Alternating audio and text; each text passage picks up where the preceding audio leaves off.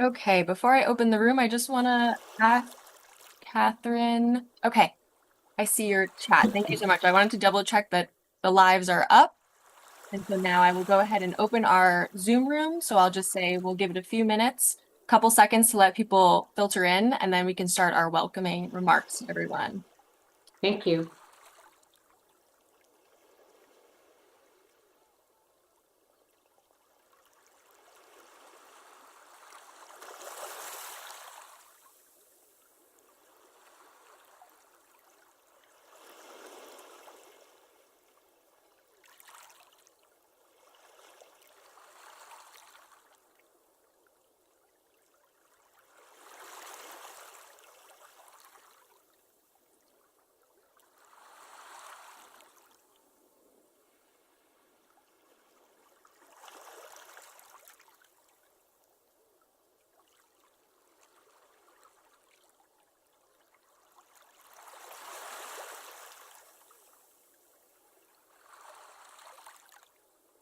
Welcome, everyone, to the Global Women's Assembly for Climate Justice, Path to COP30 and beyond. We're really excited to start our fourth day, and we're just letting folks jump on. Welcome, everyone. And please to introduce yourself in the chat and let us know who you are and where you're from if you'd like. We're just giving people a chance to jump on now. We'll start in a little bit.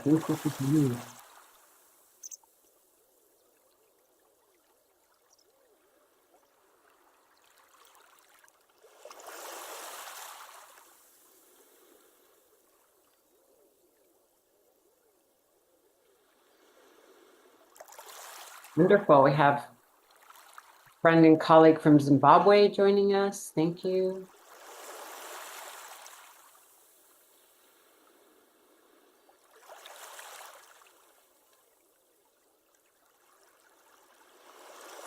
From Rwanda, St. Lucia,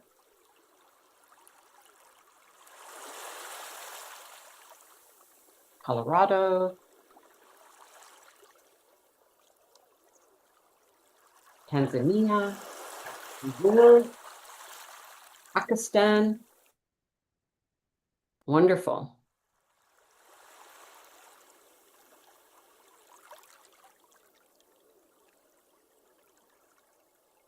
Brazil again, and India, Nigeria.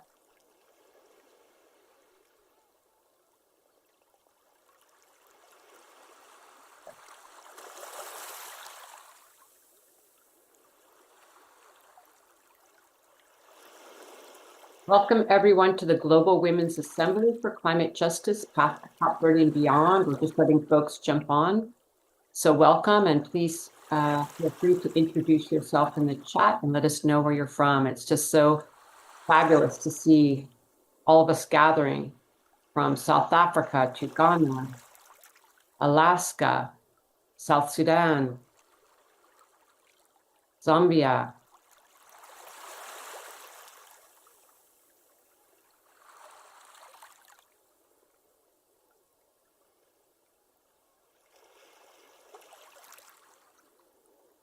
India.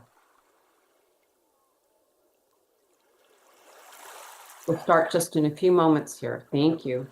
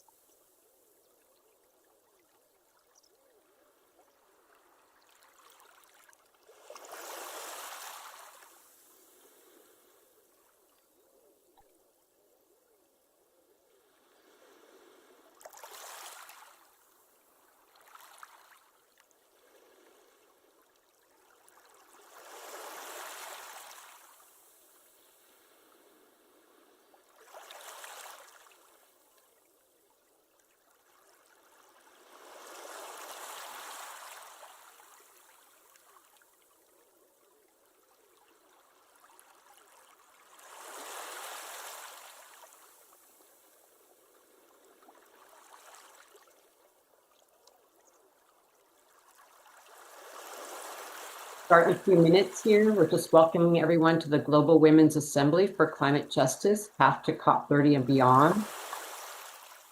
Giving some space for people to join us. Really exciting to see people from all over the world, from the Netherlands, New York, Germany, Mexico. Welcome, welcome.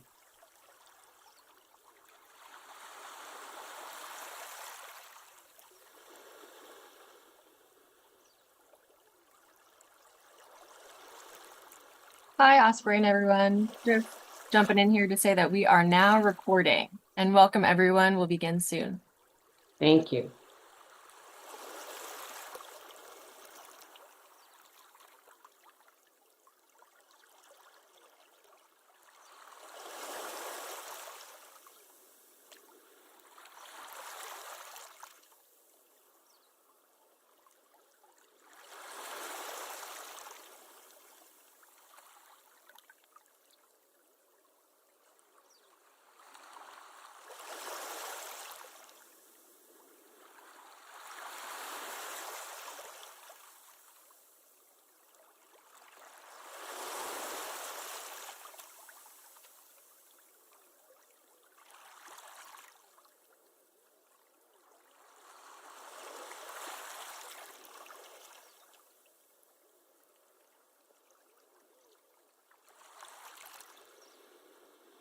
Okay, Jacqueline, we're going to go ahead and get started.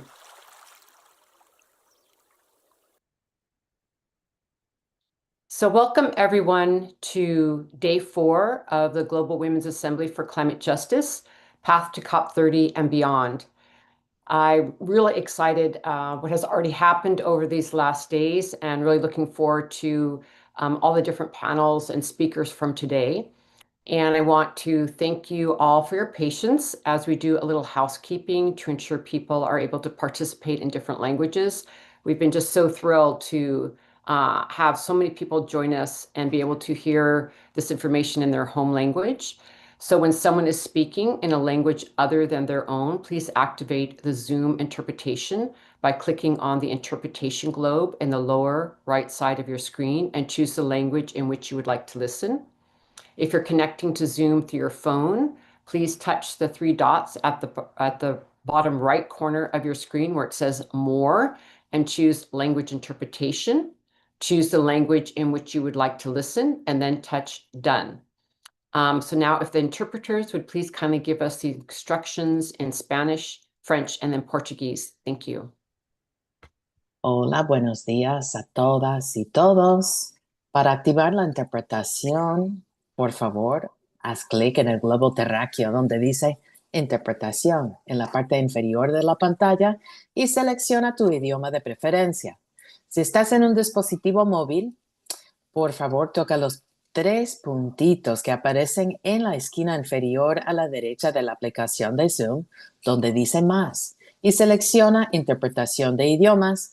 Luego, elige el idioma en el que quieres escuchar y luego pulsa OK o Finalizado para que se guarden sus preferencias. Muchas gracias. Adelante en francés, por favor. Bonjour, je m'appelle Gaëlle et j'assure avec Rachel l'interprétation en français pour cette semaine. L'interprétation est disponible en anglais, espagnol, français et portugais. Veillez à sélectionner le canal français pour accéder à l'interprétation. Si vous utilisez un ordinateur, vous pouvez cliquer sur l'icône en forme de globe qui dit interprétation dans la barre d'outils de Zoom. Si vous utilisez Zoom sur votre téléphone ou une tablette, cliquez sur les 3 points ou sur plus, puis sur interprétation, français et enfin terminer. L'interprétation n'est pas disponible sur les appareils Chromebook ou Linux et n'hésitez pas à intervenir en français. Nous interpréterons vers l'anglais. Si vous rencontrez un problème avec l'interprétation, veuillez nous en faire part sur le chat. Merci de nous aider à créer cet espace multilingue et bonne session à vous. And I give back the floor for my Portuguese colleagues. Thank you. Boa noite a todos os participantes. O nosso evento de hoje é multilingüe e teremos interpretação em inglês, espanhol, francês e português.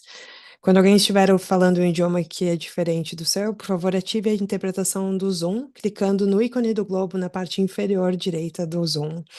Caso você estiver usando um tablet ou um celular, na parte inferior do Zoom, desliza a barra até a direita que você vai encontrar um ícone com 3 pontinhos dizendo mais. E aí você vai encontrar a função de interpretação. Caso você tenha algum problema, por favor, não hesite em pedir a nossa ajuda, que eu, Camila, e a minha colega Patrícia, será um prazer em ajudá-las. Thank you very much. Thank you. Thank you so much for really so appreciative of the interpreters so that we can ensure language access. Thank you all so much. So welcome everyone to the Global Women's Assembly for Climate Justice, Path to COP30 and Beyond. My name is Osprey Oriel Lake, and I'm the Executive Director of the Women's Earth and Climate Action Network, or WECAN. And I'm living here on Coast Miwok lands in the San Francisco Bay Area in California. And as we open this gathering, we want to continue to invite people to introduce yourself in the chat with your name and where you're from. It's just been so thrilling every day to have people literally from all over the world joining us and participating in the chat and contributing with your presence and your knowledge and good conversation and questions in the chat. So thank you. For those of you participating through various live streams, we welcome you from far and wide. And if you would like to hear all of the sessions in your preferred language and also participate in the lively live chat, please be welcome to join us on Zoom. The registration link is on our website and across our social media channels. And we're very excited to learn that so far there have been over 100,000 people tuning in and viewing the assembly across the live streams in Zoom. So it's really wonderful. With that, I also want to just take a moment, as we've been doing every day, to acknowledge this very challenging time and welcome you all to a space for us to be together, to connect together, to be in community. Please know that WECAN is here for you and that you are not alone and that we send you our love and well-being. It's so important at these times to be connected in community, and this is what this space is for. This global assembly is taking place during the second week of the climate talks in Bonn, Germany, where the continued struggle by our movements is underway, challenging governments to fight for climate justice, to end fossil fuels, to keep the 1.5 degree guardrail, centering gender in the UNFCCC negotiations, climate finance, the just transition, and so much more. Our assembly is timed to create a bridge with the vital advocacy work at the UNFCCC. Before our first panel of the day, I want to remind everyone that as part of this assembly, we're releasing a powerful call to action to governments and financial institutions globally, because we want them to hear from us. The collectively written call to action will be delivered at the UN General Assembly in September and at COP30 in November. And you can see the call to action with our demands in the chat.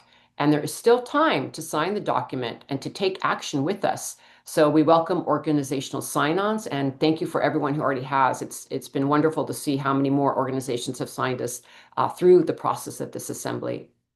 And last announcement for now is that WECAN is also soft launching a WhatsApp networking platform so that the conversations generated at this assembly can carry on into action going forward.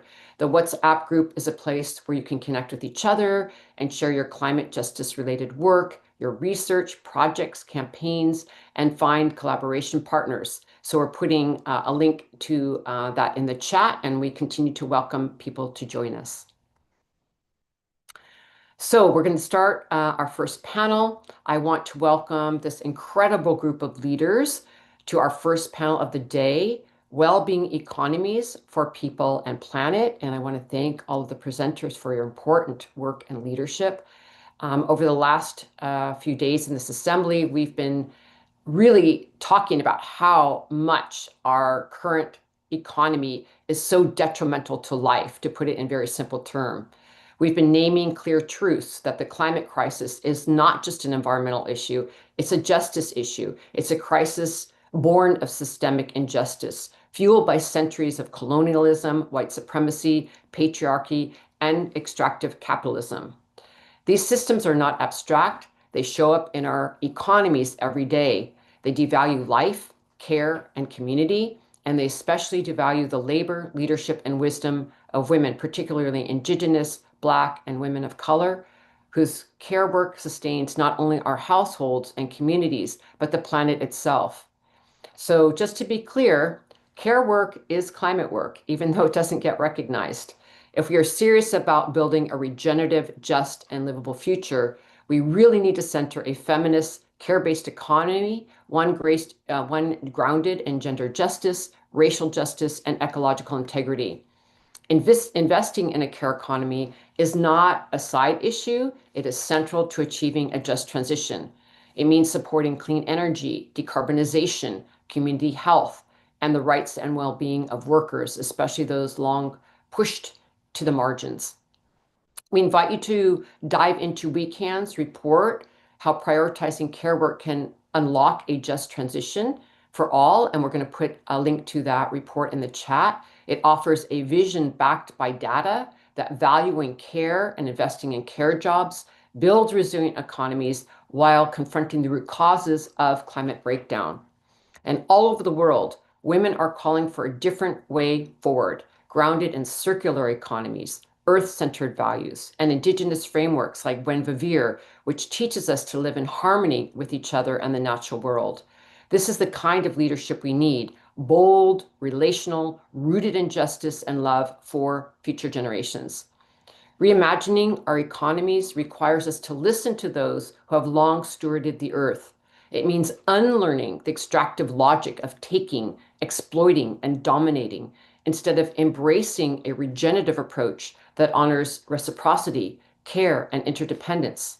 And we can look to economic models that are already there that so many people have been developing, from degrowth to Samak Kausai, the well-being economy, Bhutan's Gross National Happiness Index, and others to help us and lead the way.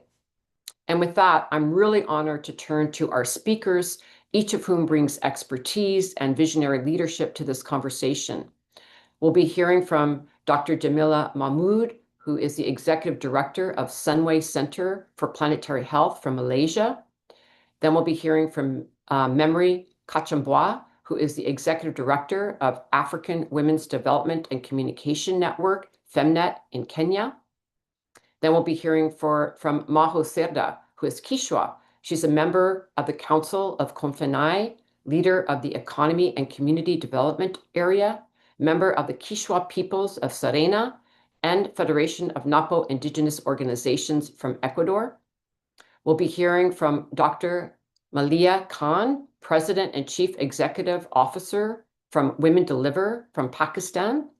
And we'll be hearing from Rauna Kukanan, who is Sami. She's a research professor of Arctic Indigenous Studies at the University of Lapland in Finland. And then finally, we'll be hearing from Sandrine Dixon de Cleve. She's an honorary president of the Club of Rome and executive chair of Earth for All from Belgium. So this is quite an extraordinary group of leaders that will be taking us through this important topic. And with that, I'm very honored to hand the floor over to Dr. Jamila Mahmood. You have the floor. Welcome. Thank you very much, Osprey. Good morning, good afternoon, and good evening, wherever in the world you may be. It's really an honor for me to be with all of you today, among fierce and fearless women leaders, frontline defenders, thinkers, and doers, each of us bound by a deep commitment to reimagine a world where both people and planet not only survive, but thrive. We gather at a moment of unprecedented challenge, that Earth is burning, inequality is deepening, democracy is fraying. We are living through what many now call a polycrisis, a term that hardly captures the grief and exhaustion so many feel. But even in this storm, we are not powerless. As Arundhati Roy once said, another world is only possible. She is on her way. On a quiet day, I can hear her breathing. Today, I believe that breath grows louder because we are breathing life into the future together. At the heart of this gathering is a simple but radical idea that well-being, not profit, should be the measure of progress, that we must stop sacrificing people and the planet on the altar of limitless economic growth, and that care, community, and connection are not just moral values, they are economic strategies. One framework guiding this shift is donut economics, developed by Kate Raworth. It invites us to ask, how do we ensure no one falls short on the essentials of life, like food, health, education, and political voice, while also staying within our planet's ecological boundaries? It's about thriving in the safe space between deprivation and ecological collapse. This is not an academic theory, it's a living practice, and I'm proud to say it's taking root in my own country, Malaysia. In a city called Ipoh, rich in natural and cultural heritage, the donut model is becoming reality. In partnership with the City Council and local think tanks, our team at the Planetary Health Center of Sunway are creating a new kind of economy, one that heals rather than harms.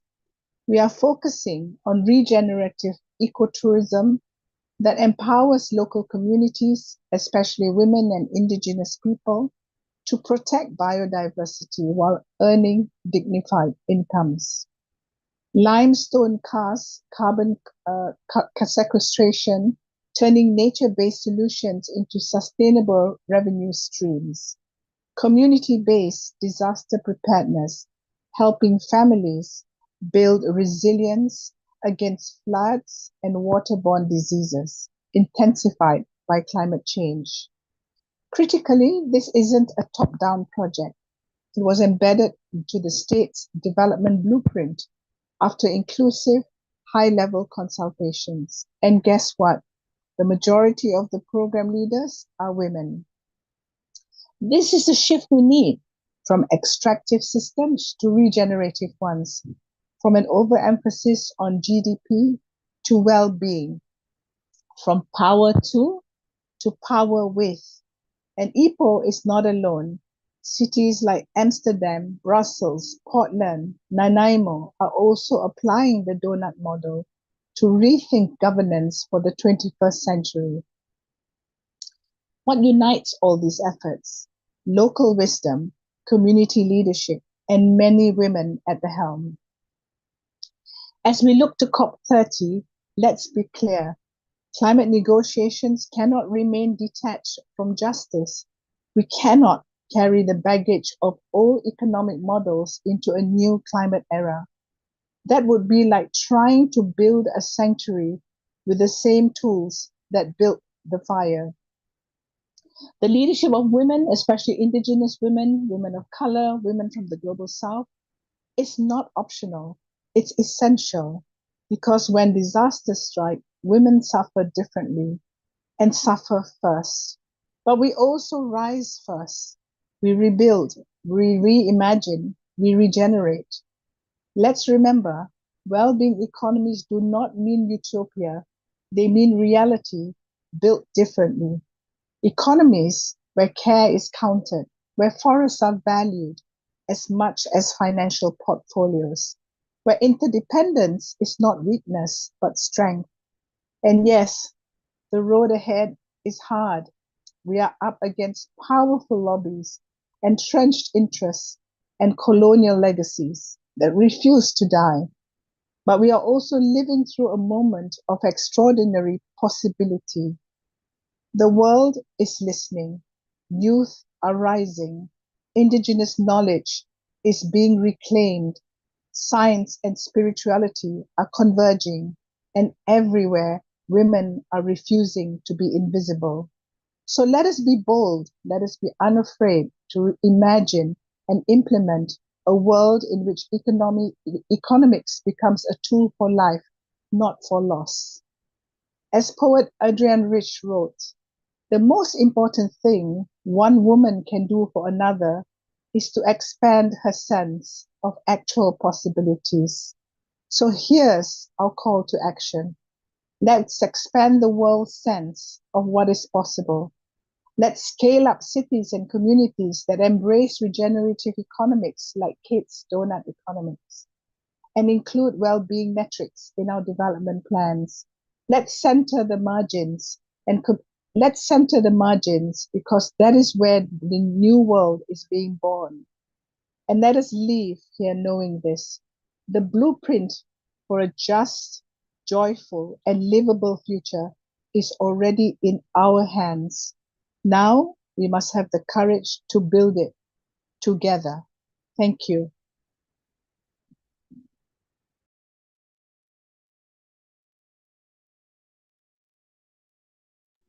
Thank you so much, Dr. Jamila, for those powerful comments, and we're really glad you could join us today. Thank you so much. I understand from my team that our colleague Memory is not on the line yet. We're still working technically with her. So I'm going to move to have Majo Cerda join us. Majo, are you there? You have the floor. Thank you so much for being with us today. Thank you, Ashley, and thank you everyone for taking the time to hear us, because sometimes I think it's difficult to reach Indigenous basis communities, and especially women who can talk in spaces like this, for people to listen what we are doing. So I'm Majo Andrade Cerda from the Kichwa people of Serena. I live in the Amazon. I'm leading this organization called CONFENIAE. I'm in the background. That's the name. I'm representing 11 Indigenous peoples groups that live in the Amazon, and I'm leading the Department of Economics. So I would like to share a video quickly. I don't know if the technical team can help me with that. It's a short video. I would like to introduce what we are doing.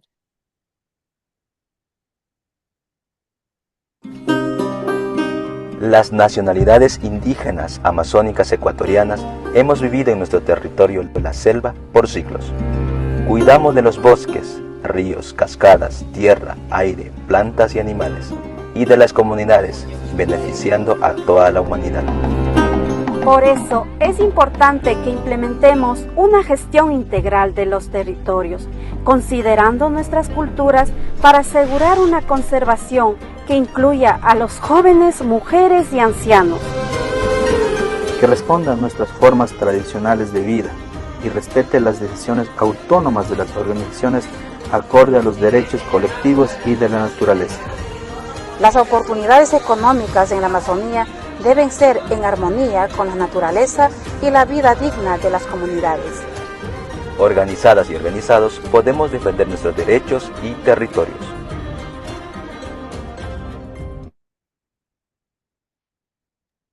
Yes, that was the video that show what we are trying to do in our department, the economics department, but we are also adding a plus in our work, because we don't want just economics as the sense the Western world view always economics, but we want to restructure that. We want to give dignity to our communities, especially for women and youth who really need this to keep having our ancestral knowledge till next generations, right?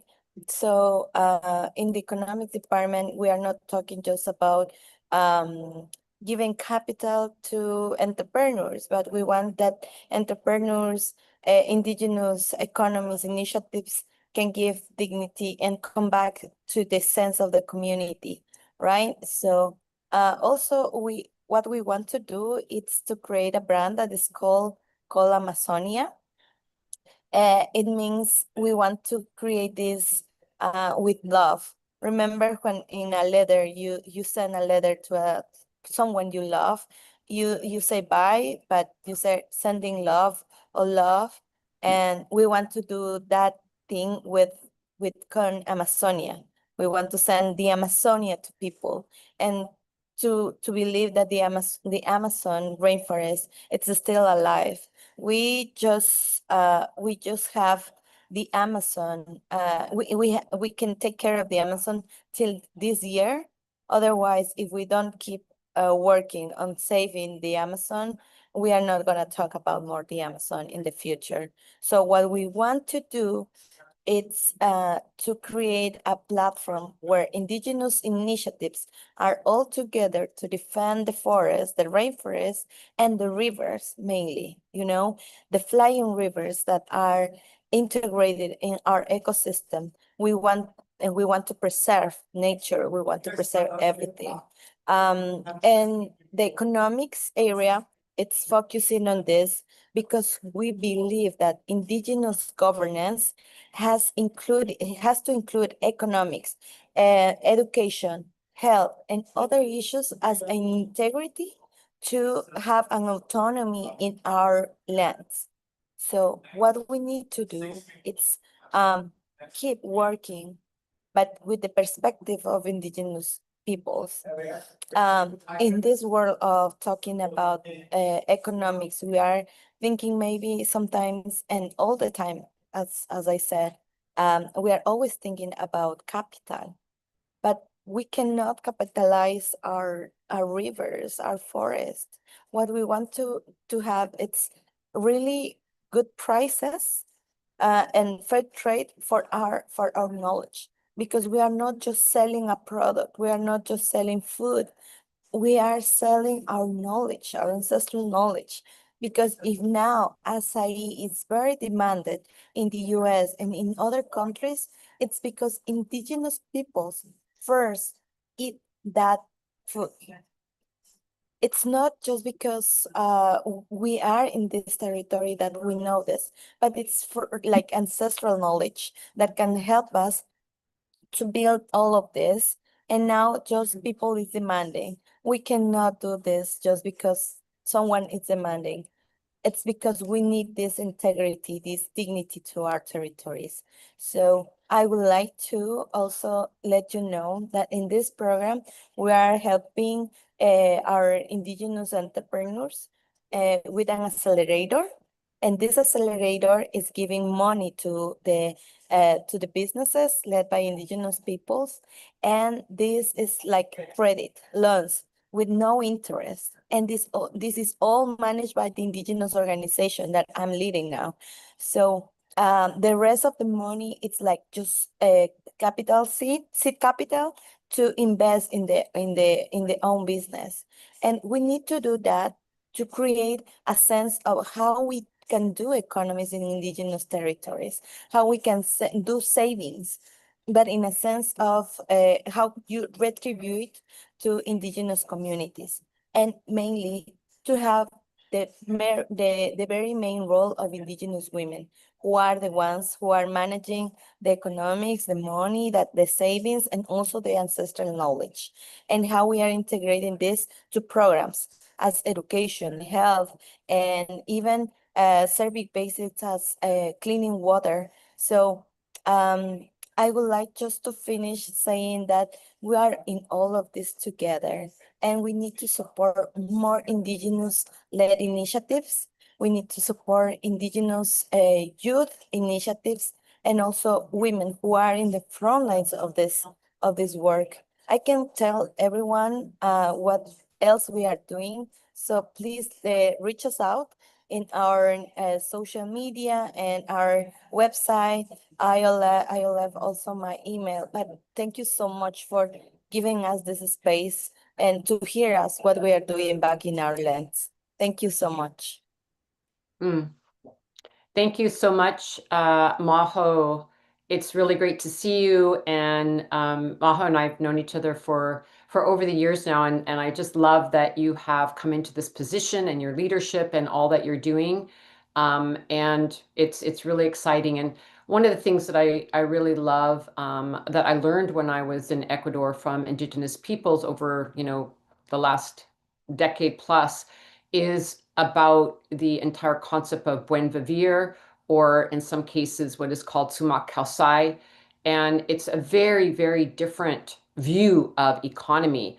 And Majo was just explaining like how that gets manifested and governed by Indigenous peoples. And it's very exciting because it's a very different view of not seeing the growth of economies just based on material growth, but on our well-being, on a relationship with community, our relationship with the land, our relationship with each other, our relationship with creativity, and really turning the idea of economy into a much more holistic view about how we live with each other and the earth and reciprocity, and also what we value as something that is growth, which doesn't have to be material growth. And it's a very large concept, and something that I think is very exciting coming from a lot of our Indigenous communities in Latin America. And I just really wanted to uplift that and thank you for the incredible work you're doing, Majo, to show us what does that look like, and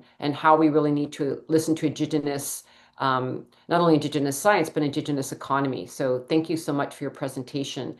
And with that, I would love to hand the floor to Dr. Malia Khan. You have the floor.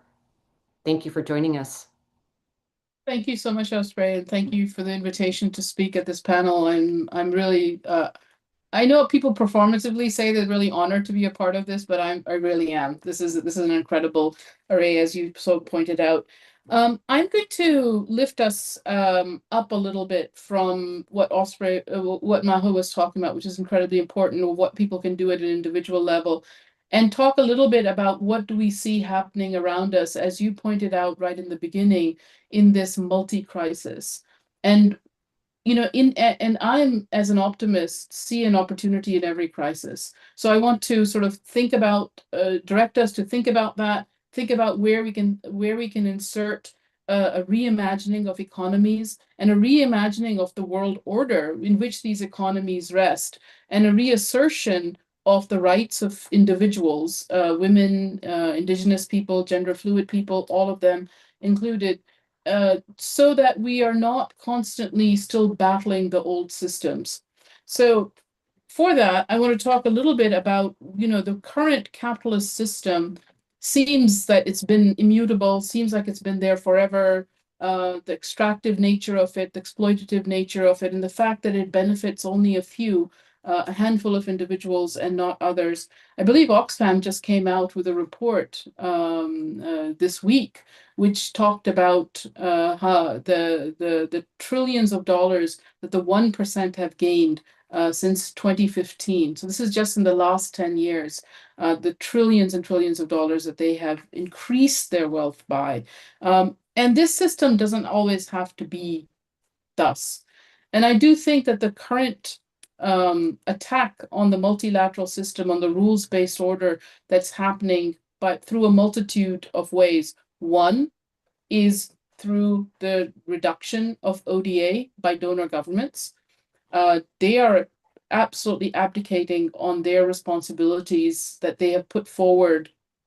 And these are self-appointed responsibilities post-colonialism, but that much of the global South and majority world's sort of social sector was reliant on those aid flows going forward. That is collapsing right now because donors have decided, northern governments have decided that they are going to abdicate those responsibilities, call it charity, and say that they're no longer going to do it, although we knew that when we did the post-colonial world order, the silent agreement was that these were really reparations for colonialism, and were owed to these countries, were not a form of charity. But over the last year and going into the next year, there's an estimation of almost 40 to 60 billion dollars leaving the system. And that has been incredibly vital for social services in many countries that are debt strapped. The other ways that we're seeing a real reduction of these, of the world-based order is through the undermining of multilateralism, right? And you spoke about, the possibilities of convening around the UN General Assembly, around COP and other places. those global spaces and the institutions that have upheld those global spaces and the global system that's worked to make those possible and make our, the little bit of progress that we've made on issues related to gender and climate have been coming through this system. So there's no wonder that the very same people who've been exploiting the capitalist system and gaining more and have been a part of the climate crisis are also undermining this rules-based international multilateral system. It's by design. And it's being done through a number of ways. I won't get into all the details of it, but I'm happy to talk about it later. But we know that there's an undermining of it. And where do we go when that rules-based order is no longer there and no longer serving us? In addition, of course, there is the climate crisis that each and every one of us is facing. The shocks and stresses we face are all similar. They don't differentiate between gender and class and socioeconomics and country. However, the implications of them and how we're able to face them and where our resilience lies is all to do with the incident of your birth, right? Where are you born? Which country do you reside in? How many systems do they have in place in order to be resilient? And we know that those who contribute the least to the climate crisis also pick up the heaviest burdens. And that is not just, and that needs to change. And that is also a crisis that is being ignored. And there's a reason why the multilateral system and the ways that we've been addressing the climate crisis really have been degendered, de-socioeconomic classed, and de-aged. There is no analysis of how age, class, gender, and other attributes affects your ability to face the climate crisis and to be able to survive shocks and stresses as they hit you. So on this, and I know I said I'm an optimist and there's possibility, and so far I haven't been sounding like that, but let me bring in the optimism. Wherever there's a crisis, wherever there's a shaking up of the international rules-based order, there's the opportunity to change it.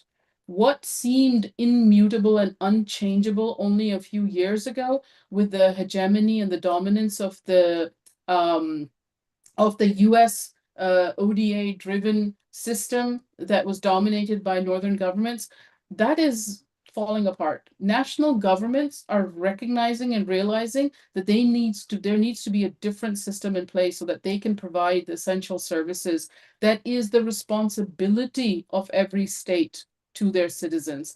And that includes basic services around health, around clean water, around a clean environment, and all the rights that each citizen enjoys because of the mere fact that they are citizens of those countries. Nothing else should matter. And that includes, and there should be no discrimination based on that. So what is the opportunity? Dr. Mahmood has already quoted my favorite author on change by putting Arundhati Roy out there that the new world is possible. So I'm going to quote my second favorite, and the only reason why he's my second favorite is because he's a dead white man. I'd much rather quote a living, brown woman.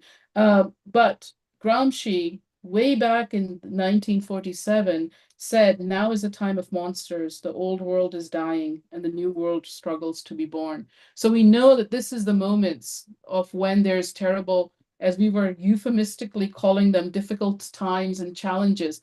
There's a full-on assault on all the things that have mattered to us. But where the opportunity lies is that the rules-based international order, which was really put in place to favor and reinforce the hegemony of northern colonial governments, can be changed. The majority world, the group of 77, whatever you want to call it, can now say, actually, that system no longer suits us.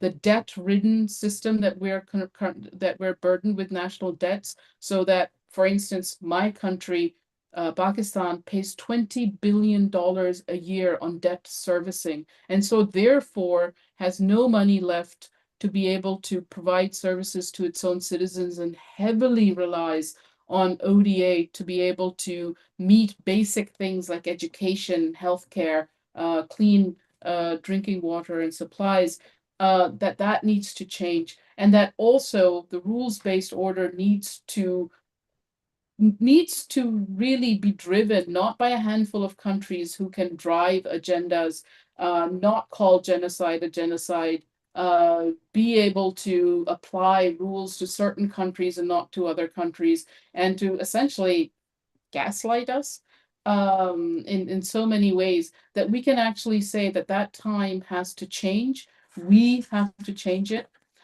And also, because not only am I an optimist, but I'm also a pragmatist, one of the offerings that I would like to make right now, Osprey, you mentioned the UN General Assembly and COP30. I'd also like to throw into that mix the Women Deliver 2026 conference, which will be held in April of 2026, as another global space where we can all convene, where we can put forward our collective demands of the world we want to see, the systems that we need to put into place that would serve all the communities, all the citizens of the world, particularly women and girls and gender diverse people, and with a focus on those who hold the original knowledge going forward, as a place where we can make those demands, push forward, and make the political commitments that are needed in order to achieve it. And I'll stop here. Thank you. Thank you so much, Dr. Khan, for your important comments and also the wonderful work that you're doing. I think, and we'll come back, hopefully you can have some time for discussion at the end to come back around to, these critical issues around how we actually put into practice and have the political will and the political levers to create deep systemic change in our economic structure. I think it's one of the most important questions of our time, because in many ways, and perhaps you have had this experience as well, where we actually work in frontline communities who are working to practice a new economy, a well-being economy or degrowth economy, or the many different terminologies we have, which is basically an anti-capitalistic structure that really puts power and energy into the hands of community and care for nature. And the system that we're in, which, as you said, seems like it's completely unchangeable. And I think we're really talking about the space in between and how we get to the economy and the world that we know we want to see functioning and is healthy and does all of the work that you mentioned about care for citizens that government should be helping to perform, and the current structures that we have, and this endless economic growth system, this capitalist system that we're in, this imperialist system they're in, and how we continue to perpetuate catering to the wealthy elite, and how our systems are designed to do that. And we're in a huge power struggle over this right now, all over the world. And so I think this is a very vital conversation about how we actually get into where are the points of leverage and where are the points for political action, and how do we gain the power to do that. So it's a really vital dialogue that you bring forward, and thank you so much for joining us to put all of those pieces of information together for us. And with that, we're going to hear from Rauna from Finland. Let's go ahead and hand the floor to Rauna. Koire Päivi, dear Women's Earth and Climate Action Network, and participants of the Global Women's Assembly for Climate Justice 2025. Uunammalea Jounajon Anne Kirsti Räynä tai Fierranjot Kirsti Räynä. My name is Rauna Kuokkanen, and I greet you from the Arctic Circle and the Sami territory, currently in Rovaniemi. I'm speaking from the territories of the Sami people, whose traditional territories span across 4 nation states: Norway, Sweden, Finland, and the Kola Peninsula in Russia. My short remarks are titled today, More Than Markets, Indigenous Economies as Climate Justice. And my core message is that indigenous economies are not only about survival, they are about relations, responsibility, and resurgence. They offer relational models of economic life rooted in care for land, water, kinship, and future generations, precisely what climate justice requires. Where I come from, economy isn't a line on a GDP report. It is the salmon run, the berry patch, and the stories and knowledge people have and share, as well as the way in which we raise children to know their relations, both with human and more than human beings, and their connection to the land. So, what are indigenous economies? They are more than economic activities by indigenous peoples. They are more than human, relational, and land-based systems. Indigenous economies are rooted in kinship, both with human and beyond human relations, and perhaps more importantly, responsibilities, not just transactions. This take place in very diverse forms. They are harvesting, gifting, ceremony, reciprocal trade, customary stewardship, and seasonal subsistence rounds. Indigenous economies embody climate resilient practices developed over millennia. These economies prioritize ecological balance, sustainability, and intergenerational care. The Sami people traditionally recognize 8 distinct seasons that guide our cultural and subsistence practices, each marking subtle changes in the landscape, weather patterns, and animal behavior. However, climate change has disrupted this intricate seasonal knowledge as unpredictable shifts in temperatures, shorter winters, unpredictable spring and fall seasons, and altered migration patterns of animals have led to the collapse of these established natural rhythms and knowledge. An example from Sami reindeer herding and reindeer herding's role in land care is the semi-annual migration of reindeer herds between summer and winter pastures.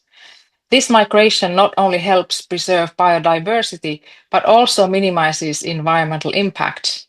At its core, this practice embodies respect for diverse landscapes as it involves returning to the same areas. You have to make sure that you leave them in a good condition so you can return again. So I want to emphasize that supporting indigenous economies means supporting also indigenous autonomy, sovereignty, self-determination, and land rights. Without these indigenous economies are not able, and they are also critical for climate action.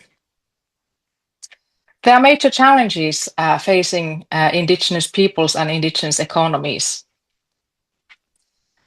Colonial economies have displaced indigenous economies.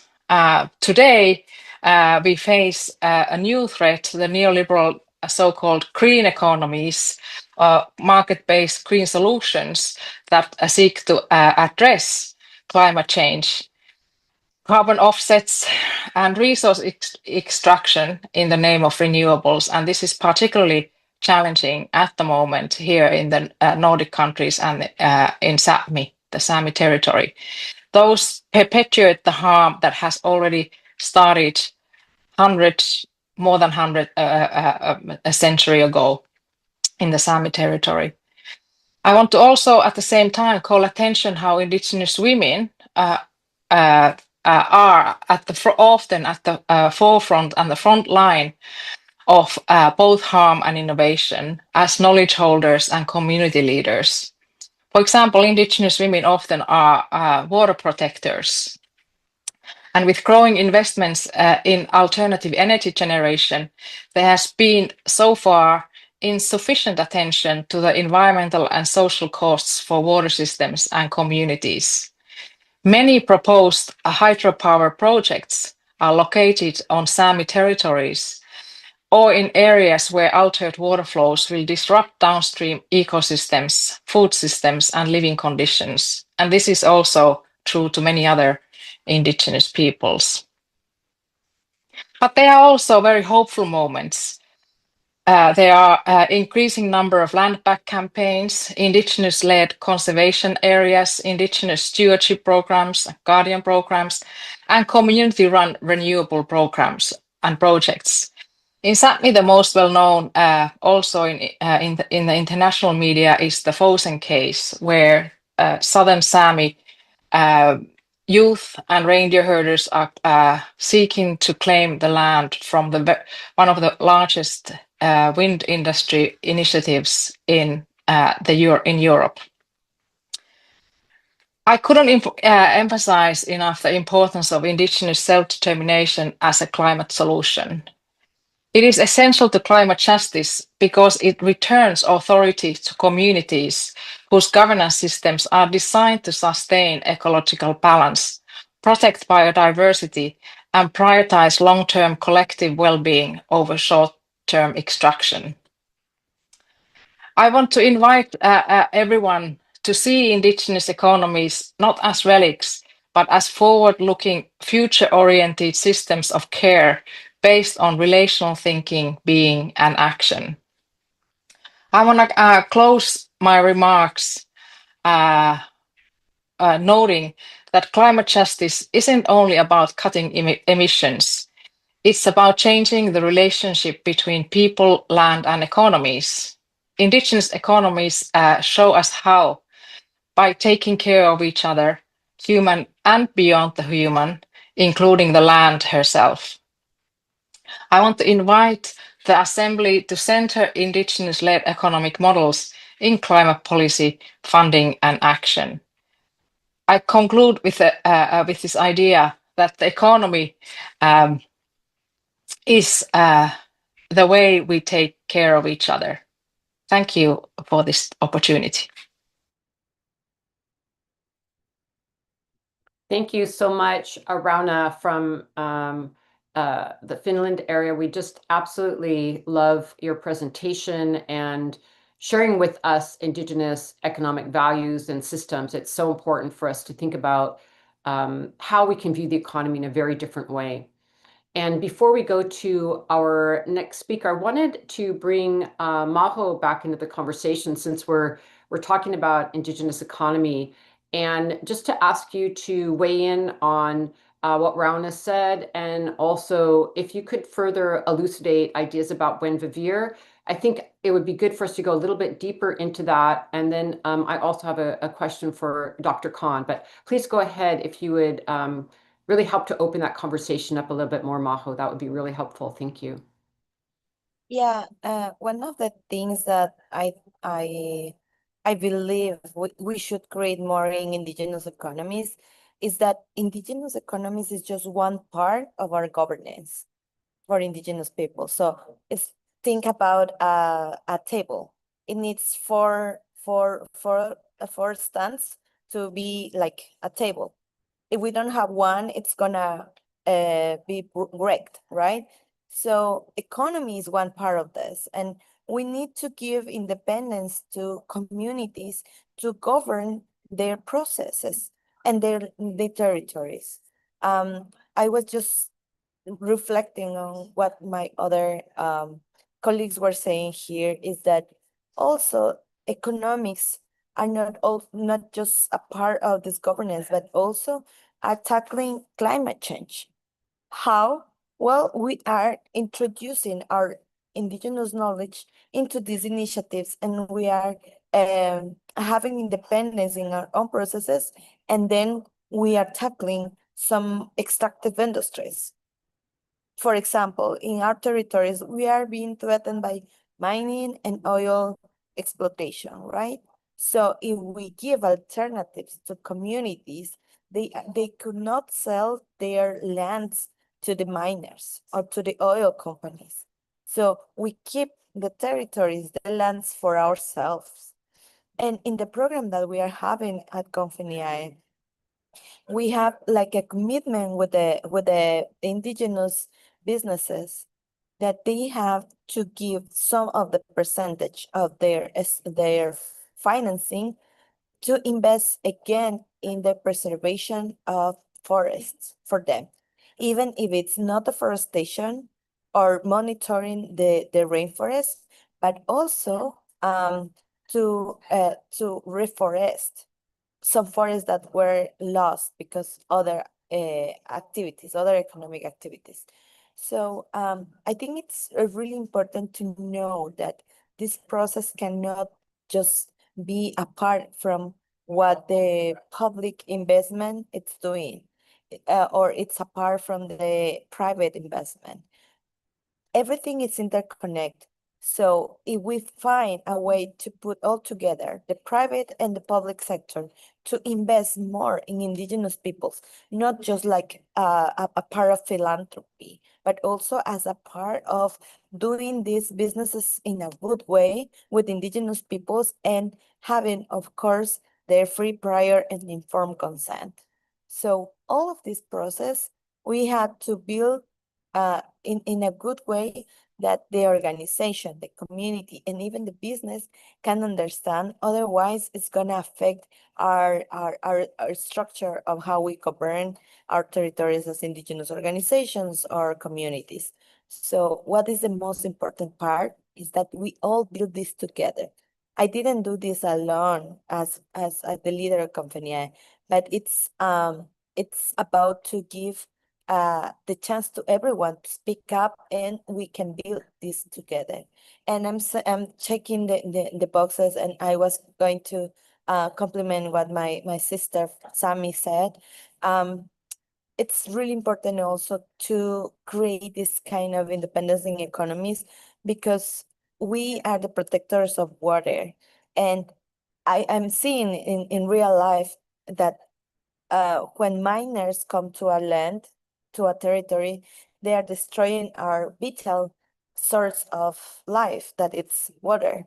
So when we are trying to preserve just the water, we need to give alternatives, because in my territory, the miner said, but you don't have money to buy food. But I said, I have enough water to be alive. So maybe that's the thing that we need to do this, thinking first in the community and then how we can protect the environment as well, because we are all in this together. Thank you. Thank you so much, Majo. So important. And also, I think it really speaks to what many people who are working towards having a new economy are discussing. An indigenous, including indigenous economy, is also localizing our economy so that our economies get closer to the ground, with community, with food security, with water protection, with care for the forest, that we get our economies to be much more localized and integrated into our local communities and food and water systems. So thank you for your comments. And I'd like to turn to Dr. Khan, and as you were discussing more about multilateral processes and the way that our governance structures are affecting our economy. And from your perspective, what do you see are the most the largest opportunities, let's say, for interventions to move us off of this economy that is not working, that is, the economy that we're functioning in, this very top-down, extractive, servicing the wealthy, environmentally very disastrous, climate unfriendly economy. We could put a lot of other adjectives there, but what do you see are some of the biggest openings we have for interventions and change? It would be great to hear from you from your perspective. Thank you. Thank you for that question, and I'll couch my answers in with a caveat that I'm not an international economist, right? So I'm not bringing it from that perspective, but I do think that much of the current economic system is symbiotic with the international rules-based order that the northern governments put in place, post-colonialism, as a way of still being able to control and extract from those countries that they wanted to have those relationships with as they gained independence, and they didn't want to lose that. I think that, allowing national governments to exert their own autonomy and making sure that we're creating a system in which civil society, which includes Indigenous communities, but others too, can hold their own governments to account in order for them to provide what is the responsibilities of each government to provide.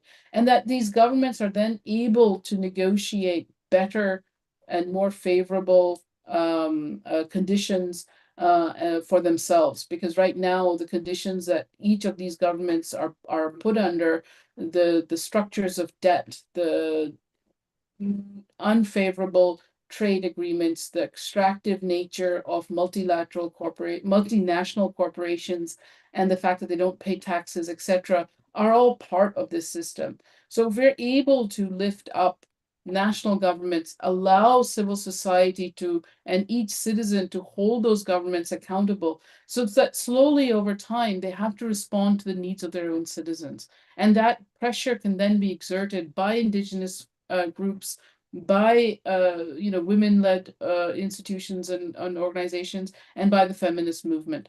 So I think it's really important that we look at how these multilateral systems will be navigated and negotiated, how, for instance, the climate debates are going to be structured going forward, so that we don't have veto power of certain governments. We don't have the vast majority of people who are attending COP being supported by or actually being, oil and gas lobbyists, which is currently, the oil and gas lobbyists far outnumber any of the civil society people who are attending all of those sort of forums. So I think that, if we don't put out the vision of what the vast majority of the world would like the system to be and see, where we don't talk about things like debt cancellation so that governments can invest in their own economies that allow citizens to thrive rather than just to survive particularly in the face of the climate crisis, then we're really missing a very big opportunity. Thank you so much. And I think I just want to share with our audience, and I'm sure people are aware in their own work, this is incredibly hard work.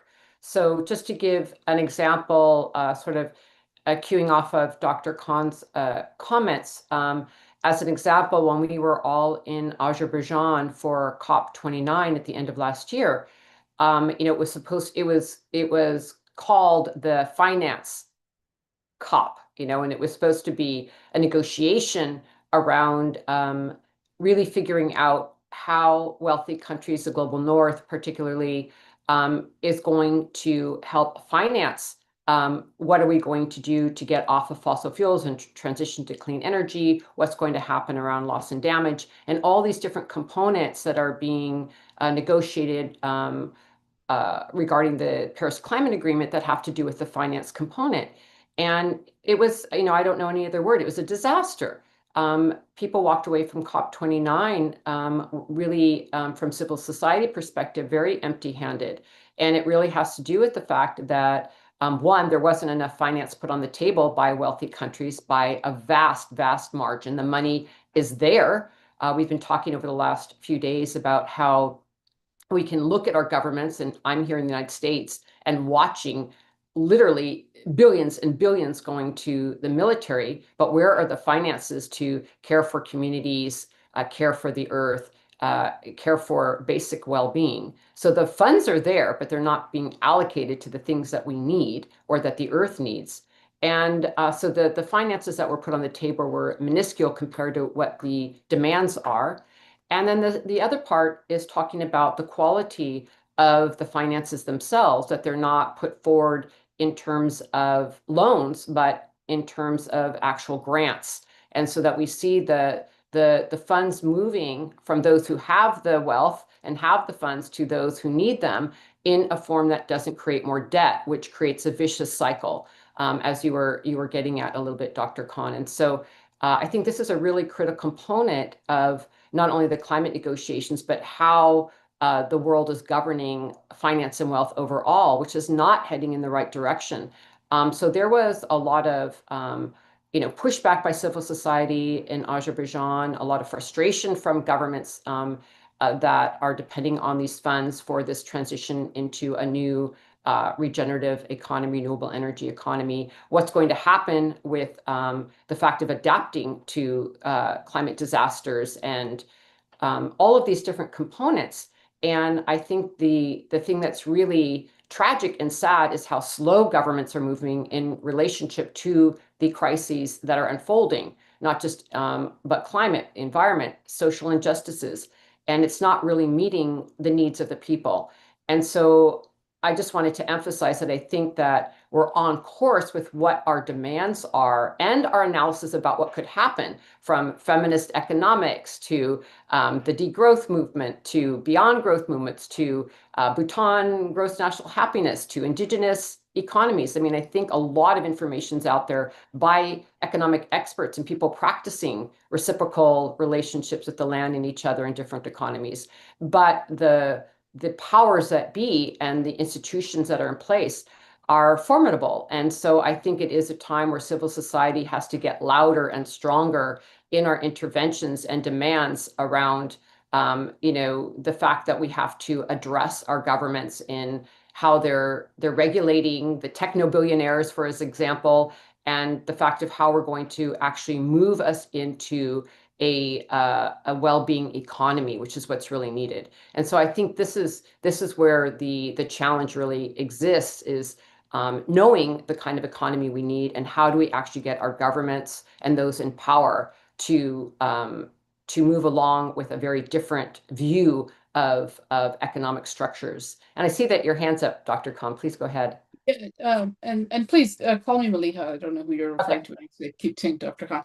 But one of the other things I wanted to add to you, completely, agree with everything you're saying. But I also want to add the whole issue of taxation, right? So there is debt. There is the need for those that have, those governments that have exploited others through colonialism and other factors, to be able to, to not give loans and etc. and those be grants, because that's really reparations, and we should talk about that.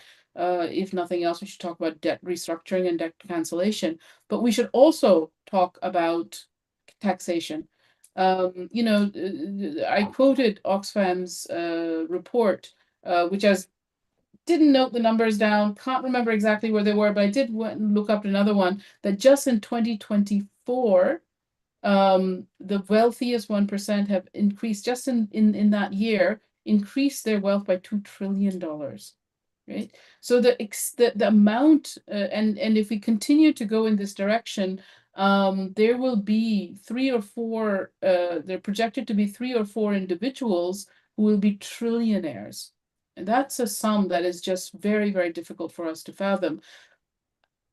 Part of the issue that we're facing right now is that so many of these individuals try to get around public censure and outcry against their unbelievable accumulation of wealth by reverting to philanthropy, right? But that means that the issues that they care about are those that get funded.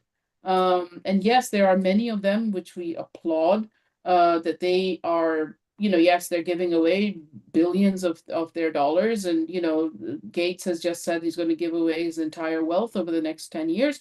The question, though, should be, why in the world are these people allowed to accumulate this level of wealth? And why should the ways, with the absence of overseas development aid, and I know there was a question of when I said ODA, what do I mean? I'm talking about, countries like the US and the UK, Canada, Germany, etc., giving grants and giving loans to those countries, least developed and middle income developing countries, that then fund so much of the work that their citizens are reliant on, that we can't turn to philanthropy, but then also, why should we have to turn to philanthropy? Right? That is the key thing. It should be the rights of every individual as citizens of their own country, for their governments to be able to meet their basic needs in education, in water supply, in clean environment, in healthcare, and not be reliant on a handful of billionaires and trillionaires and their philanthropy, or by the largesse, and I say this in quote unquote, largesse of donor governments. It should be the compact between the citizen and the state. And then these governments should really negotiate the international rules-based order, not by the dominance of a handful of countries, but by the preponderance of the majority of the countries as to what the world and the rules that we abide by look like. And I think that is really, really important that we should be pushing for at this moment in time. Thank you so much, Malia. And I couldn't agree more. I think it's really critical that we have that level of intervention and what we need to be pushing for. And I wanted to see if Majo, if you wanted to jump into the conversation to add anything before we close out. Thank you. Yeah, I think it's really important what Dr. Mali has said, because in terms of money, the wealthiest people are addressing all the economies around the world. And that's why we are not having these economic resources back in our territories. But at the same time, we are having a lot of richness in the sense of our forests, right? Our forests, our rivers. And I think that's the important part also, to change what we are seeing as valued or not. Who determines what is valued? The ones who have money. But at the same time, we should keep strengthening our own ways on recognizing the power that we have, right? Without the forests that are in indigenous territories, we cannot talk about the future in the world, because humanity depends on the forest and the territories of indigenous peoples. I'm not saying that we should commodify everything, like putting a price on carbon that our forests are giving to the world, right? So what I'm saying is that we have to think about the global commons. What is really a commonality in the world is that we are sharing this struggle against climate change, right? So we should revert what happened in the sense of doing these economies. Capital make that climate change, it's happening now, right? But if we turn the table and put in the position of indigenous peoples and creating this sense on what we are doing as indigenous peoples, mainly women and youth, we can retrieve this sense and create our own platforms like we are doing right now in the Amazon. There's a lot of talking about hundreds of millions giving in pledge around climate change conferences and also biodiversity conference at the UN. But at the same time, just maybe less than 2% of that money has reached indigenous communities, right? So that's why we are creating these new initiatives that generate these dynamics of economics in our own communities, right? To keep surviving, to keep the resistance against the system. So I think the important part here is recognizing who is leading the economic narrative and how we can change that, as we are doing in climate change negotiation, in human rights, about indigenous people's collective rights. We have to check how we can change the narrative there. Very good point, Majo, and that's one of our big challenges. And I think we need to see it sort of all the different components in an ecosystem of how we change the narrative, how we push back in these multilateral spaces, and also at the same time keep demonstrating on the ground the new economy.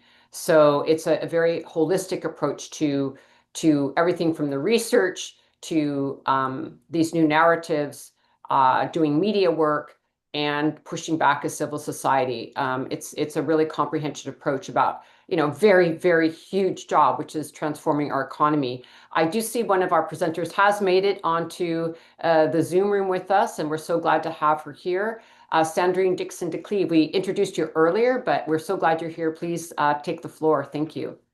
Thank you, Osprey, and I am so sorry that I could not come sooner. I'm actually here at London Climate Action Week, and I was chairing a session that went over, and I'm actually here in Guildhall, in these incredible halls where we've talked about how important not only gender and climate is, but also how we need to talk about a new economy. So thank you, Majo, for your point, because this is the crucial point, and that's the reason why we've all been brought together by Osprey today, right?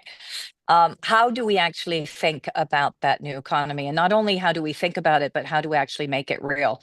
We published, so as a representative now of the Club of Rome, having been co-president of the Club of Rome, very much looking at new economic models and thinking through not only Western models, but clearly models that are important for the Global South. A shift towards what we are calling system dynamics and thinking through well-being, which is integrated very clearly across our economic indicators. So getting absolutely structural in terms of how we look beyond GDP, because we know that it's our extractive economy that has driven us to now the UNDP reporting for the first time that we are no longer progressing as a human species from an economic perspective. And I think this is fundamental. Going beyond GDP, because we also know, and even though the Club of Rome and so many of our allies that we've been working with who have tried to very much speak about new economic models, such as the donut model or the well-being economy governance model, because we have 5 core governments across the globe that are actually putting in place indicators that go beyond GDP, and they are more resilient to shocks and stresses. So these are proof points. But the reason why beyond GDP now is becoming so important, and governments hopefully will start to listen, even though we know how difficult it is because we know that the cost of inaction on climate change, so now at 1.5, we will lose annual GDP of about 3%. And we also know that the cost of inaction at 3 degrees will be upwards of 10 to 17%. So what we're really saying here now to governments is this is a no-brainer. I mean, if you didn't listen to Indigenous people before, if you didn't listen to the importance of the care economy and women in the economy, if you didn't listen because you were so caught up in what I'm now calling tech bro feudalism, then ladies and gentlemen, and the gentlemen are not hopefully, or I don't know if they are on this call, the fact of the matter is this is the moment of the new economy. This is the moment of moving beyond GDP. It is the only way we are actually going to prepare and protect our economy to future shocks and stresses. The good news is we have at the UN level a high-level panel that's now looking at moving beyond GDP. And the good news is also that we have the European Commission and other countries, sorry, I got something in my throat, who are also looking at new indicators. So we are now working structurally with economists and scientists to make sure that we have a cluster of indicators to work together and really put that forward to more governments across the globe. What we've been doing also at Earth for All, and Osprey, I'll close here, is creating a movement of variety of people, governments, and civil society actors, but also finance ministers who are starting to understand, even working with the IMF, the World Bank, the ECB, the EIB here in Europe, that actually this is really the moment of shifting towards a buffering of GDP with new indicators that enable us to move to beyond GDP. And I'd say the last point is the excitement is the Brazilian government and the way in which the Brazilian government has really picked this up.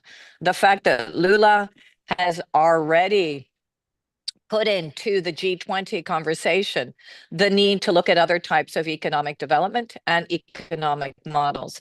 The fact that he already hosted a social summit and that we are now thinking of integrating into the COP language for COP30 and working with the Brazilian government, so a real steer towards moving beyond GDP and putting in place new indicators. So this is an exciting moment. We're having these conversations in a variety of different fora, even if we know that right now it is so difficult because of what's happening in the United States. And as I said, this tech bro feudalism that is going totally counter to what a well-being economy stands for. Diversity, love, support, equity, a reduction in poverty, enabling people to have better lives and livelihoods. What we're seeing is that there is a counter movement that is really pushing this forward. And I just want to thank Osprey and the team for all your incredible work in trying to bring us all together to have these conversations. And I am so apologetic for not coming sooner. Thank you. Thank you so much, Sandrine. No apologies. You're doing your work, and we're so glad you're on the ground at London Climate Week to do your important work. So it's totally understood, been there, understand the situation, but I really appreciate your comments and especially your enthusiasm and giving us a really good glimpse of hope around this change around GDP, because we were talking about it before you were online, just how critical it is that we move to a different economy. There's just no way forward without that. And we were talking about what levers do we have to push that agenda forward. So it's really exciting to hear work. I have a gazillion questions for you. We're going to have to do that offline. And we have a limited time on this session. And I want to give our final speaker, who also just came on, a chance to speak. But for all of our listeners, we know that there's a lot more that needs to be said. And we have a full agenda today, so we are going to go to our last speaker and then close the session. But I want to say that I'm aware that there's a lot of open-ended thoughts here, and we can carry on the chat a little bit. And Sandrine, I will follow up with you offline, but I appreciate your analysis and the work that you're doing, and we put links to your work in the chat. And I'm hoping that Memory Kachambois is with us. Is that the case?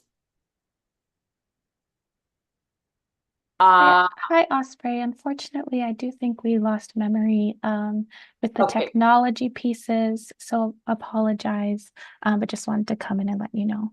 All right, great. Because of that, let's fire one question to Sandrine before you go, if you don't mind, and then we'll close this session. How do we square the fact of, even, with countries moving towards a new GDP, let's say, how do we deal with these techno bros? How do we deal with the fact that so much of the economy is based on extractivism? Any comments on that as your final comment would be great, and then we'll close the session. Thank you. Yeah, absolutely. So we talked a lot about tech bro feudalism today. I'm just now in a session around how we can enhance collaboration by bringing in some, for example, of the good AI companies that are really wanting to hack the way in which the bad AI companies are moving in the wrong direction, because we have to understand that our movement towards decarbonization has now been fundamentally interrupted by what I call the 5 M's, right? The 5 M's stand for monarchy, money, minerals, molecules, and military. And if you look at those 5 M's, you can pretty much see them play out in terms of the geopolitics today. What's important here is that the progress that we were making has been a bit halted by those 5 M's. And so the only way that we can regain control is that we have to be a hell of a lot more strategic. And so there are a variety of different pathways. One is we have to hack humanity and love into everything we do. And we do. We definitely need to bring in the feminist value system that absolutely needs to be hacked everywhere. But the other is that we need to kick these guys where it hurts. And so that needs to come in a variety of different ways. One is through holding governments and also holding companies accountable for their lack of moral value. And we can do that either through the way in which citizens are now engaging. We are talking about citizen assemblies. We're talking about democratized processes, but that sometimes takes time. I talk about Cambridge Analytica for good. Basically, I think we need to hack the whole system. We have to hack social media. We need to start to figure out through bots, through TikTok, through influencers, through different communication methods, how we can actually bring in, shift the thinking around this tech bro, macho one-upmanship that is encroaching into every single part of society, the manipulation, the hate, the fear mongering, etc. We also need to figure out where the financial flows are going. And that's incredibly important. We know that actually the entire populistic movement here has been fueled by the United States right-wing and Republican movements, but predominantly the right-wing parts of the Republican movement. And that we need to halt, or we need to counter by financing the good stuff, by financing counterculture to that particular type of culture. So there are a variety of hacks that have to happen. And then we have to go through the normal pathways, continue discussions in terms of international diplomacy and the discussions at the international level, continue discussions in terms of new indicators, continue discussions at the local level, working with good mayors that really want to move this forward, and at the level of the state and at the national level. So there are a variety of mycelia and different types of actions that need to happen at the same time. And part of the conversation we're having here, Osprey, is how do we bring all of this together? We're part of a climate collaborative here. I'd love to speak to you further about this and seeing how we can bring you and others into this broader collaboration and this mycelia effect network of networks where we start to hack the hell out of the tech bros. Awesome. All right. Thank you so much, Sandra. And I accept the invitation. Look forward to speaking with you. Thank you for your work at London Climate Week. And we've put, as I said, all of your links into the chat. We're going to go ahead and close the session. I really want to thank all of the presenters who have been on this really powerful panel around well-being economies and all of your analysis and different viewpoints. It's really exciting to have this discussion. It's a challenging discussion, but it's a discussion we have to have. So thank you all for your work, and we really appreciate the time you've taken with us. And we're going to move to our next panel at this stage. Thank you. Thank you. So Thank you.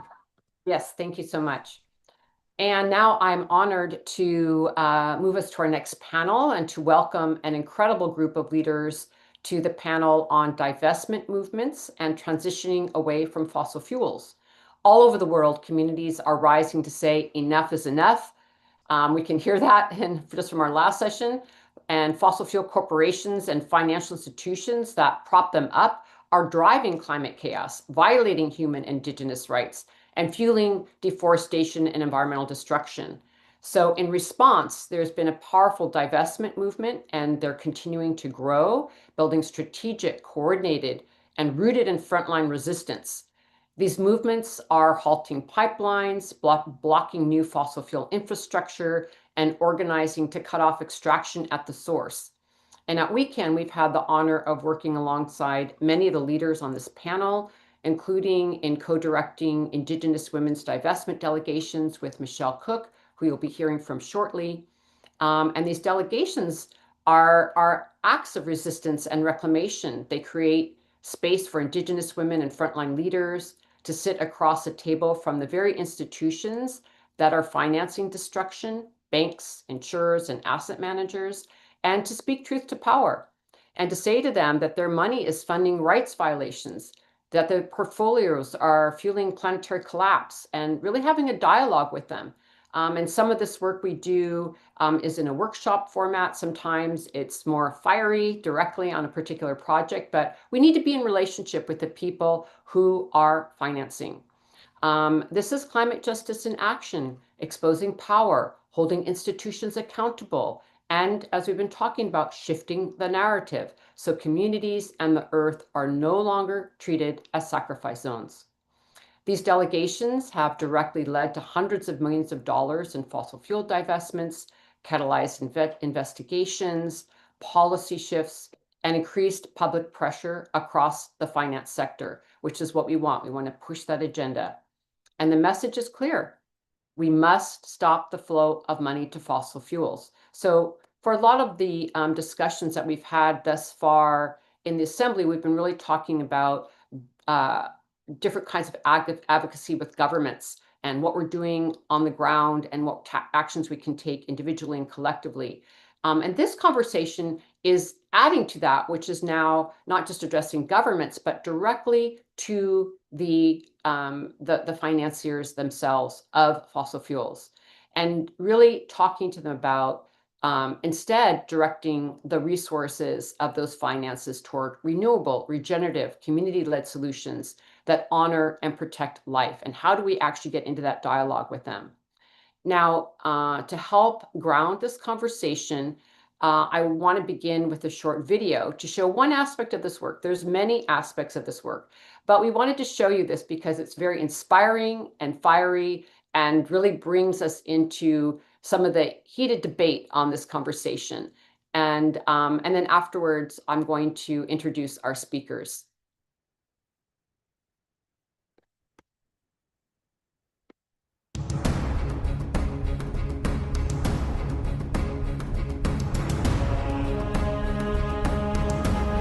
The decisions you make as Credit Suisse and the Swiss people affect those of us downstream from your actions. You sit here comfortably in your privilege, while our communities bear the risks of your investments with our very health, our lives. We face a future without clean water as you reap your dividends and returns. What do you as Swiss people hold sacred? To us, water is life, to all of us. I request that you directly answer my questions now. Thank you. I will answer your question, as I said, at the end when everybody has spoken. And the next speaker is Monica Verdin. I'm a shareholder, and I request that you answer our questions individually. Thank you very much. I'm the chairman who runs this AGM, and I decide that I will answer at the end, which is my right, and I have to live with it. Thank you. Here to let the investors know in the Kinder Morgan pipeline expansion project how directly affected we are and how many times that we have opposed this project. We've been marginally ignored within that process, and the consultation that we had required has not been. Can you guarantee me and my nation that you will no longer have business relationships and provide finance for Kinder Morgan Company?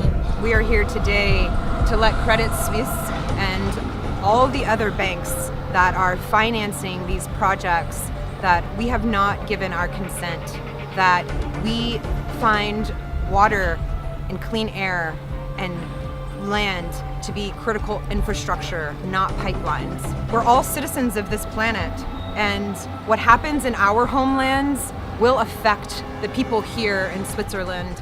For over a year and a half, we have tried to pursue all legal avenues possible, petitioning our state and federal agencies to conduct environmental impact studies, yet we have been unheard.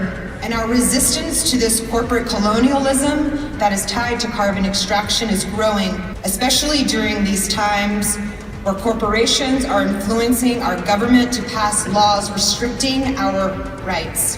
What changes has Credit Suisse made to its due diligence and risk assessment processes following Dakota Access Pipeline? Investing in a company is just that, whether it's project level or corporate level financing. We need you to stop financing these dangerous companies. Two of the banks our delegation also met with, UBS and DNB, who we provided the same exact information to, chose not to renew their credit facilities with ETP. Yet Credit Suisse has taken no action and has made no statement. Not once in these calculations of profits is the loss of Indigenous peoples' culture on this planet mentioned as a risk. Credit Suisse has a choice to do the right thing. So until then, Indigenous peoples will continue to wage and escalate a mass globalization, calling for accountability of Credit Suisse in the financial industry. We will call for divestment. We will call for a boycott. We will call for the sanction of Credit Suisse for these indigenous human rights violations by these oil companies that you are supporting by any and all means necessary. I ask that the Swiss people stand with us. I ask that you hold Credit Suisse accountable and say no. No, we will not fund these projects that are hurting people and committing human and indigenous rights abuses.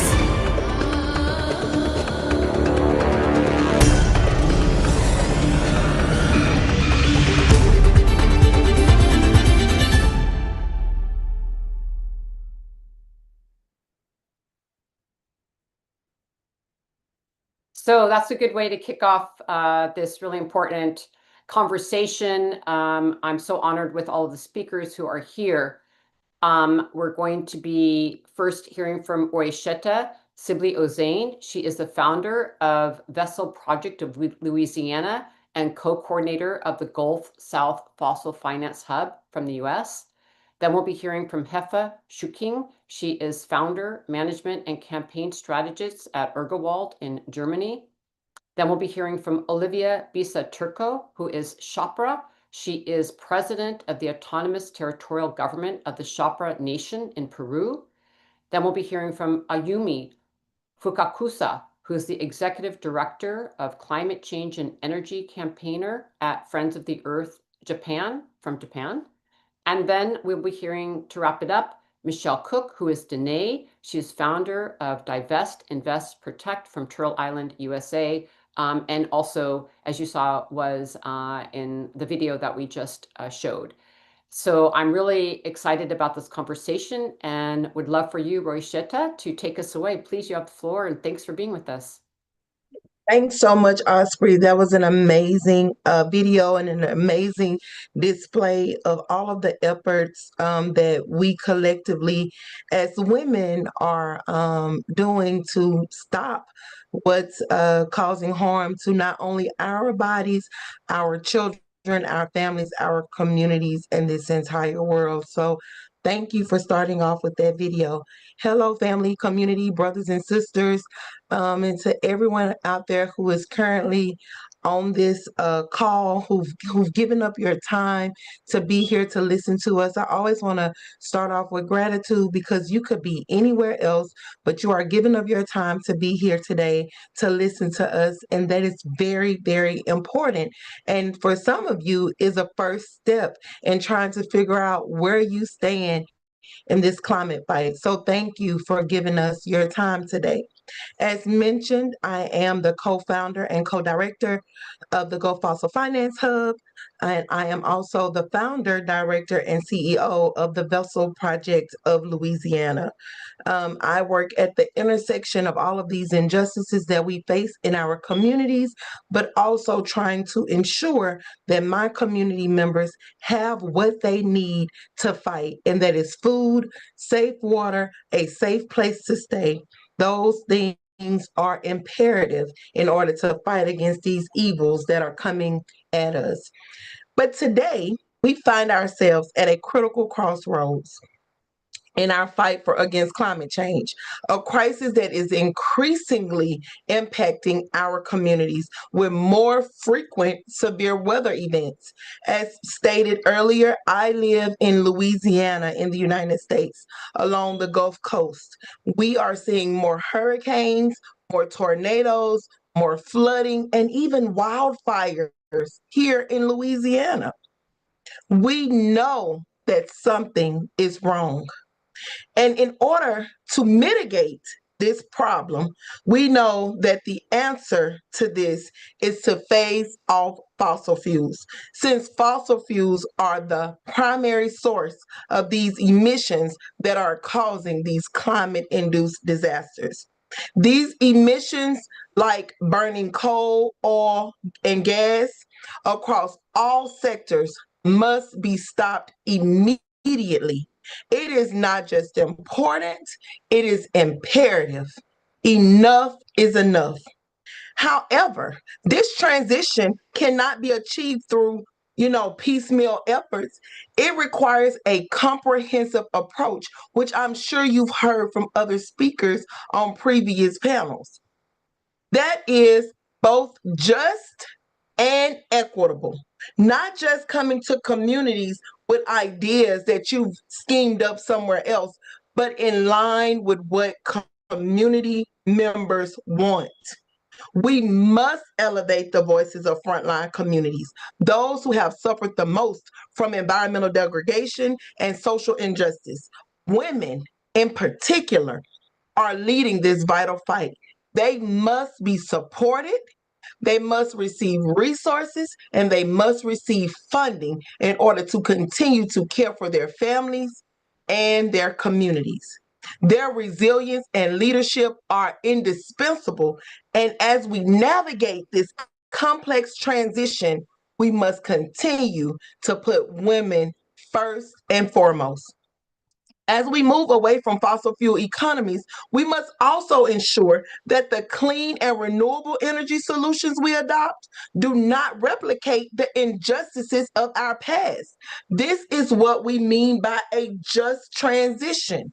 It must be what community members want, what communities need, and what they have asked for, not just what we feel like they need or we feel like they deserve in their communities. We cannot allow practices such as community displacement, human rights violations, and environmental destruction to persist under the guise of progress.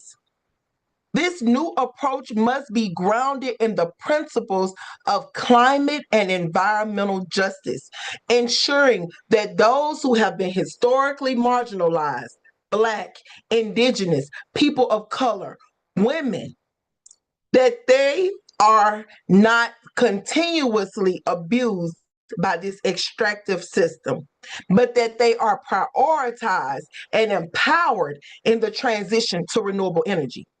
Community-led and community-owned renewable energy projects are essential to this mission. These initiatives break away from the corporate top-down models that have dominated our energy systems for far too long. By redistributing wealth and ownership, we empower communities, especially women, to take control of their energy futures. This transformation not only reduces costs and enhances access to energy, but also strengthens democracy and protects human rights. Because that is what we're trying to do here. We are fighting for people. We don't want to harm people in the fight to save people. That is not the answer. To effectively address the climate crisis, our global transition to renewable energy must be scaled and centered around community involvement and community leadership. This comprehensive approach requires us to tailor our strategies to meet the specific needs of diverse regions and socio-ecological contexts. This is not just an environmental imperative. It is a moral obligation to ensure that every voice is heard and every community is supported. The challenges we face on this journey toward a just transition are significant. Barriers erected by corporations, financial institutions such as the banks, the 6 largest banks in the US, JP Morgan Chase, Citibank, Goldman Sachs, JP Morgan Chase, if I didn't say that one, Morgan Stanley. All of these banks are contributing to the climate chaos that we are currently facing, and they must be held accountable. Banks can no longer fund and finance these projects because if they do, they are funding and financing environmental racism. They are funding and financing the death of our families and our children, and enough is enough. The vital work being done by women and communities in advocating for a just transition cannot be overstated. That we are fighting not only for sustainable solutions, but also for the well-being of our families and our communities while embodying the spirit of resilience and leadership that we desperately need. Support women. Listen to women. Fund women. We need a just transition, but it not only do we need a just transition, but we need a fast, fully funded, equitable, feminist phase out of fossil fuels now, not tomorrow. Time is running out.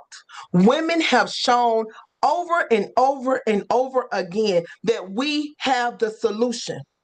Yet we are not trusted. We are not supported. We are pushed away.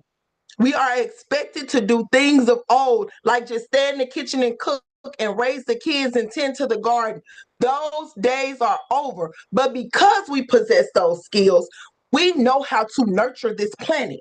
We know how to feed a community. We know how to survive and thrive. So listen to us, support us.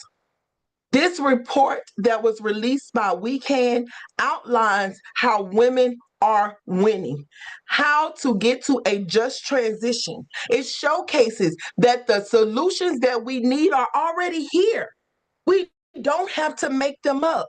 We don't have to reinvent them. But what we have to do is move towards a renewable future and get off of fossil fuels of the past. I didn't wake up this morning on my daily walk and see a dinosaur walking in my community. Why did I see a flare coming from a fossil fuel company? If dinosaurs are extinct, so should fossil fuels be. It is time out. Enough is enough. Thank you all so much. And thank you, Osprey, for always welcoming me and being so inviting and highlighting the different ways that each of us are fighting, taking care of ourselves barely, taking care of our children, taking care of our communities, and taking care of this one planet that we all share and we all call home. Not just me is impacted, not just the women on this panel are impacted, but everyone on this call, everyone on planet Earth is impacted by the decisions that are being made here in the United States, in DC, in New York, by these banks in Japan, by banks and insurers in Europe. All of us are being impacted because we all breathe air. We all drink water. So let's all fight together. Let's hold hands. Let's stand tall. Let's support women. Let's ensure women have money and resources and funding. Let's continue to fight. Let's continue to center joy. Remember our North Star, and let's keep going because enough is enough. Thank you. Thank you, Roishetta. Oh my goodness. Thank you for that powerful intervention and your incredible leadership as always. We love you so much and we stand with you, putting a lot of links to Roishetta's work in the chat. It's really important to follow her work and her leadership and the campaign she's been leading, and just giving us that great firepower and energy to go forward. Thank you so much, Roishetta. And with that, I'm going to hand the floor to Hefa. Hefa, you have the floor. Thank you. Thank you so much. My name is Hefa Schücking. I'm director of the German Environment and Human Rights Organization, Urgewald, and it's a real honor to be here tonight. When I think back over the past months, I think we've all experienced moments of shock and dismay. Shock at the speed with which the Trump administration is dismantling environmental regulation and basic democratic rights. Shock over the advances of right-wing European parties like the AfD, whose leaders say they want to tear down Germany's windmills of shame, as they call them. Dismay over the growing number of threats, arrests, and lawsuits against environmental defenders. If our current reality was a movie, its title would be something like The Fossil Fuel Empire Strikes Back. But the fossil fuel industry and its political allies are too late. In 2024, solar and wind accounted for 90% of new power capacity that was installed worldwide. Renewables, and especially solar, have become the cheapest option for building new power plants in almost every country in the world. The clock cannot be turned back. This is important to remember because the backlash we are witnessing now is not a reflection of our powerlessness. It is a reaction to our power. If I think back in 2018 already, Peabody Energy, one of the world's largest coal companies, wrote in its filing to the Securities Exchange Commission, this is a direct quote, unfavorable lending policies and divestment efforts could significantly affect demand for our products and securities. And when Texas and 10 further Republican states sued major asset managers last year, their main accusation was that a cartel of investors was weaponizing their shares for green energy goals. The fossil fuel industry understands all too well that finance is its Achilles heel. Over 90 financial institutions now rule out lending, insurance, and investment for companies that are still developing new coal mines, power plants, or coal transport infrastructure. Almost 100 major financial institutions have taken commitments to exit coal financing by 2030 in OECD countries and by 2040 in the rest of the world. And many of Europe's largest insurers and reinsurers now refuse to underwrite the development of new upstream oil and gas development. Italy's Generali recently went one step further and became the first insurer to also include insurance coverage for new LNG terminals and gas-fired power plants. And in 2024, two of the world's largest banks, BNP Paribas and Crédit Agricole, the 8th and the 10th largest bank in the world, announced that they will no longer issue bonds for oil and gas companies. This came only a few months after the world's 11th largest pension fund, it's a Dutch pension fund called PFZW, divested over 300 oil and gas companies. And what was really interesting was the statement of the pension fund's chairman, which said, I quote again, "The dialogue with the oil and gas sector on climate has made it clear to us that most fossil fuel companies are not prepared to adapt their business model to Paris."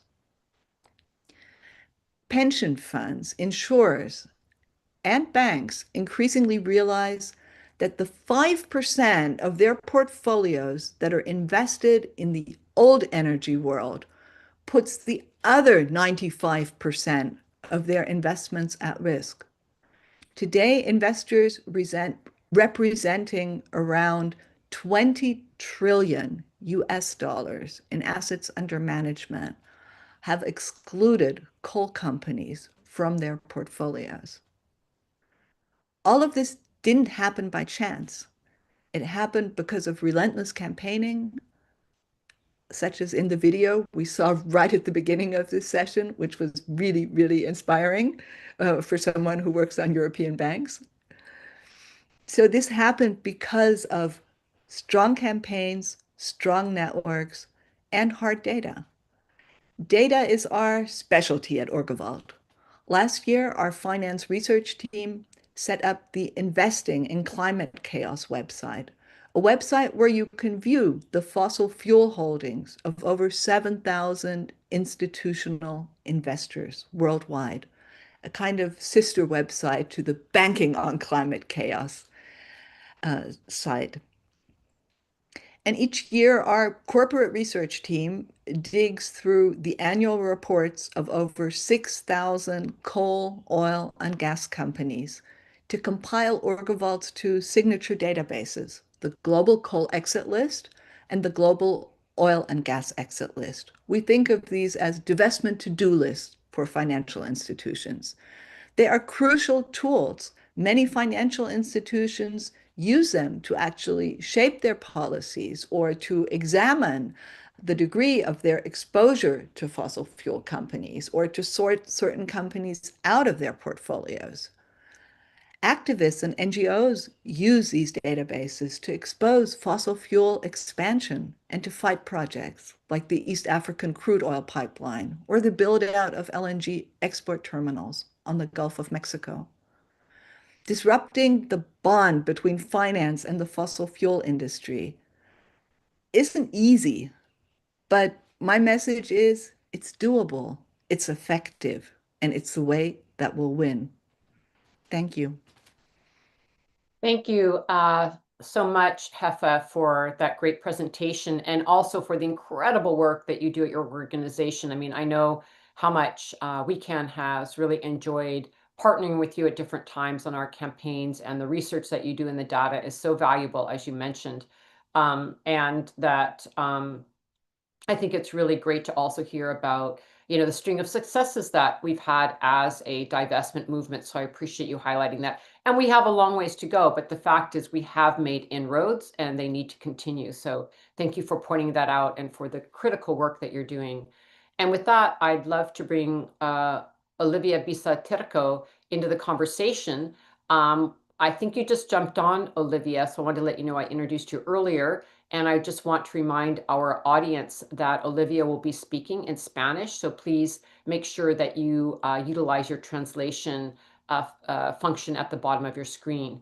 And Olivia, it's great to see you. I haven't seen you, I think, since the COP in at the UNCBD in Colombia. And I wish you well, and I'm so glad you could join us. You have the floor.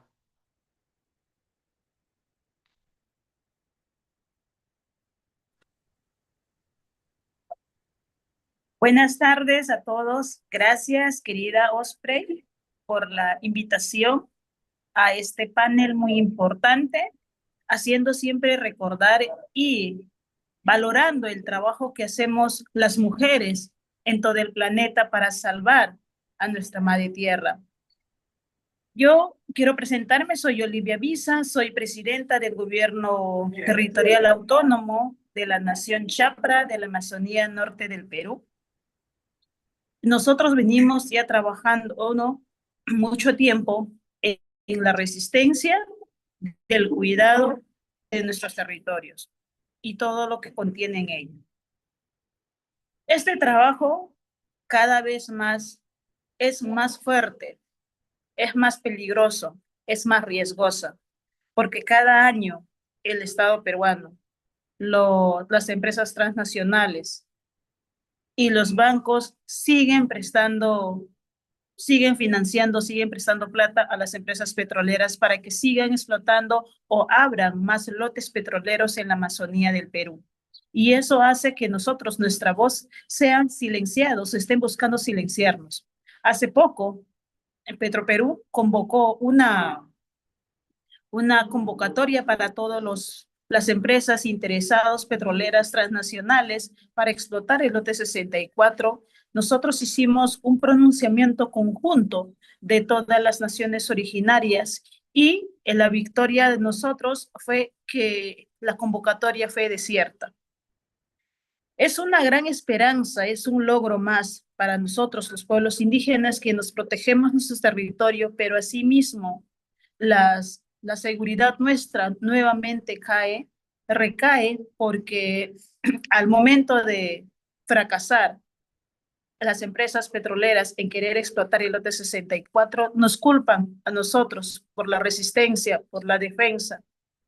Y eso hace de que nuestras amenazas, nuestras vidas estén en riesgo, estemos perseguidos, estemos amenazados. Pero esta es una lucha que nosotros siempre decimos al mundo entero. Nosotros simplemente cuidando el bosque. Nosotros como mujeres estamos cuidando la humanidad. Estamos garantizando que la especie de la humanidad siga existiendo mediante la madre tierra. Nosotros somos mujeres que damos vida. Todo ser humano y ser viviente nace de la madre. Entiendan que debemos las mujeres participar y tener voz y voto en las decisiones que puedan afectar nuestras vidas, nuestro territorio. Los pueblos indígenas, las mujeres, no tenemos vida sin nuestro territorio. Y si nuestro territorio está sangrando, es como si nosotros estuviéramos sangrando a punto de perder nuestros hijos. Es como si nos arrancaran del vientre el ser humano que estamos procreando. Ese es el vínculo que nosotros tenemos con la Madre Tierra. En el planeta Tierra depende de la Tierra, depende de lo que genera la Tierra. Y no podemos estar suicidándonos nosotros mismos. Hemos hecho muchas incidencias internacionales gracias también al apoyo de nuestros aliados. También está Osprey, que siempre nos apoya. Hemos hecho incidencias en Citibank, en JP Morgan, en Banco de América, con Santander, con HS, SBS, diciendo que debemos de financiar la vida. Nosotras las mujeres tenemos trabajos en nuestro territorio que son una alternativa para poder desarrollar sin la necesidad de explotar los combustibles fósiles. Están en nuestro plan de vida las alternativas de desarrollo económico que no tiene nada que ver con la explotación de combustibles fósiles. También estamos buscando alternativas para poder cambiar el mecanismo de transición energética. Es importante de que nuestras luchas, nuestras acciones, nuestros trabajos sean tomados en cuenta y sean valorados, porque esos trabajos que venimos haciendo las mujeres del mundo es para salvar al mundo. No es un capricho, no es una rebeldía de la mujer. Es una preocupación grande porque nosotros tenemos hijos y queremos que nuestros hijos gocen de buena salud, de buen ambiente, de buena vida. Por eso estamos acá, por eso estamos unidos todos. Debemos de unir más fuerzas. Están provocando guerras para dar valor al petróleo. Nuevamente es una táctica que están realizando para dar valor a alzar los precios de los combustibles. Pero es momento ya de nosotros abrir los ojos y decir basta. Hay muchas alternativas de energías y no solamente de combustibles, porque si seguimos con los combustibles fósiles, créame que no vamos a vivir más de 10 años o más de 20 años para poder ver la destrucción de la tierra. En mi territorio se está dando incendios forestales. Nunca se ha visto incendios forestales en mi nación, pero ya hubo. Nunca hubo sequía en mi territorio. Ya hay sequías. Duele en el alma ver los peces, los animales morir quemados, morir de la calentura porque levanta la temperatura del río. Duele, porque nosotros crecimos en esos ríos, en esos bosques. Por eso, el trabajo que nosotros hacemos como mujeres y como pueblos indígenas, como mujeres indígenas, tiene que ser visibilizados y considerados. Muchas de las veces, en muchos espacios, hablamos. Las mujeres tenemos que sacrificar nuestras vidas para poder ser considerados en los espacios internacionales. Eso ya debe cambiar. Debemos de cambiar al mundo, incluyéndonos todos. En este planeta, para salvar el planeta, se necesita el trabajo conjunto de jóvenes, niños, mujeres, varones, de todos, para poder considerar y para poder salvar. No podemos ser ajenos a la destrucción de la tierra. Nuestro trabajo ha sido muy importante y resistencia hasta el último. Por nuestro trabajo, muchos de nuestros compañeros han sido asesinados, pero seguimos seguimos luchando ese legado, seguimos defendiendo el legado que dejó nuestros abuelos.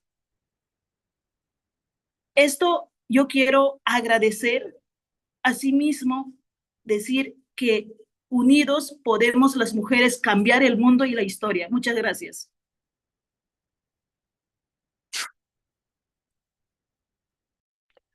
Thank you so much, Olivia, and I really want to thank you for your leadership as a woman president of your entire nation. We send you so much support and respect. They're very fortunate to have you as their leader. I've been with Olivia in different spaces and meetings, and it's been incredible to hear her communicating with the financial institutions, with governments, to protect and defend her territories and her people, and in essence, all of us, for protecting her region, which is important to everyone around the world. And as she said, you know, the fact of the courage it takes to do this work with the violence and the incredible risk that the women take for standing up is tremendous. And, you know, it's hard to imagine if you don't live in those communities, what's it like. But I just wanted to really acknowledge the incredible courage to do this work and the lives that are on the line. And I wanted to just mention that later on this week, as part of this assembly, we're going to be having a panel on the Escazú Agreement, which is a bilateral agreement in the Latin American and Caribbean region that we want to really highlight because though it is for that one region in the world, it's an incredibly important legislation that can protect women land defenders. And we want to really open that up and ensure that we all have access to knowledge of the Escazú Agreement and can support women land defenders in the LAC region with this particular legislation and protection for them. So with that, I would love to now hand the floor to Ayumi Fukakusa.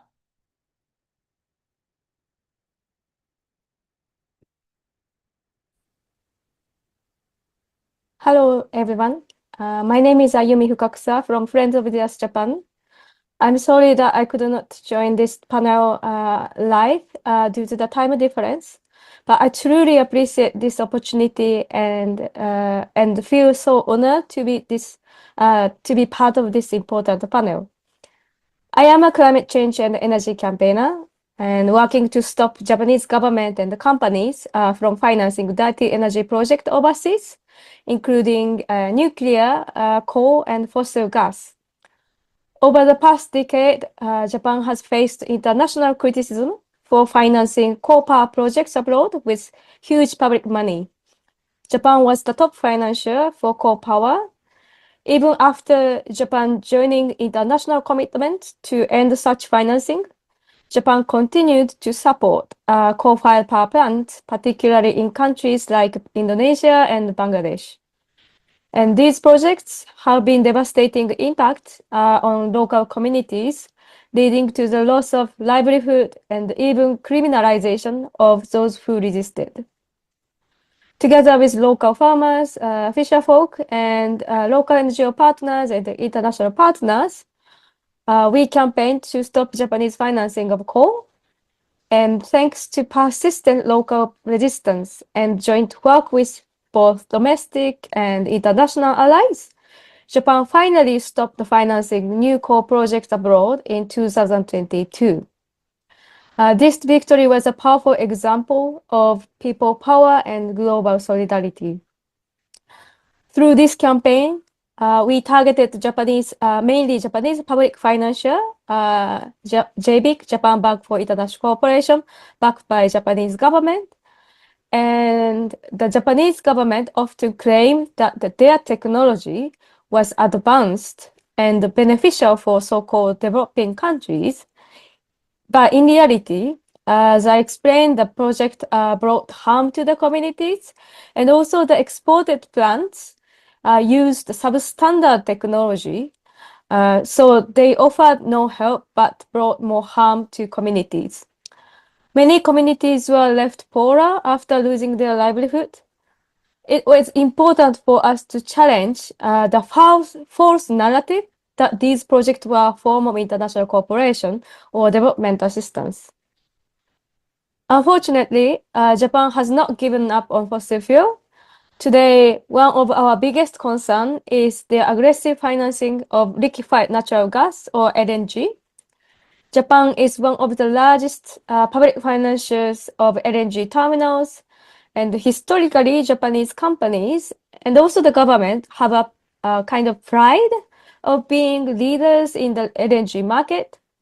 But with domestic demand for LNG declining and also over-contracting, Japanese companies, those who are trading LNG, they are now pushing their excess supply into new markets across Asia by financing new LNG facilities in the region, while also investing in upstream and midstream operations in places like the United States or Mozambique. In Mozambique, Total Energy is leading massive LNG project. There are serious human rights violations allegations reported. And even though the project itself is led by French Total Energy, but Japanese companies and banks and the government collectively are the largest financial backers of this project. And in the United States, Japan is also the top financier of export terminals. Earlier this year, we hosted a powerful delegation from the United States to Tokyo. Manning Lawlerson from Texas, he shared how his life has been directly impacted by dirty energy projects. He said, while communities are suffering, companies are making huge profits. Sharon Wilson, she used her optical gas imaging camera to capture the methane pollutions, and she showed Japanese politicians the methane pollution from LNG infrastructure, making it crystal clear how harmful and how dirty LNG is. On the other hand, the companies and government are still claiming LNG is cleaner energy. Last year, a Fisher Folk representative from Philippines also joined us in Japan to share his powerful story and demanded that Japan stop financing LNG in their country and all over the world. Ending financing for dirty energy is not only critical to solve the climate crisis, but it's also about protecting people's lives. For me, what matters most is listening to the voices of frontline communities and ensuring these voices reach to the financiers who continue to ignore the consequence of their investments. I know the economic and financial arguments of the project speaks to investors and financiers, and we should use these arguments actually strategically when we speak to financiers. But we must not forget that there are people in the middle of the fight, and it is also their duty, financiers' duty, to protect humans and the environment. Fighting these injustices is hard. It's about real people whose lives are being harmed by decisions made in boardrooms far away. I'm deeply sorry that Japanese government and banks have not yet ended their finance for these kind of harmful projects, but pressure is mounting, and more people are rising to demand climate justice. Once again, I'm sorry I couldn't join you live, but I hope this event goes well and inspires all of us to keep fighting for climate justice, for communities, and for justice. Thank you so much. Thank you so much, Ayumi. I'm really glad that she was able to join us through video, and also really important to see how much this divestment movement is really international. You know, in a lot of the spaces we meet around this divestment work, it's amazing what is going on through grassroots and frontline leadership and different organizations all collecting around this divestment work. So it's really good to hear from her in Japan. And then I am so honored to bring my dear colleague on, Michelle Cook, who is the founder of Divest, Invest, Protect. Michelle, you have the floor. Thank you for joining us. Good morning, everyone. Yat Michelle Cook Inishye, Hanagahni Nishlit. Scott Irish English basis chin tobahi dashich a Scott Irish English dashanale.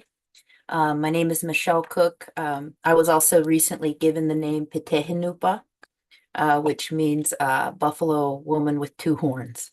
And I was told to start introducing myself on those terms as well. I'm so thankful for the invitation today with Osprey. As you've seen over the years, WeCan has been instrumental in bringing the voices of those who have been most impacted by corporate tyranny, by pollution, by extraction to the front lines of the financial industry to finally bring Indigenous women to the center of these places of power. And that was a historic work that we were able to do with WeCan, and I'm so thankful for that. But we're still in this moment of crisis right now.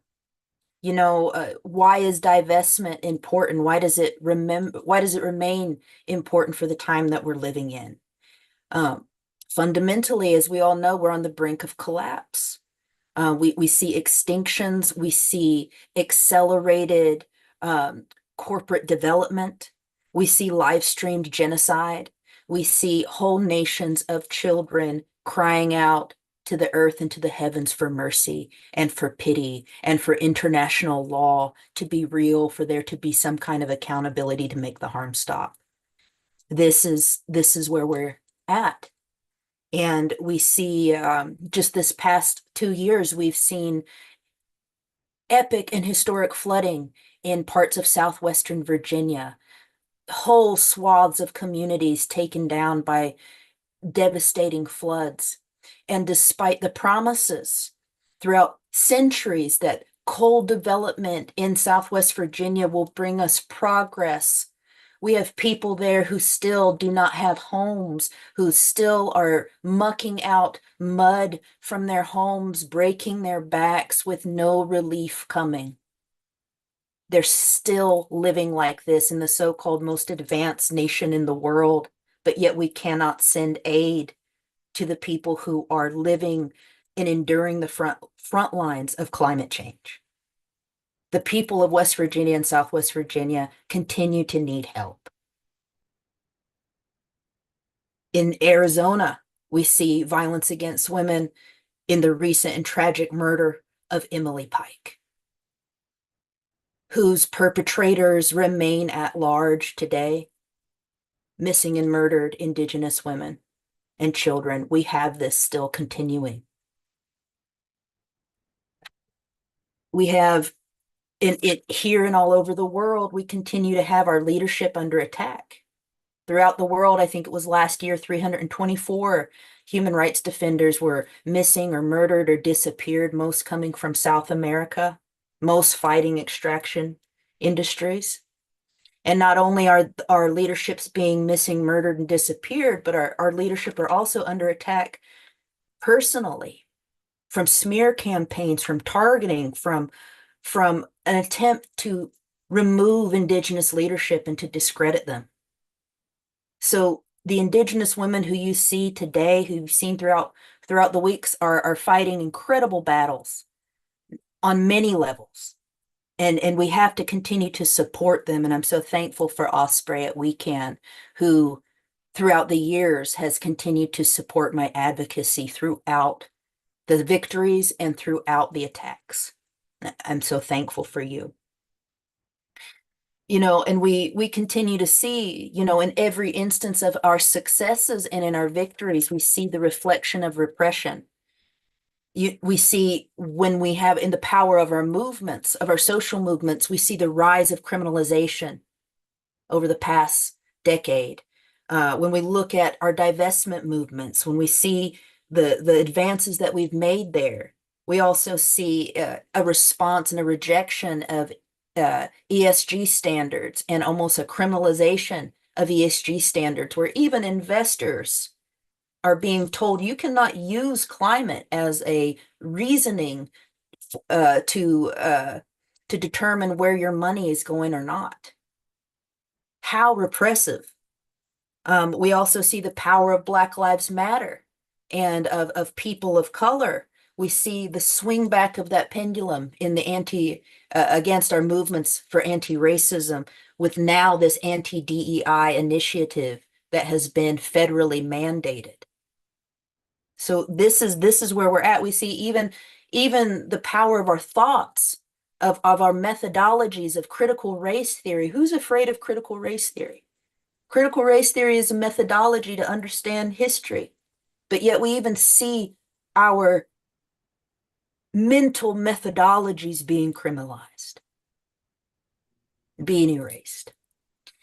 And I think if that shows anything to us, is that in every instance of our victories, we are seeing that reaction, and that reaction does not need to put fear into us. That reaction really needs to be proof that what we are doing is striking the heart of capital. What we are doing is striking the heart of that colonialism. What we're doing is striking the heart of that inequality, so much so that it has to restructure itself, has to make laws to stop us. That's how powerful we are, and they know it.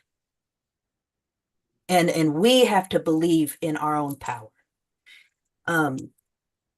We see all of these repression as reflections, right? So how do we respond? How do we respond to all of these situations? Well, with Divest, Invest, Protect, we work to do the divestments, but we're also very much working to invest into initiatives that will be life affirming, even on a grassroots level with our organization that is still very small.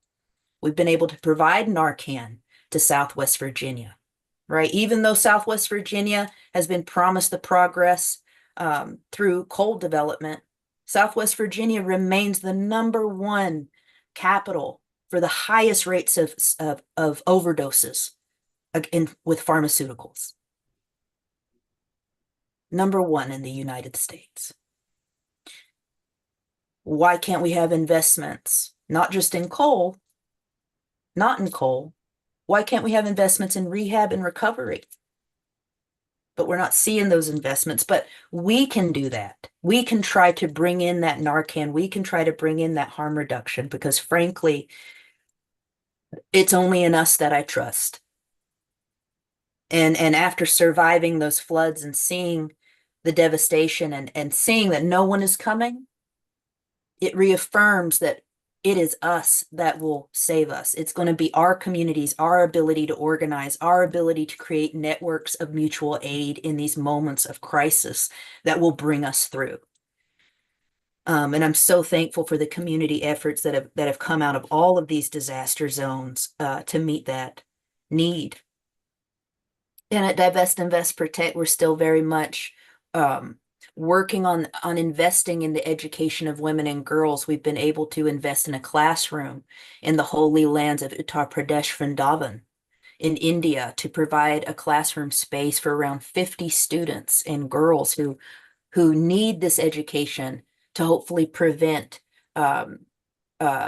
marrying too young. So there's many, many ways that we can come forward, and we can invest, we can protect ourselves. And I just want to thank you for this, and to continue to look at our website, and you can learn more about us in the future. But just very thankful for the time here. And just to conclude, in the words of translated word of Antonio Gramsci, he said, the old world is dying, a new world struggles to be born. Now is the time of monsters. And as an Indigenous woman in 2025, I would tell him, now is the time of monsters, but it is also the time of the monster slayers. And that's who each and every one of us can become through prayer, through ceremony, through reconnecting to our spirit and to the source, to the real power. Anything is possible. Anything is possible. Anything is possible. So thank you for today, and look forward to learning more. Thank you so much, Michelle. Really wonderful to hear your powerful words. And we've put links to Michelle's work in the chat for people to learn more. and really appreciate the analysis that you're offering and the powerful work you've been doing for years. We do need to close this session. I want to thank all of the speakers for your really powerful work. Again, we're highlighting all of them in the chat. I think this divestment work is critical. And maybe we could do just like a screen share for a moment, just so everyone can see you before we go. If people want to turn on their videos just for a minute, and Jacqueline can just share, what everyone is here. And I wanted to close by also mentioning that we have a report called The Gendered and Racial Impacts of the Fossil Fuel Industry and the Complicit Financial Institutions. It's a big mouthful, but it's an annual report that WeCan puts out every year. And so we wanted to make sure that that's available to you, and we put that in the chat, but it goes into precisely the gendered and racial impacts of on women's bodies because of the fossil fuel industry. But then it also outlines the companies that are involved and the banks who are financing those companies. And it's really meant to be for policymakers, grassroots leaders, for all of us to be able to have those resources to fight in our communities. So thank you all so much for being here with us. And we'll continue to see each other in the streets, in the boardrooms, in the hallways, and all the places to fight on. And as Roishetta said, enough is enough. Enough is enough. Thank you so much. And we'll move on to our next panel. Appreciate your comments. Thank you so much. And with that amazing conversation, we are going to move to our next panel. And I want to welcome this amazing group of leaders who are presenting on the panel on FIRE, Youth Leading the Way. And I'm checking a note from my team. Just one moment, please. Okay, we are going to take a little break from our webinar here just for a moment from the assembly to organize our next group of speakers. So we'll just take a little bit of break here and come back when all of the speakers have signed on to the live stream. So if Jacqueline, if you could please put us on break for a moment, and we will work on our next panel. Thank you.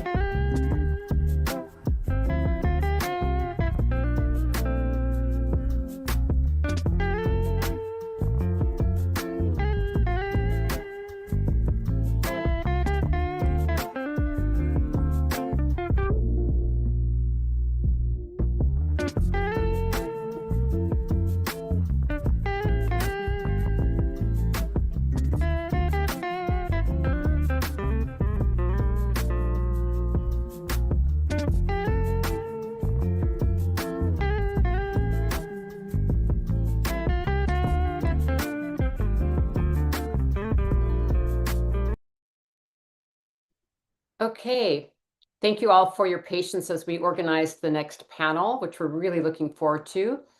I now want to welcome this amazing group of youth leaders who are presenting on the panel on fire, Youth Leading the Way. I want to thank all of the leaders for your important work and leadership.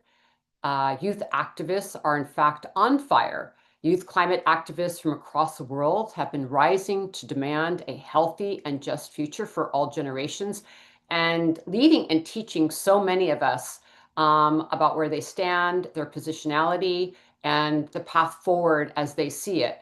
And we're very honored to have them all here with us today for the assembly. And this panel is going to be moderated by my dear friend and ally, Neria Alicia Garcia. Neria is Chicana and an Indigenous community organizer, educator, story keeper, and human rights advocate. She was the UN Young Champion of the Earth 2020. Congratulations for that. I remember that. And she is a key organizer for the Run for Salmon Prayer, which happens here in California. And Neria is from Turtle Island, USA. And I'm really glad to see you and so honored you could be here to run this panel. You have the floor, Neria. Thank you, Osprey. My gosh, I don't think I've seen you in life since the time we got rounded up with the UN at COP, whatever COP number that was. I'm young, but I'm getting older. Well, thank you, Osprey, and welcome everybody to the Global Women's Assembly for Climate Justice. As Osprey mentioned, my name is Nidia Alicia. I'm Chicana Indigena, born and raised in Southern Oregon, a small mixed status farm worker community. My raíces are in Michoacán and Chihuahua, Mexico. Matlacintla descendant. I'm a mom, and to just get to the point, my life's purpose is to protect the sacredness of Mother Earth and the dignity of our historically oppressed peoples worldwide.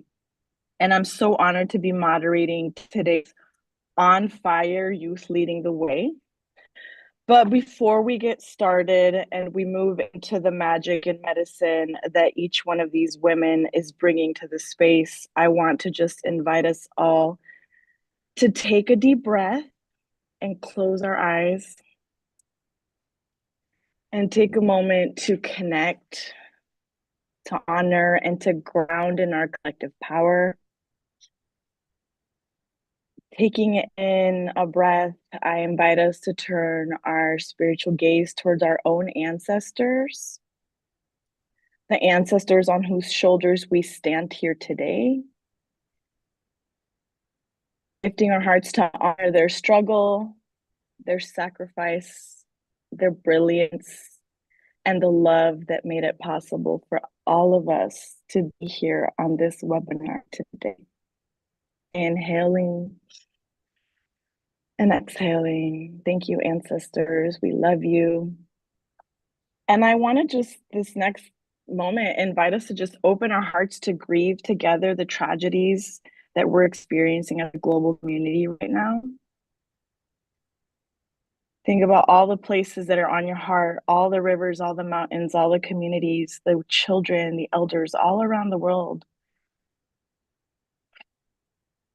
and just feel the heaviness of this moment. This is such a heavy moment we are in as a global community.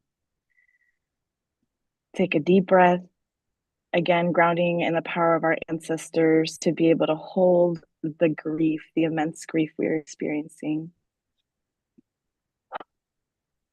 And grounding, lastly, grounding and celebrating that we're in this together, that we're not alone, and having faith that our ancestors have sent and are sending the right people that are needed for this time. The right next generation of leaders who are already shaping, pushing, advocating, organizing, and creating a new path for the new solutions that are necessary for the next generations to come. Take one last breath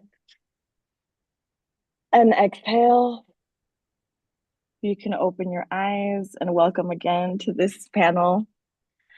Before I introduce our amazing speakers, I just want to give a little bit of context about why this panel is particularly important. And that is because for some of you, you may already know, some of you, you may not know.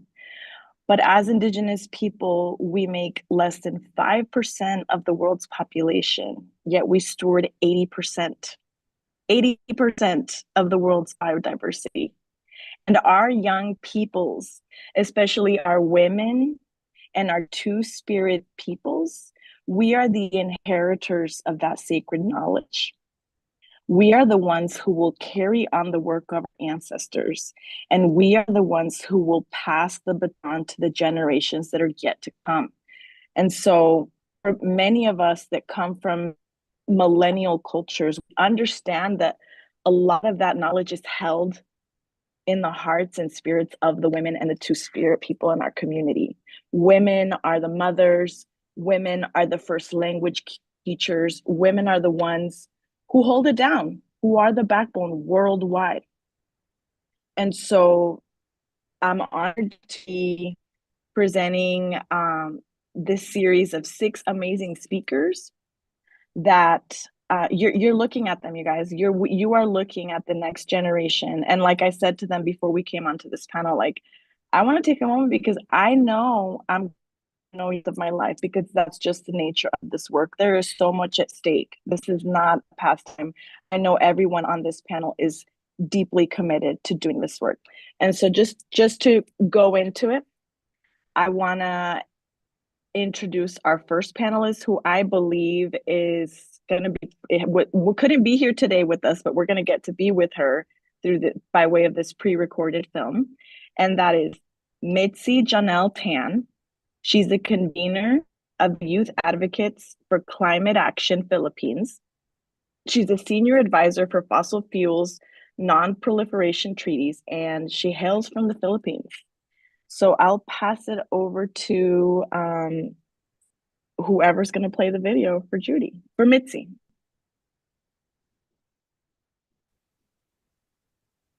Hello everyone, I'm Mitzi Janelle Tan, a youth climate justice activist from the Philippines, and I'm so honored to be here today at the Global Women's Assembly for Climate Justice. Thank you to WeCan for creating this space for us to come together as a powerful force of change. My country, the Philippines, knows too well the devastating impacts of the climate crisis. I come from a place where typhoons are becoming fiercer, where entire communities are being swallowed by rising seas, and where those who stand up to protect our planet face threats, harassment, and even death, often at the hands of militarization. But I also come from a place of fierce resistance, where frontline defenders and Indigenous leaders stand unwavering in their fight to protect land, waters, and future generations, where young people and marginalized people have led the way to topple down dictatorships, where we have not just fought for our right to survive, but our right to live. And this is the lens and the foundation that shaped my activism. And I remember my first UN climate summit was COP26 in Glasgow, and I really went with high hopes, ready to demand real climate action. But I left heartbroken. The final text didn't clearly address fossil fuels, one of the very roots of the climate crisis, and it felt like a betrayal, as if the words that they were discussing and arguing about on this piece of paper wasn't directly related to people's lives across the world.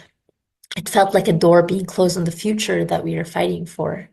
But in that same year, I learned about the Fossil Fuel Non-Proliferation Treaty, and it gave me hope. This treaty that's patterned after past peace treaties, such as the Landmines Treaty and the Nuclear Non-Proliferation Treaty, where civil society pushed for bold systemic changes that actually worked. It showed me that we have the power to demand more and to demand real change. And so as we look to COP30 in Brazil, we need clear decisions on fossil fuel and finance. We cannot keep dancing around this issue. As we approach COP30, we need concrete, bold decisions and not just vague promises. We need a clear commitment to phase out fossil fuels, and this means ending all new exploration and extraction and ensuring a just transition away from these harmful industries. But just as important is the question of finance. For too long, climate finance has been tied to loans that burden the most vulnerable countries with crippling debt, trapping them in cycles of poverty and dependence. This is unacceptable. Climate finance must be given as grants, unconditional, accessible funding that supports communities and countries in their transition to clean energy, resilience, and recovery, so that includes funds for adaptation and funds for loss and damage. This funding must prioritize those most affected by the climate crisis, because without justice in finance, we cannot achieve justice in climate action. COP30 must deliver on these demands, or it risks being yet another failure for those in the front lines. And when we talk about phasing out fossil fuels and the climate crisis in general, we must also talk about who is most impacted by this extractive industry. Women, particularly in the global south, are often the first to feel the effects of climate disasters. We see this in my own country, where women in fishing and farming communities lose their livelihoods, where they are forced to migrate, and where they bear the emotional and physical burden of rebuilding after every storm. We know that the fossil fuel industry not only fuels climate chaos, but also violence against women in indigenous communities. We cannot separate the fight for climate justice from the fight for gender justice. We must remember that frontline communities often have the solutions. We need to include them, learn from them, and ensure they lead this transition. And we need to remember that they have the solutions, because where there is greatest repression and oppression, there you have the greatest voices of resistance. Where there is the least resources, there you will find the most creative and resourceful people, because they have no choice but to become resourceful, to become innovative in order to survive. And so when we learn from them, when we include them, when we support and scale up their solutions, we're able to support not just them, but everyone across the world, because when it benefits the most marginalized, it benefits all of us. And we've seen a lot of leadership from these most marginalized areas, from many Pacific islands, as well as Colombia, for example, who have endorsed the Fossil Fuel Non-Proliferation Treaty, which I really see as a crucial step for youth, gender, and human rights. We know that the climate crisis is not a distant threat. It is a present, lived reality for millions around the world, and its impacts are not felt equally. It is young people, women, indigenous peoples, and marginalized communities who bear the brunt of this crisis, despite being the least responsible for causing it. This crisis is not just about numbers or policies, it's about lives, about our homes, our families, and the places, experiences, and people that we love. At the heart of this fight is our commitment to protect what we cherish most, life. And for decades, we have been trapped in a cycle of broken promises and empty words from governments and corporations. We have seen countless climate conferences where fossil fuel lobbyists roam the halls, whispering into the ears of policymakers, while frontline voices are often silenced or sidelined. And so this is why we're pushing for a fossil fuel non-proliferation treaty, this global framework to ensure that we have a phase out of fossil fuels, supporting a just transition for workers and communities and the global south, and investing in real climate solutions. The treaty will become a legally binding document, and our collective action, our voices, our resistance are laying the groundwork to turn this vision into reality. But this treaty is not just a piece of paper for governments to sign and discuss. It is also a movement campaign driven by the collective power of communities, civil society, and frontline defenders who refuse to let fossil fuel corporations dictate our future. To make this treaty a reality, we need more champions. We need more cities, organizations, movements, individuals to sign on and call for the fossil fuel treaty. Every new supporter amplifies our message that a fossil-free future is not just possible, it is essential for justice and survival.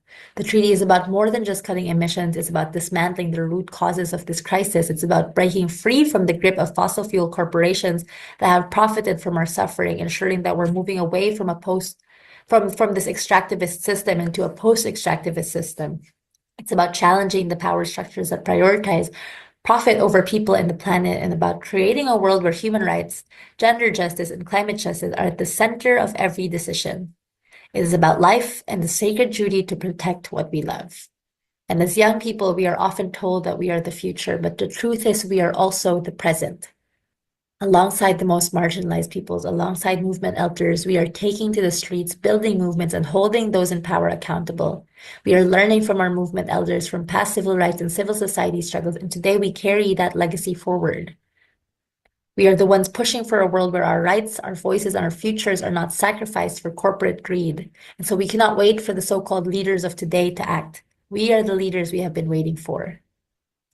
And to the decision makers, organizations, cities, and policymakers here, I say that the Fossil Fuel Non-Proliferation Treaty is not a radical demand. I'll say that again.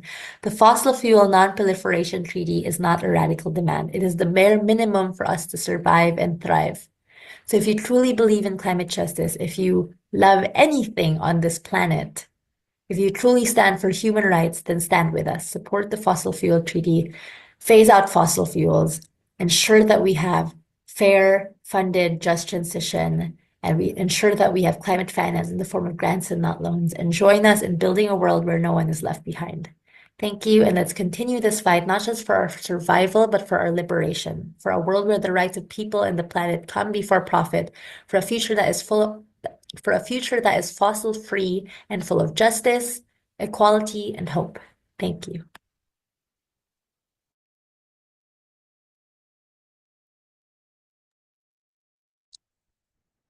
Wow. Let's just take a deep breath. Thank you, Mitzi. Yeah, let's see, if you love that, let's see some hearts, let's see some thumbs up. She really threw it down. Mitzi, wherever you are, we are sending love, power, and protection to you. Yeah, for those of you, I just want to invite you to get on chat and type in whatever is staying with you from what she shared. For me, what I'm feeling echoing right now in my ears is we all have a sacred duty to protect what we love. We all have a sacred duty to protect what we love. So if you're feeling moved, if you're feeling inspired by Mitzi, go ahead and share in the chat takeaways you're taking from her presentation. Here, I'll share in the chat that because I thought that was so beautiful. We all have the sacred duty to protect what we love. All right, and yeah, so just to add a little bit of more context, the Philippines, according to Global Witness, is among the top 3 countries that has the highest number of killings of land defenders. Not only that, but over 40% of those land defenders are Indigenous people. So just keep that in mind. Just keep these little numbers in mind. And according to Global Witness, in 2023, 85% of the killings of land defenders happened in Latin America. And so our next speaker that I'm honored to be introducing to you all today comes from Mexico. Mexico is among the top 5 countries that experiences a high level of attacks towards land defenders. And so this next speaker, her name is Maria Reyes. Maria Reyes is a climate and human rights activist and fundraising coordinator of the Alliance of Non-Governmental Radical Youth. And so let's give her a round of applause. Let's give her some heart emojis, some thumbs up. Maria, over to you. Thank you so much. Yeah, so I work on the intersection of building infrastructure for the protection of environmental defenders and climate activists at risk. But I also work with diverse youth collectives that are trying to mobilize into the like international climate diplomacy space, trying to advance the protection of our rights in our communities in the UN climate negotiations. So today I wanted to speak a bit on the cooptation of the youth movement, and how this is a growing problem among the just transition and fossil fuel phase-out narratives. So just to give you a bit of context, we know that in the last couple of years, particularly in the last 6 years, the youth movement has gained a lot of power and gained a lot of tractions. You might remember seeing mobilizations on the streets convened by Fridays for Future and diverse groups across the world. And the youth movement was really like all over the news. And from there, we became a catalyzing force. And that catalyzing force has the power of being a turning point.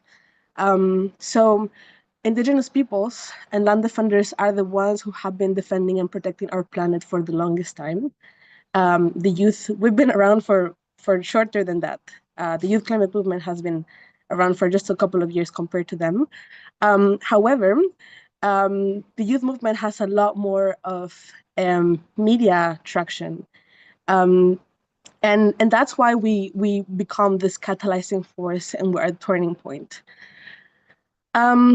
However, we're in a moment on time where talking about climate action and about youth representation is not enough, because youth is a demographic. It's not a political grouping.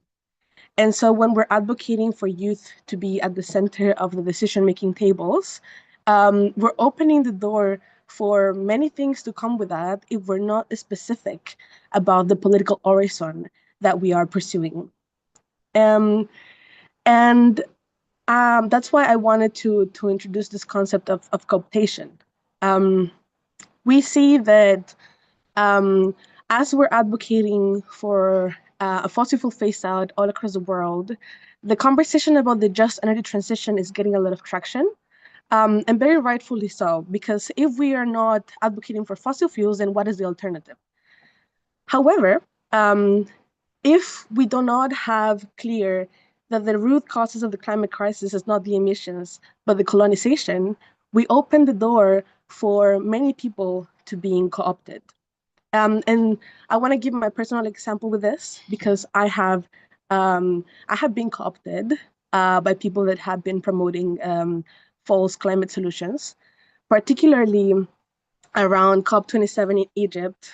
I was approached by people that were trying to advance the carbon capture storage conversation, which basically consists on like taking the emissions from the atmosphere and like injecting them into the ground, and then following the principle that somehow they're going to stay under the ground like forever.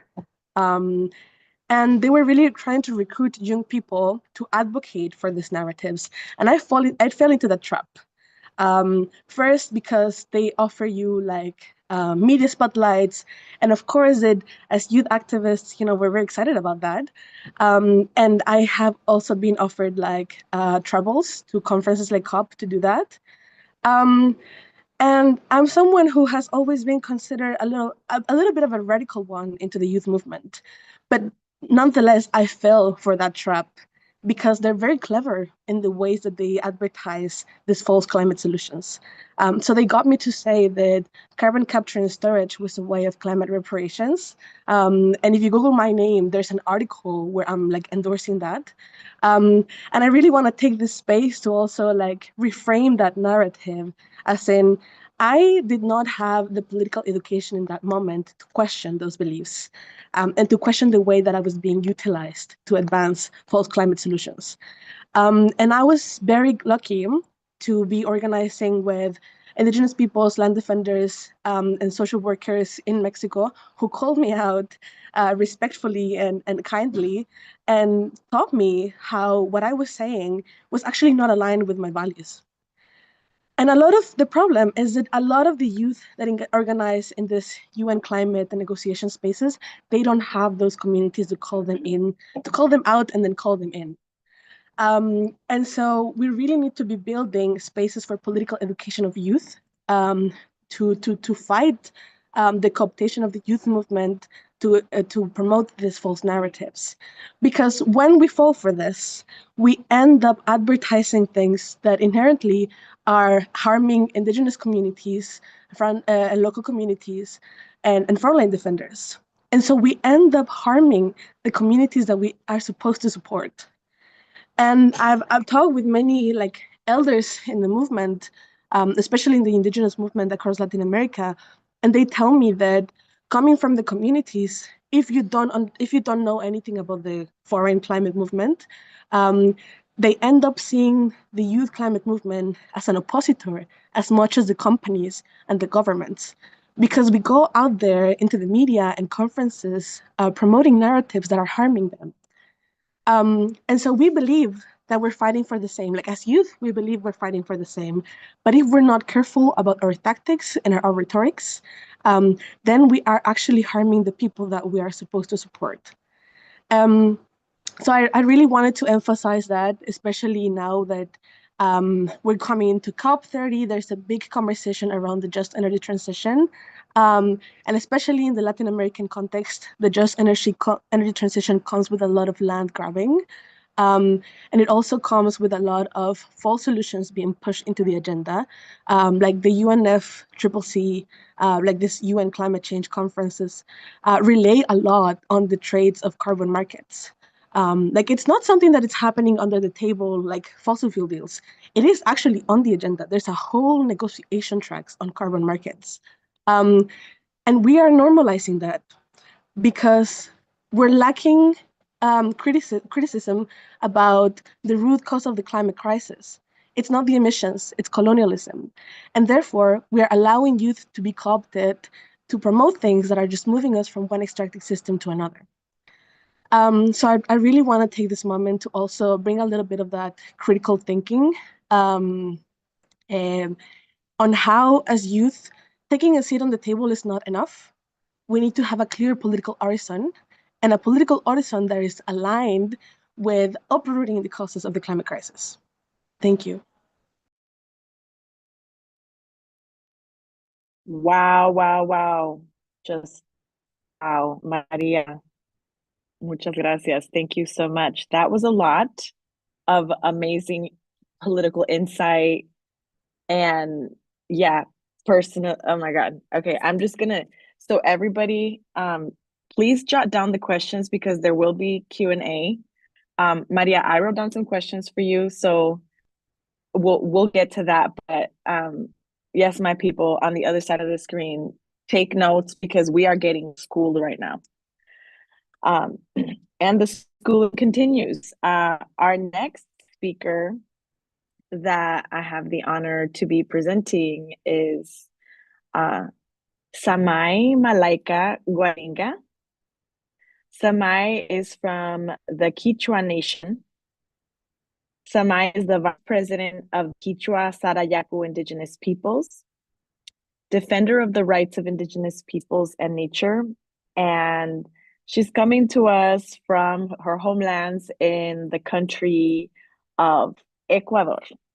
Samai, over to you. Thank you for being with us today.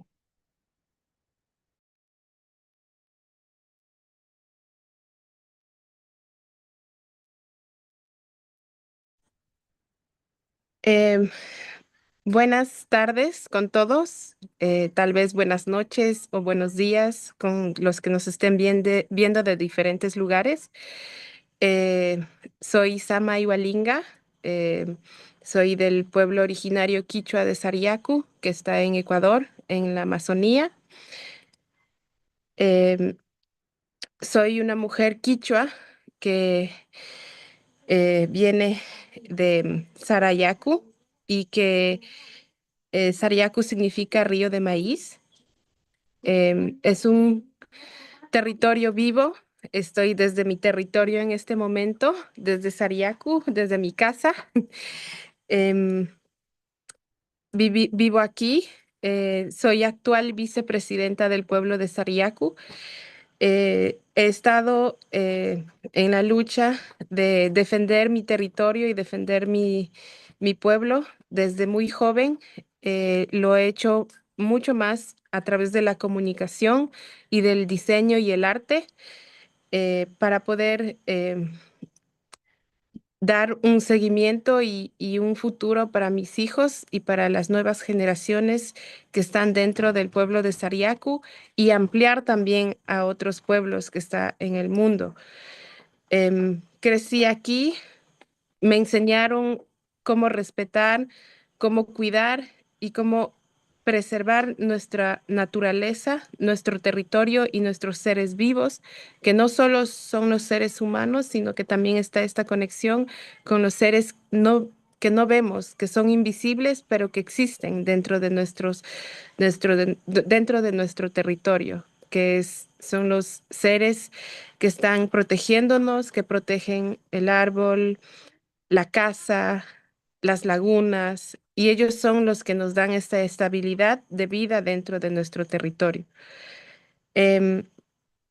No solo estamos en defensa de nuestro territorio, sino también hemos estado dando propuestas para poder realmente parar el gran cambio climático que está pasando dentro del planeta y hemos dado una declaratoria que es el Causaxacha, la selva viviente, o Living Forest, que lo decimos también en inglés, que es de respetar la vida en armonía que ha venido viviendo los pueblos durante muchas generaciones y que han sido una transmisión de nuestros ancestros y que esto lo hemos intentado jurídicamente en los derechos de que nuestro territorio sea declarado Causaxacha, selva viviente. Hemos estado luchando con estas propuestas para poder realmente defender nuestro territorio y la vida que está dentro del territorio de Sariaco. Es un pueblo que también ha estado en resistencia, que ha logrado expulsar una empresa petrolera que estuvo dentro de nuestro territorio. Era muy pequeña, yo tendría unos 10, 11 años que lo presencié, vimos, y nuestros padres lucharon para que puedan, que el pueblo de Sariacu no sea explotado, porque hemos visto y las desgracias que dejan estas explotaciones a los recursos no renovables. Entonces, y eso también desde pequeña, viendo todo esto, he seguido este legado de no dejar que alguien dañe el territorio y que no dañen los territorios de nadie, que puedan vivir todavía en sus tierras sanas, con la agricultura, con la pesca, con la cacería, que la población pueda estar tranquila, que los niños puedan bañarse en ríos limpios, en ríos sanos, que no tengan que sufrir por las consecuencias que nosotros, los adultos o los mayores, hemos dejado a nuestros hijos. Entonces es una lucha que hemos venido desde muchas generaciones y que seguimos transmitiendo también a nuestros hijos. También hemos dado propuestas diferentes donde los territorios, los pueblos, tenemos todo el conocimiento y la sabiduría de cómo tenemos que gestionar y administrar nuestros territorios. Es muy importante que en estos grandes conversatorios globales den realmente la palabra a los pueblos que están defendiendo su tierra y que podrían realmente dar soluciones al verdadero cambio climático. Entonces, dar realmente como la batuta a los pueblos para que se pueda realmente orientar a hacer el cambio para poder preservar y poder realmente contribuir a parar el cambio climático. También hemos estado creando propuestas donde los pueblos reciban también fondos para poder protegerse, para poder proteger al planeta. Es una de las luchas que hemos venido y como pueblo hemos estado dando alternativas para realmente hacer un cambio. Porque si no lo empezamos desde este momento, un día acabará todos estos recursos, los recursos no renovables acabarán y será ahí que vamos a intentar cambiar el momento. Entonces, yo realmente quiero compartir con todos esta sabiduría, este conocimiento para que las personas que están fuera y que se han desconectado de su naturaleza, de su tierra, puedan reconectarse y comenzar a ver cómo podemos dar una verdadera solución. Y esta verdadera solución es poder confiar en los pueblos, confiar en nosotros y poder realmente aportar. Entonces, yo siempre he hecho la pregunta también, ¿qué tan dispuestos están también ustedes a poder hacer un cambio dentro de sus vidas para poder realmente aportar al cambio climático? Que es dejar este sistema consumista que está destruyendo la naturaleza, porque Sariaku no vemos a la naturaleza o a la tierra como una forma de destruir, sino lo vemos una forma de vida que coexistimos en conjunto y que no necesitamos más de lo que ya tenemos para poder vivir tranquilos dentro de nuestros territorios. Ese es como un mensaje que también quisiéramos dar desde los territorios para poder tomar conciencia y realmente hacer un cambio para todo este sistema que sigue destruyendo a los pueblos, al territorio y a la tierra. Muchas gracias.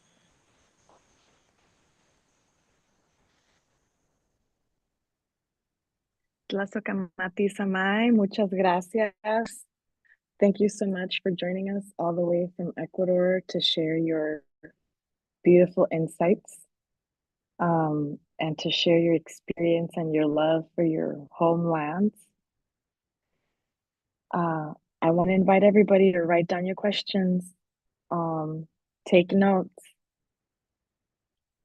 And I want to introduce our last and final speaker for this panel. Her name is Chije Bastida. She comes from the Otomi Toltec Nation. She is the co-founder and executive director of the Re-Earth Initiative that is based in Mexico and the United States. Over to you, Chije. Thank you for being with us today.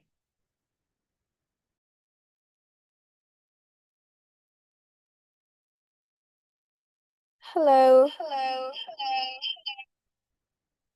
So I'm having lots of audio issues and tech issues, so apologies for that.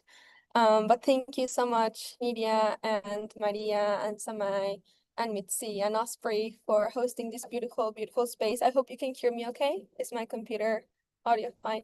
Yes, yes. Yes. Okay, amazing. Well, what I'm going to talk about is the resources and the financing that has to come into the climate movement and also the youth movement.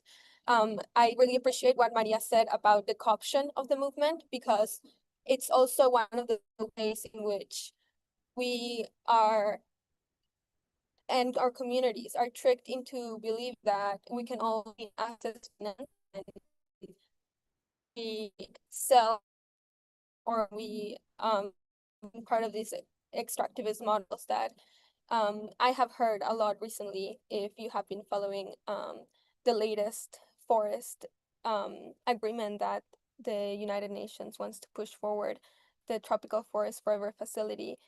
They want to now, the investors, they want to become rich from the protection of nature.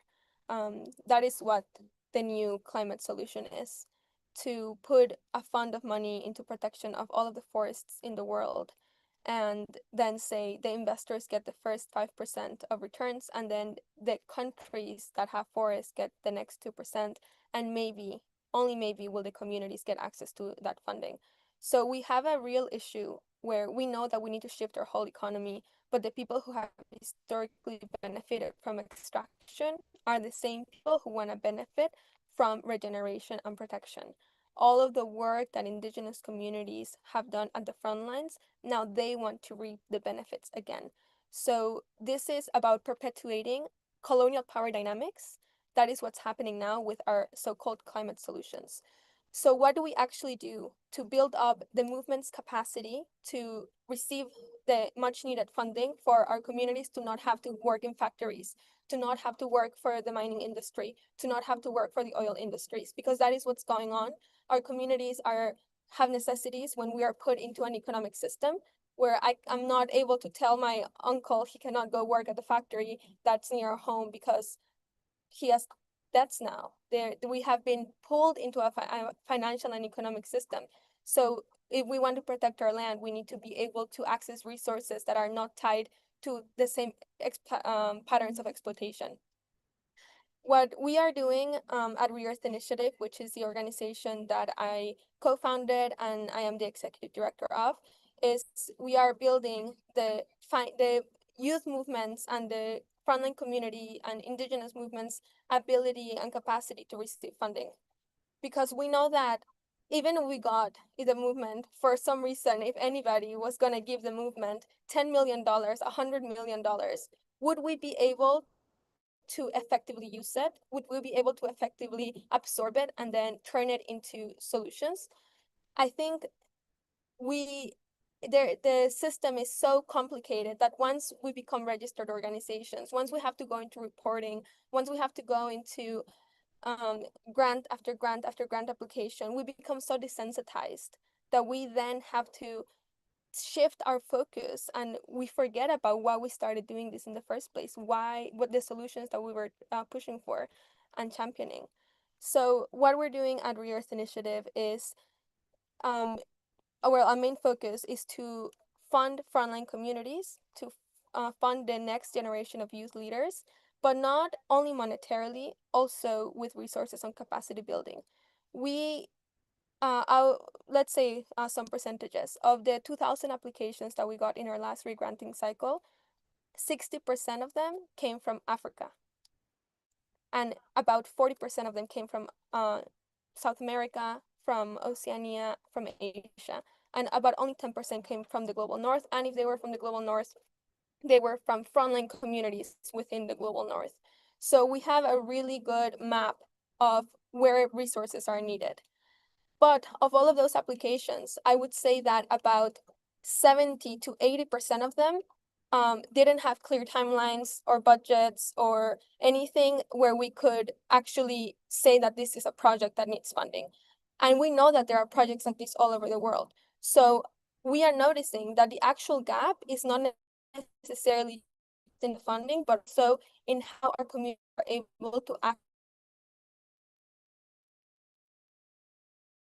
project when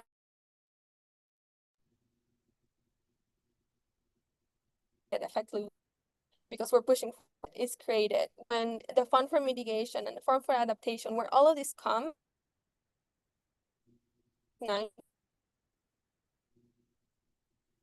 we are banking on the fact that we are just going to have to teach each other, teach our communities, especially youth who now have access to different languages. You know, my grandma couldn't even read or write, and now I have the privilege of being able to speak English and tell our stories. So we have to be conscious of that as the new generation of youth who is connected across the world, to be able to learn these systems, to dismantle them, to bring the resources to our communities. And that is what we're focusing on now. Not only asking the questions of the things that we're demanding, but building up the tools to actually transform the world, the tools to be able to measure the impact that Indigenous communities have had. And that at the end of the day, it is not about how the Global North and all of these finance mechanisms come to our territories. It's actually about how they ask for forgiveness for the harm that they have caused. And maybe then we can co-create something together. Maybe. I was just at a dinner in London Climate Week where a lot of very important and fancy people were talking about nature financing and nature financing mechanisms. There were over 100 guests and only 2 Indigenous representatives. And I told them, you first need to ask for forgiveness before you think you can come into our communities and impose a solution that is only going to make you richer. What are we redefining as wealth? how are we going to make sure that the wealth is in life, in our living, thriving forests and oceans, and most importantly, in the wisdom of past generations and the stability of our descendants. That is where we're heading. And I think we all know that the next 25 years, the next generation is going to be the critical timeline for the path that we choose. So the challenge for youth is to stay grounded, as Maria put it, and to not be co-opted, to have communities that can call us in. But the challenge for the world is to ask and question the systems that have made it so that the global north has become so rich from our lands, and that doesn't happen with the solutions. Thank you. Thank you so much, Shiye, for being with us and sharing all that important insight. Very, very, very valuable, very insightful, very potent. Now I wanted to move us on to our Q&A. Unless we have any other speaker here who's showed up. No, I don't think so. All right, well, my first question is for you, Maria. You talked about how youth climate movements are being co-opted, and I wanted to ask you, what are some things we can do to prevent other youth from being co-opted? I think creating community is a first step. As I was sharing, after I was replicating harmful narratives, I had a community at home that called me out and then called me in. And a lot of youth that do not come from grassroots communities don't have that. So we need to create that. We need to create communities within the spaces where these youth are. And then we need political education. We need to, as she was saying, like, we're coming to a point where we have to teach each other how the system works and then how to, break the system down. So I think we also need that. Like, we need to educate each other. We need to educate the youth on going beyond the emissions. Like, what are the root causes of the climate crisis? And like, how can we generally target like the root causes of extractivism? And I think we also need to question representation.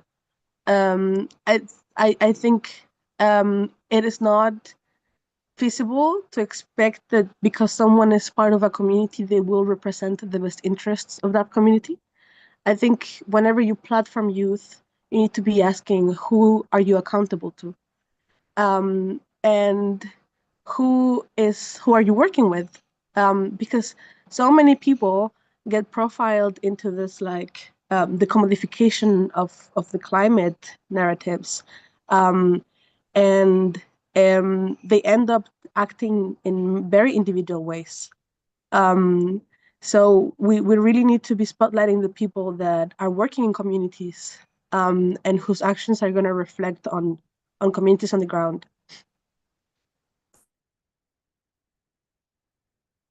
Wow, thank you so much, Maria. And I think that's one of the beautiful things when I think about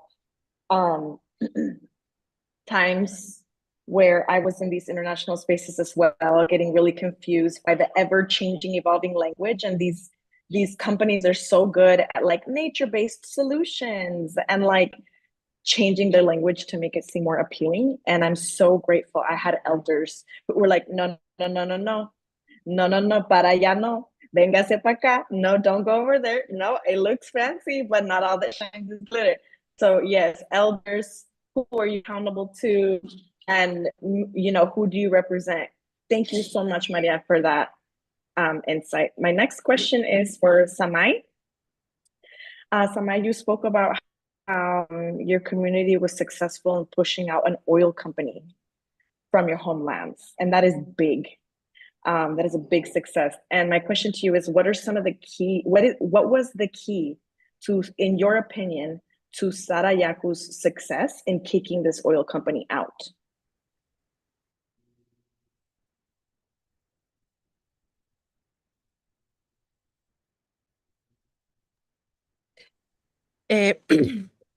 Bueno, lo primordial fue la lucha de las mujeres porque tenían esta relación con la tierra que, que no podían zafarse. En el momento que explicaron que iban a destruir una parte y que iban a sacar, era como sacarle a sus hijos de ellos también. Es como, esa fue una de las primeras reacciones. Como dije, yo estaba bastante pequeña, entonces yo me acuerdo de lo que, cómo Sariaku tuvo que luchar y unirse. Fue una lucha conjunta donde hubo toda una planificación donde las escuelas, los colegios y toda la actividad del día a día del pueblo de Sariaku se paralizó durante 6 meses para poder expulsar a esta empresa petrolera donde hubo frentes pacíficos, donde había grupos de pobladores de Sariaku que entre mujeres, niños, adultos, ancianos, estuvieron en las fronteras de Sariaku para poder defender el territorio. Y en una forma pacífica, donde no hubo violencia, donde sí recibimos violencia del gobierno, del Estado con los militares, pero Sariaku resistió de una forma mucho más pacífica. Y gracias a eso también fue que pudimos llegar a la Corte Interamericana de Derechos Humanos y ganar el caso Sariaku y tener realmente este derecho a poder ser consultados como pueblos originarios. No, que todavía no es realmente cumplido en el Ecuador, porque todavía no hay este, em,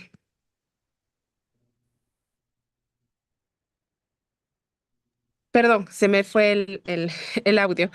Em, bueno, entonces eso ha sido eso ha sido lo fuerte, de que el pueblo de Sariaku se unió, que las mujeres dieron todo para poder decir no a a la empresa petrolera, de que no vimos el recurso importante que sea la monetización, sino que realmente era el territorio, la vida que tenemos dentro del pueblo de Sariaku. Entonces, eso fue una lucha constante que después de 10 años lograron ganar el caso Sariaku y que con eso ha habido varios ítems que sí se cumplieron, pero que todavía hay algunos que también no se cumplen y que todavía seguimos siendo atropellados por los derechos que el Estado no ha cumplido, el retiro de la pentolita, la consulta previa a la no repetición, entonces seguimos en esta lucha y estamos defendiendo todavía el pueblo de Sariaku con la misma convicción y con el mismo respeto que nuestros abuelos y nuestros padres nos dieron.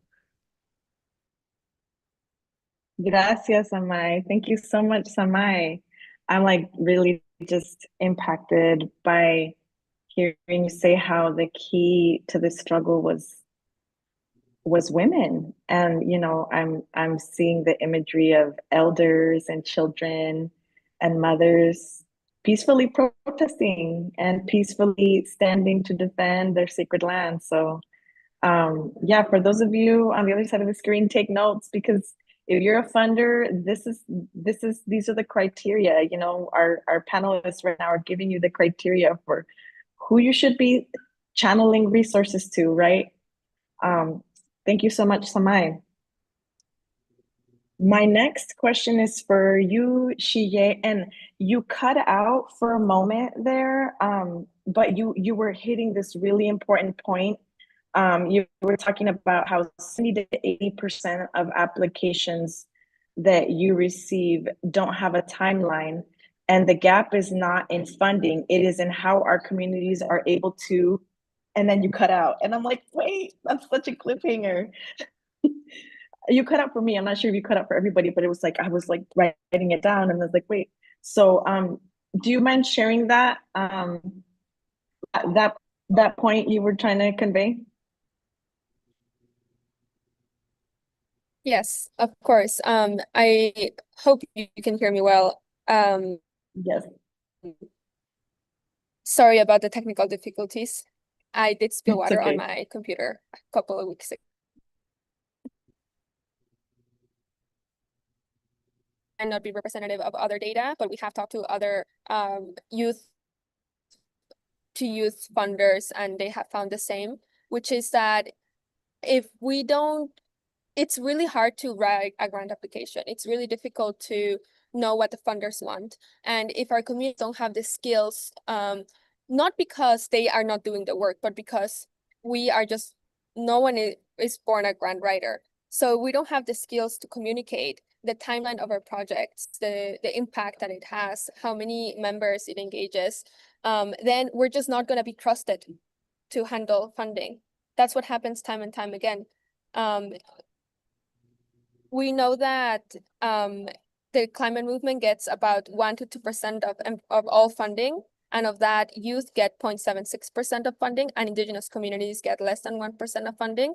So it is systemic that we are just not trusted with the resources that we need to have long-term goals and to not have to leave our communities or sell our land to illegal miners, and so many other things that happen because there is no resources coming in. So that is the gap we're trying to fill, and we have learned a lot working with youth from over 100 countries to see how we can help them in their capacity building. Thank you, Shige. And my actual question to you was, in your wild, you talked about, you talked about how, and I can personally relate to this, my grandpa was a miner, and a lot of my family in Mexico, they get these international agricultural companies that come and buy it out and, misinform them about pesticides and everything. But, and you said, I can't tell my family to not work for these extractive companies. And so, like, in your wildest dreams,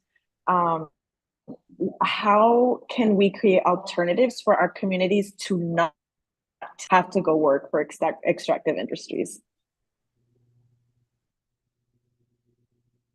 I think that's a really, really important question. And we need to also remember that for a lot of communities, for example, I spent about 10 days in Yukon, Alaska, where the principal mode of employment is oil extraction.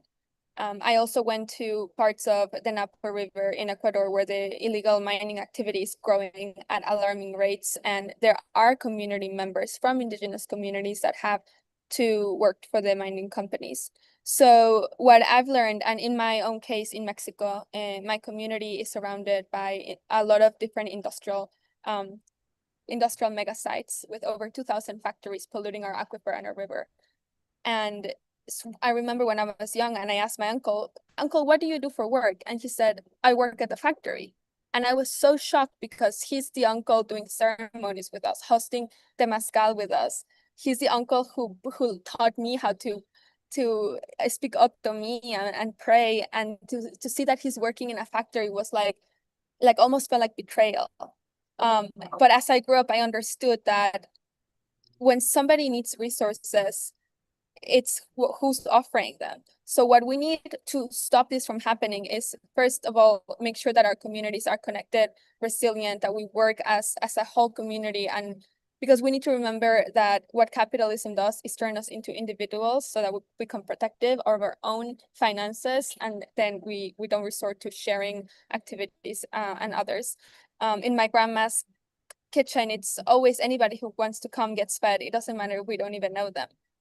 But do these traditions die as the elders pass away? They shouldn't. That's why we need to learn them.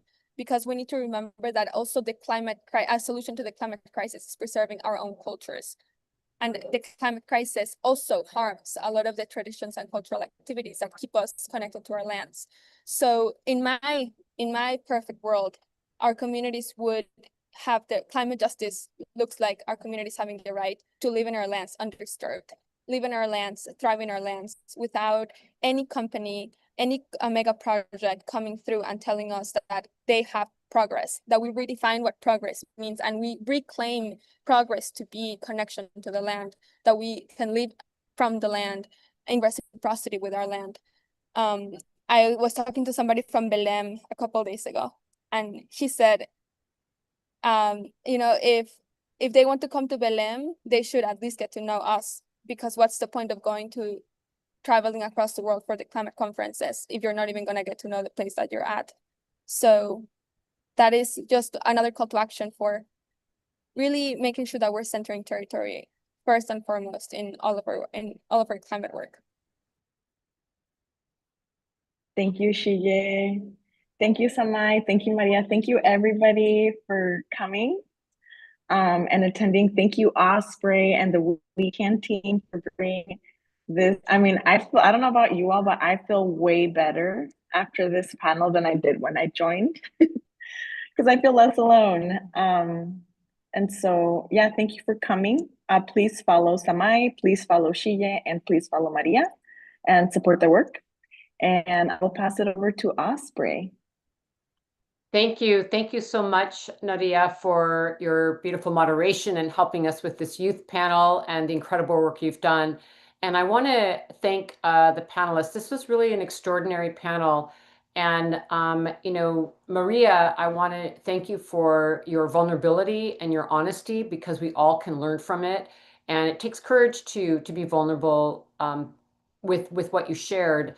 And I think we can all relate to that situation. And, you know, I want to say, one, I think also as elders, we need to support the youth so that they have the support they're requesting to not get co-opted. I think it's also our responsibility to ensure that, and to meet the demand that was made today, to ensure that we support youth education so that they have what they need to be equipped to do this work in a very complex political landscape. That's also our role to step into that. So thank you for that. And also just to say, it's not the youth. A lot of us who've jumped into the climate movement have to navigate these complexities and have made similar errors. So also to say, you're certainly not alone. And also to you, Sam, I really congratulate you as a young woman who's become a vice president of a nation. And I really wanted to lift up your leadership. I knew you many years ago and have watched you evolve through your work in communications for your community, and I really respect you as a leader, and thank you for leading your nation. And many times when we think about Indigenous communities, people forget to recognize that these are individual nations and entire peoples and a way of life. And thank you for sharing with us the Living Forest Declaration and your dedication and the incredible strength that the Sariaco community has. I've been so honored to work with all of you for many years. So thank you for your work. And then lastly, and of course, we're addressing those speakers who are live. I know there's a few that were not able to join, and Mitzi came through her wonderful presentation through her recorded message. But I wanted to also thank you, Jie, for your leadership. Also have watched you over the years, and the critical analysis that you're bringing to the conversation, and also that you had mentioned the really very scary proposal that is coming out of the UN and different bodies around the forest proposal and initiative that will be presented at Brazil. And again, as you said, it's the same old market mechanism wrapped up in new language. And a lot of governments and financial institutions have a real knack for doing that. New pledges, new programs, and basically not transforming the structure and systems that are perpetuating further harm, colonization, market-based mechanisms, patriarchy, furthering capitalism, and these practices. And I really applaud how much you have really done so well in articulating so many of these causes and pointing out how we need to navigate so many contradictions in the system, and that you have been in many spaces speaking truth to power and been bold and spoken directly to their faces. And I really respect and honor you for doing that, and will continue to stand with you in that endeavor. So to me, it is just always such a joy to invite youth into our spaces, to see our future, to see your leadership, and how much we also need to really listen to our youth to guide us, because we can never forget that the youth are going to be living from the decisions we make from today, and the generational power that they have and knowledge from their lived experience, their bodies telling them that their lives are on the line. We can never forget the urgency and the requests that they're making. So I applaud you all, and I thank you for joining us today. And I look forward to continuing to work with you. Thank you so much. And again, Naria, thank you. Really appreciate your work here to help us with this session. And with that, we're going to move to our next and final panel of the day. This one is called Regenerative and Just Energy for All. And I'm just thrilled to have this incredible group of leaders from many different parts of the world to talk to us about regenerative and just energy for all. The fossil fuels account for the majority of greenhouse gas emissions contributing to climate change. So the world needs right now to transition to 100% renewable, regenerative energy immediately.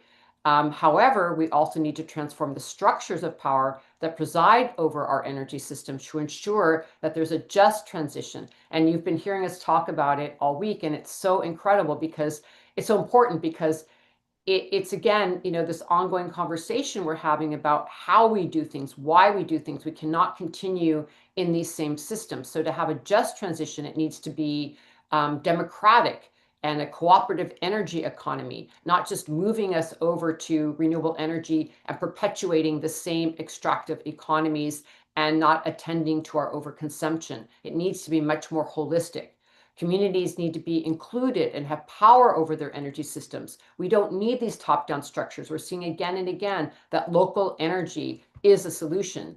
And as the global community navigates an energy transition, it's essential that solutions do not reproduce, we've been talking about the same injustices of the fossil fuel economy, which prioritizes economic growth over human and environmental health. We're done with that model. We don't want to see that anymore.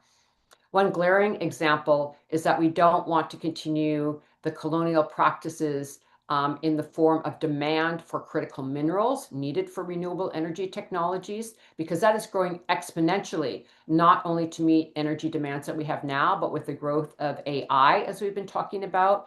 We can't just assume that we're going to be able to extract critical minerals for this transition, or we will destroy further lands, have more Indigenous and human rights violations and violence. So yes, we need to have this renewable energy technology. They do use critical minerals, but how do we go about supplying those minerals is a giant question. How much is needed? How much is fair and just? So to avoid this injustice and harm means incorporating a much deeper analysis of not only a discussion of energy, but of extraction over consumption, particularly by wealthy countries. This has to be part of the scenario. And in light of the need for a robust analysis, I'm really excited to announce today that WeCan is releasing our new report, and it's called How Local Community Power is Central to a Just Renewable Energy Transition. And we'll put that link into the chat. This is a report that provides a climate justice framework for a just transition and empowers us, the people in our communities, to localize power. And I hope you will enjoy the report. We'd love to hear your feedback on it. We've released it out into the world, and we're really excited for people to read it and implement it. And with that, I very much look forward to this important discussion about the just energy transition. And I'm really honored to introduce these esteemed speakers so that we can learn more about this. First, we're going to be hearing from Karabo Loko Ghanayana, who is the Renewable Energy Campaigner from Power Shift Africa from South Africa. Then we'll be hearing from Wahela Johns, who is Dene. I haven't seen her in a long time, an old colleague and friend, and former director of USDOE Office of Indian Energy Policy and Programs. And she is the co-founder of Native Renewables from Turtle Island, USA. And another dear friend and colleague will be next, Natalie Isaacs, who is the founder of 1 Million Women from Australia. And then finally, we'll be hearing from Benedicte Larissa, who is partner at Energy C1 from the Ivory Coast. So this is a really special group of leaders that will guide us in this conversation. And with that, I'm really honored to give the floor to Karabo. You have the floor, and thank you for being with us. Thank you so much for having me. Am I audible? Just to confirm. All is good. We see you and hear you well. Thank you. Amazing. Greetings to everyone. It's really an honor to speak on this panel, alongside my fellow panelists. I'm really going to be quite direct in terms of my intervention. I'm going to start off by making two things clear about this specific topic. The first thing I think that consistently needs to be repeated is that a clean energy transition that leaves people behind is not just at all. And the second thing is that a transition that deepens inequality, ignores local knowledge, or reproduces colonial, extractive, and patriarchal patterns is not regenerative at all. So when we say we want regenerative and just energy for all, we're not just talking about switching to solar or wind or adopting renewable technology. We really are talking about shifting power. And I think if we miss the essence of having conversations on the power dynamics, we're really going to get this wrong. So in every sense of the word, in terms of power, it's about who benefits, who decides, who's left behind, the control dynamics, who these systems actually serve. And those are important questions that we really need to answer. Otherwise, we may repeat a lot of the patterns that we do not want to see happening again. So I'm based in South Africa, but I work across the continent where a lot of the energy conversations are often framed around poverty or lack. Much so because many of the energy transition decisions affecting us are made elsewhere. So in boardrooms, policy circles, and investment forums where local voices are absent or ignored. This disconnect we've seen lead to solutions that don't reflect the realities on the African continent. And too often it locks communities out of shaping the very systems that are meant to actually serve them. So the very energy systems that are meant to go into communities are not really shaped by the communities. And often there's a mismatch in terms of whether it's energy access, energy sovereignty, or even energy economic development. We are seeing a big mismatch. But luckily, that's not, Africa's full story, and I wouldn't want to just hinge on the negative sides of it. The beauty about what we're seeing on the continent is that in countries like Kenya, Nigeria, and South Africa, communities are building decentralized solar microgrids. We're seeing training of women in renewable energy installation and organizing that is happening at community level to stop harmful fossil development. And that's a big narrative that's being pushed. And that's exactly why our organization actually launched a campaign called WhatsApp Africa. And not as a campaign to tell the world of what's wrong, basically, but to show what is already being done and to demand the space and support to scale it. So WhatsApp Africa is rooted in the work of real people. So women building solar cooperatives, youth challenging fossil fuel expansion in their communities, energy practitioners developing community-led models that actually work and are defined by the communities themselves. So our role is really to connect those efforts, make them visible, and push for policies and financing that allow them to grow. So without compromise, without greenwashing, and without delay, because there's an urgency when it comes to energy access, specifically on the African continent. And this transition cannot be driven by the same top-down models, as you mentioned, that created the problems that we are seeing on the continent. So regeneration starts with local ownership, local decision-making, and political will that puts people over profit. And the Global Women's Assembly's call to action says it best, and I'll just quote a part in it where it says, "We must move from a paradigm of exploitation to one of restoration." And for me, what that means is that a regenerative energy system is not only about renewables in the context of energy, it's about repair. So repairing our relationship with land, repairing trust between governments and citizens, repairing the deep inequalities that have shaped our economies. It means shifting from global promises to local power, from climate finance in boardrooms to climate justice in villages, from carbon counting to care economies as well, in the context of the energy conversation. And I'll just conclude by saying, if energy access continues to be rolled out in a way that reinforces inequality, whether by gender, class, or geography, we're repeating old mistakes with new technology. I'll end there. Thank you so much. Thank you so much, and really good to hear about your work and analysis from the African continent, and also hearing about how communities are responding and building their own infrastructure. It's really exciting to hear that and how we need to go forward. So thank you so much for your comments. And with that, I'll hand the floor to Wahila. Welcome. Good to see you. Hi, Osprey. Thanks for having me, and greetings, everybody. My name is Wahila Johns. I'm Dene from Northern Arizona in the United States. I just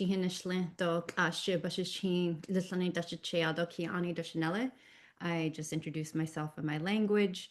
I have been working on energy justice topics for a very long time. I grew up near a coal mine, and that helped to frame a lot of the challenges that we see firsthand when you come from extractive community, and learned a lot about energy systems in general. And yeah, majority of the generation was exporting, water, coal to feed big coal-fired power plants in different regions of the United States Southwest. To generate power not for our communities, but for others like Los Angeles, San Francisco, Las Vegas and Nevada, Arizona. And so this energy system, quickly for me, it seemed inequitable. You go over the hill from the coal mining activity, many people don't have electricity. Many people, we still haul water. So the realities in the community as far as infrastructure lacked. We still have unpaved roads. This is over 50 years of coal mining activity in our communities. And so along with a lot of other young people, started to organize to, one, protect our groundwater, because they were using our groundwater to transport coal in a high desert region. And it was a one-of-kind transportation method of coal through a 300-mile pipeline that started to deplete our aquifer. So in years, I'm trying to do this really fast, but speeding up, we did, this is where I learned a lot about our communities, a lot about our people, a lot about organizing, and there wasn't any kind of roadmap that anyone gave us. We just felt called to do this because we wanted to make sure that we have water for our future generations. But we also started to think about, what do we want? If this is going to potentially shut down a coal mine, several coal plants, start to impact the economy of how coal was, being used as revenue for our tribe. What are we standing for? And I think this is where we talk about just transition. In 2006, we pushed for state laws in California. There's a regulatory agency there that regulates different utilities. And so this is where we went. We went straight to the utilities, and the people that manage the utilities have oversight to say, hey, this is an extractive industry that has been taking so much of our precious resources, but yet we lack many things. But this is what we are hoping to achieve in a partnership. And so we started a just transition proposal. And so that's a little bit of background. That was over 25 years ago. And I think in that time, really trying to understand the needs of our community and people. We still didn't have electricity or running water. We started a company that focused on creating solar and battery storage and make it more accessible to people and communities. So we started a Native-led organization called Native Renewables. If you haven't heard of them, they're amazing.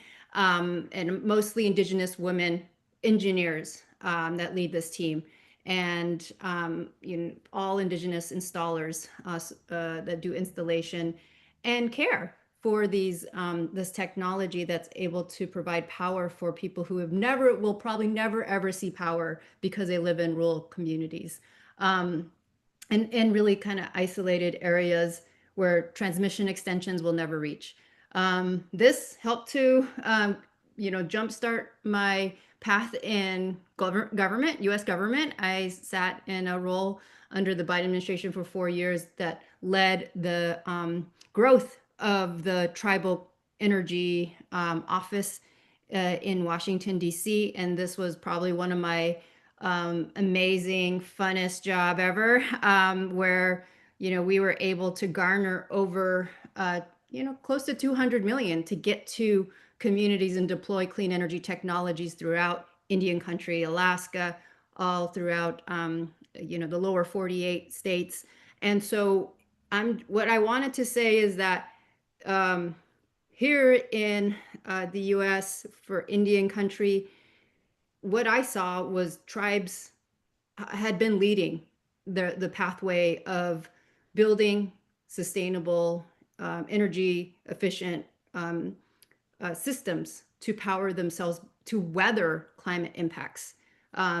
They started a while ago, like 20 years ago. And so this is something that, it's not just trendy in the last few years. This is something that the tribes have been building capacity for a really long time, because out of necessity and to cut costs, but also to own and manage their power. And that there is sovereignty. And that's what a lot of the tribes, are trying to achieve, is that full sovereignty of owning and managing our power. So I'm gonna leave it there. There's so much I could say, but I just want to respect time and hand it back to you, Osprey. Thank you. Thank you so much. And we'll definitely do a round of commenting again, because we'd all love to hear more. And it's just so amazing what you have done, Waheela. And I know you also, as we mentioned in the introduction, have worked in the previous administration. You've done so much for Indian country and the work that you've done over many, many years. And it's also really inspiring to hear about all of the Indigenous women in the native renewables, and just the power of all of the engineers and the local work that's being done with that. It's really, really inspiring. And with that, I would love to bring Natalie Isaacs on the floor. Nat, you have the floor. Thank you. Thank you. Thanks so much, Osprey. And yes, I'm speaking to you I'm about 80 kilometers south of Sydney. It's very early in the morning here.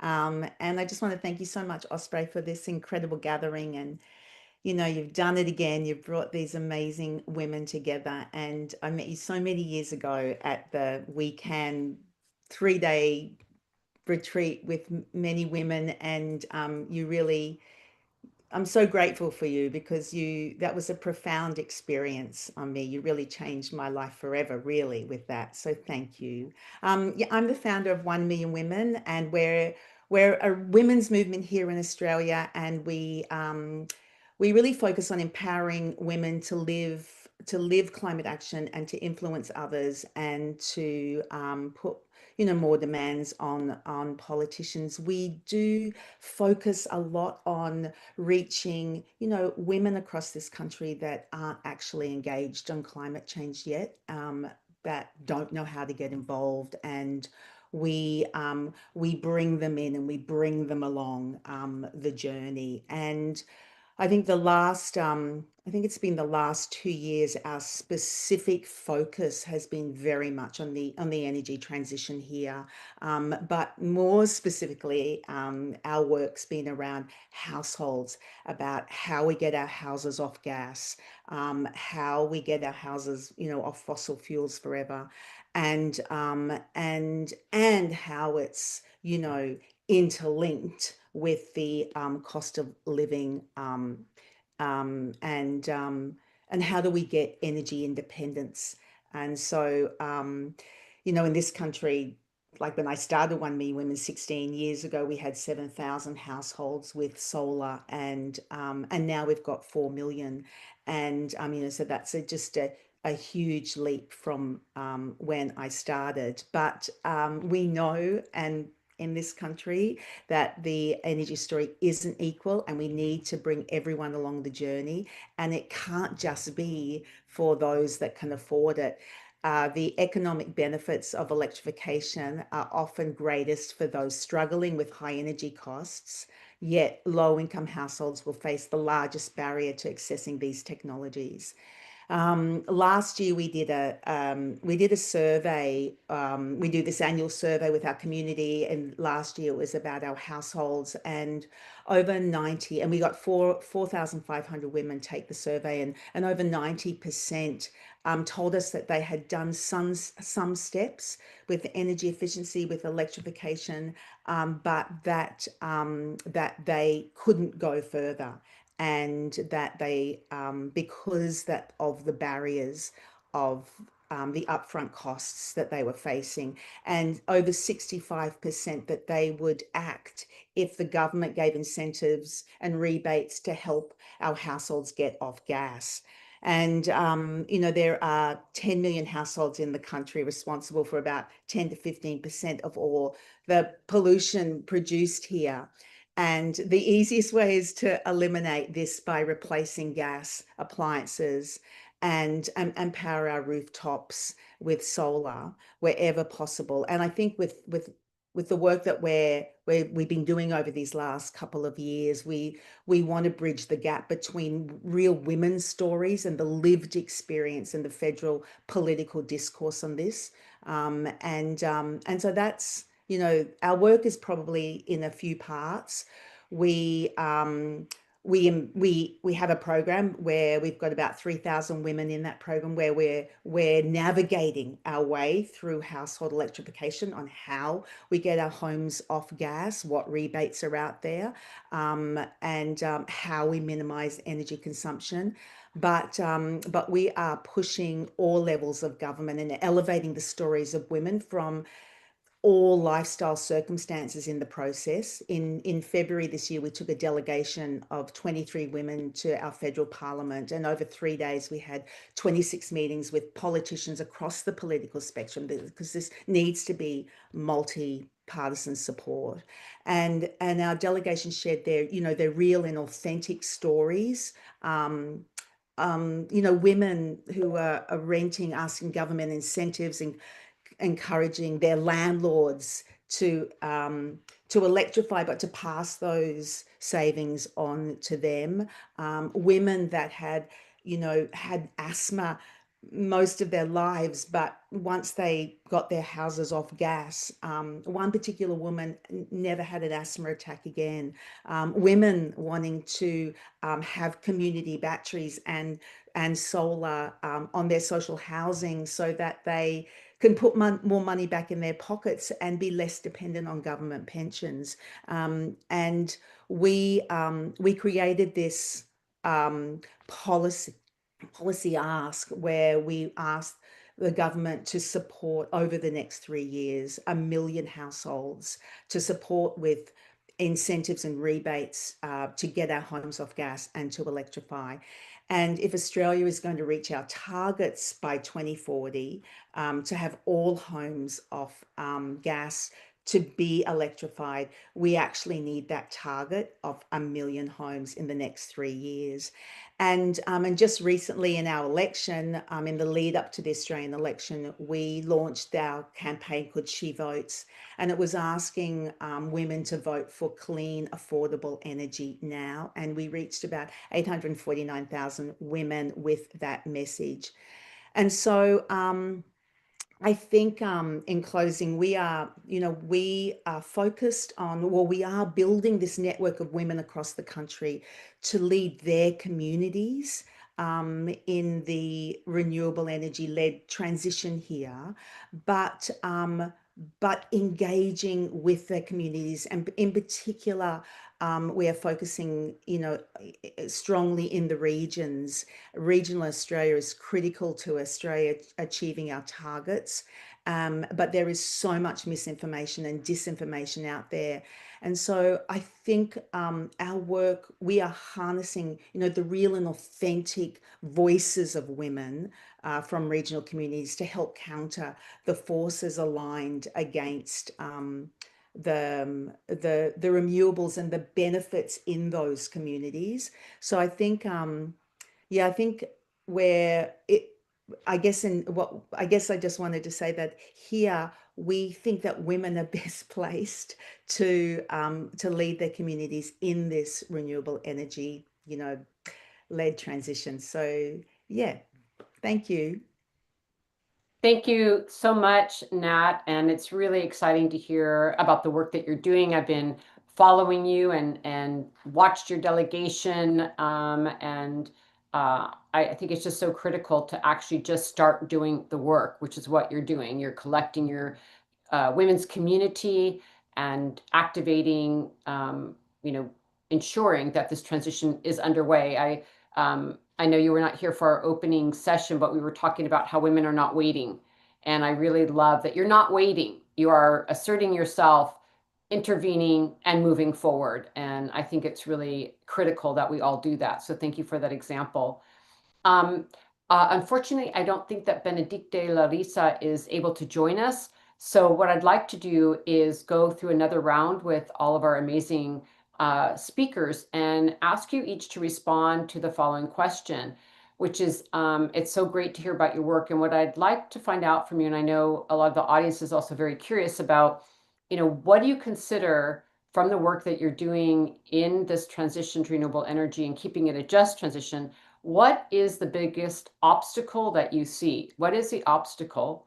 And then what do you think is the best opportunity? So both looking at what is the obstacle to this agenda moving forward, and what is the, an opportunity to break through. So I would love to hear that from all of you. And if we could go back to Karabo, and we'll start with you. Thank you. Thank you so much. I'll start with the opportunity as opposed to the obstacle. I'll come to the obstacle. In terms of the opportunity, and I will speak from an African context, and I think it applies across the board, regardless. I'd say that for us, the opportunity is that, one, obviously, the African continent has some of the best climate when it comes to, accommodating this transition. Solar, wind, we have it all. So we have the resources for it. Even the critical minerals are sitting on the continent.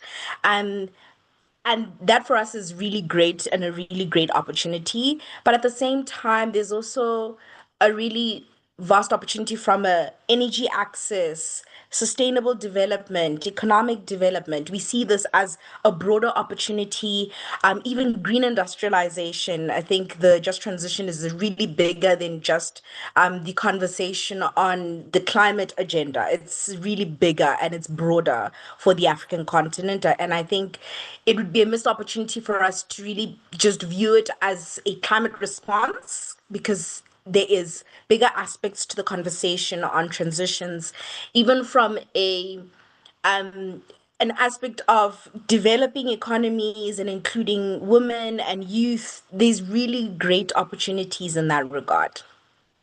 I'd say the biggest obstacle, and I'll mention two, and one is the funding conversation. So for us, one of the biggest things that keeps coming to the table is who's actually going to finance this transition? Where is the money going to be coming from? Because especially with the continent, there's consistent, you need to transition, you need to stop using fossil fuels. Fossil fuels exist on the continent, but who's going to finance this transition? And if we look at things like outcomes of COP29, a lot of the finance conversation is really not leaning in the right direction. So I think that's going to be a big obstacle and something that needs to be really addressed as to where this money is going to come from, where the financing is actually going to come from. And I think obviously there's innovative financing and something we need to get into further. Another obstacle, and I'm going to again speak about it from the African context, is that the narrative around the just transition feels very imposed for the African continent. We need to own our own narrative around this. So a lot of the times, it almost feels like the concept around it is very much imposed. We need to own the conversation. We need to have a narrative on what an African just transition actually looks like. And I think that's going to be extremely crucial. And one of the things that we've seen in terms of countries not jumping on this concept is that it almost feels like the only narrative being pushed sits on the climate agenda and greenhouse gas emissions. And if you look at African countries, we don't contribute to that as much as global north countries. So it's important for us to have this narrative even go as far as energy access, energy sovereignty, sustainable development, livelihoods, economic development. And I think that there'll be greater support for the concept of energy transition. There is opposition for it because it does feel imposed, and I do feel like a sense of ownership of this conversation needs to be had for the conversation on energy transition to be progressive in Africa. Thank you so much.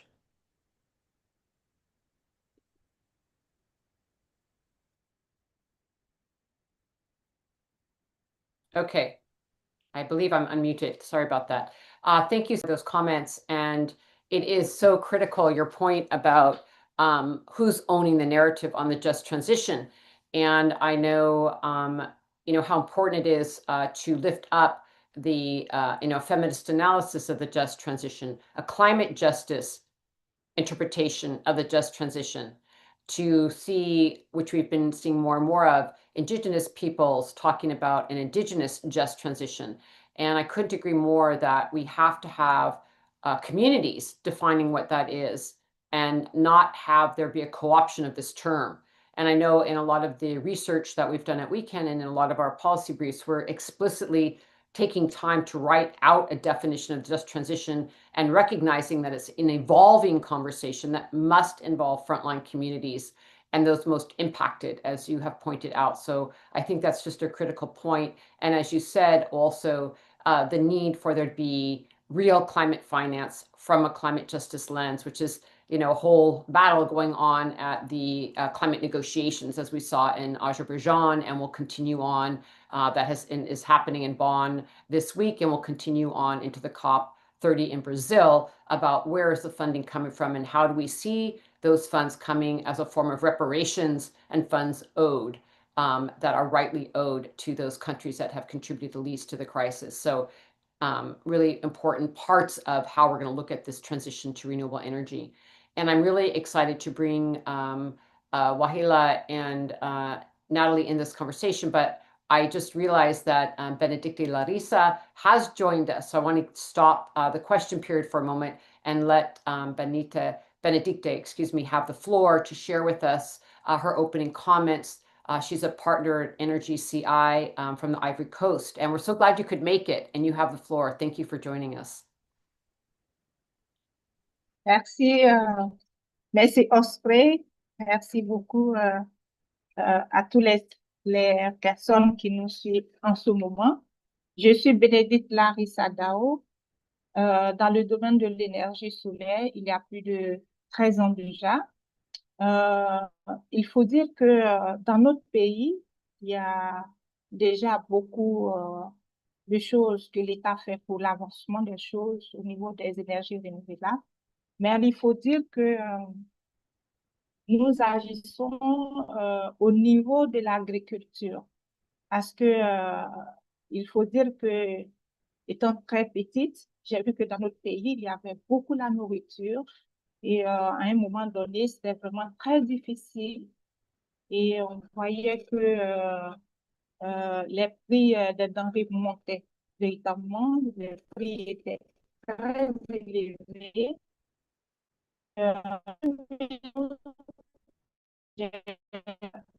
De faire assurance à ce que toute chose passe par la formation. Et j'ai créé un institut de formation, oui, qui s'appelait dans le temps de la formation, qui est devenu aujourd'hui IE3GCI, avec 23 experts dans le domaine. Donc, nous, notre projet au niveau de la Côte d'Ivoire concernant les énergies renouvelables, c'est de vouloir vouloir permettre à l'agriculture de passer à l'énergie solaire. c'est-à-dire permettre aux parents au niveau de l'agriculture de véritablement utiliser les pompes solaires pour pouvoir faire l'agriculture, c'est-à-dire en tout temps, de janvier jusqu'en décembre. Donc, je suis coordonnatrice d'un groupe entreprise qui s'appelle Groupe LEV, qui permet véritablement de faire la promotion des énergies renouvelables, tant au niveau de l'agriculture, au niveau de la construction, parce que nous parlons de construction écologique, et aussi faire beaucoup la sensibilisation. Donc, au jour d'aujourd'hui, nous voulons mettre en place 2 centrales d'achat au niveau de l'Afrique. Il faut dire que l'Afrique est un peu différente des autres continents. Nous, au niveau de l'Afrique, nous produisons moins de gaz à effet de serre, mais nous sommes véritablement le continent qui est le plus touché. Et à ce niveau-là, il y a véritablement une injustice. Et nous, on se dit que les énergies renouvelables sont la bienvenue et mettre en place ce projet-là de 2 centrales solaires pour la distribution des kits solaires à moindre coût et puis avec la qualité qui suit, ça sera très intéressant. Et nous avons mis en place aussi, et nous souhaitons former des jeunes gens, c'est-à-dire environ 1000 personnes pour la gestion de ces centrales solaires.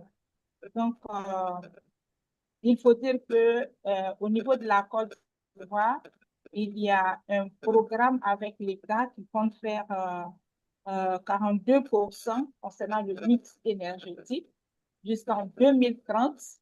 Et nous pensons que l'énergie solaire dans les zones rurales pourra véritablement permettre à la Côte d'Ivoire de véritablement diminuer son empreinte carbone. Donc, voilà ce que nous faisons ici, nous faisons en Côte d'Ivoire. Et il faut dire que même à ce moment précis, je suis en train de faire la formation des jeunes gens à l'intérieur du pays pour qu'ils soient des technico-commerciaux, c'est-à-dire véritablement être des techniciens, et puis pouvoir faire la promotion des énergies renouvelables. L'Afrique ne fabrique pas, l'Afrique importe. Donc, il y a véritablement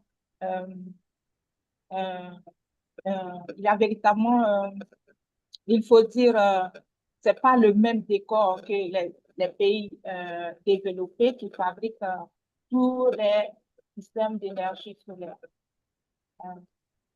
Donc, nous, au niveau de la Côte d'Ivoire, nous avons un réseau de femmes qui s'appelle REFE, qui véritablement regroupe plusieurs femmes leaders et dynamiques dans le domaine. Et voilà pour le moment ce que je voudrais dire.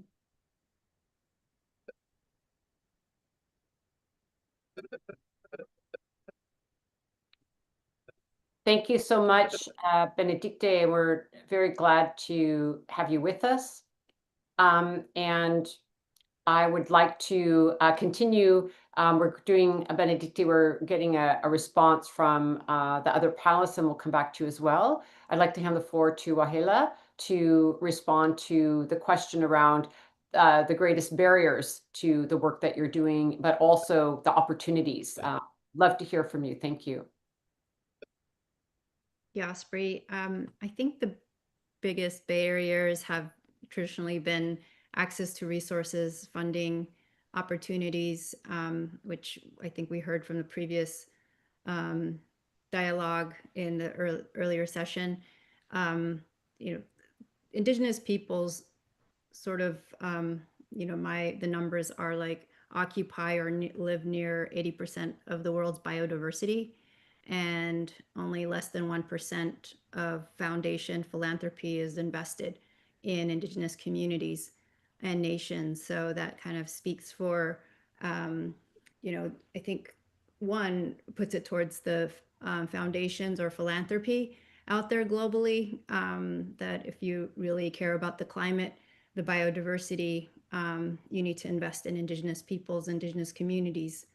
There's also another reason why that's such an important part is that Indigenous peoples' language, culture, philosophy is intertwined with their environment and where they're from the land that they come from, and have been caretaking if they are able to stay on their Indigenous homelands for time immemorial, and have a lot to offer in the way that we manage lands, waters, for sustain healthy climate, world. And I think that there's that connection, and it goes deeper even with our language. The preservation of our Indigenous language is critical. To every 2 weeks, Indigenous language is being lost once every 2 weeks. And we're seeing that here in the United States, where our Indigenous languages and our knowledge is not being as absorbed by our people. And I think that this is a really strong point. So one is the barriers of investment, but also opportunities is investing in Indigenous peoples and trusting. Like, I think that there's sort of a distrust that, oh, they don't have an organization, or they don't have the, like, we can't organize ourselves. And it's just like, come on, people, like, just invest in Indigenous peoples and communities.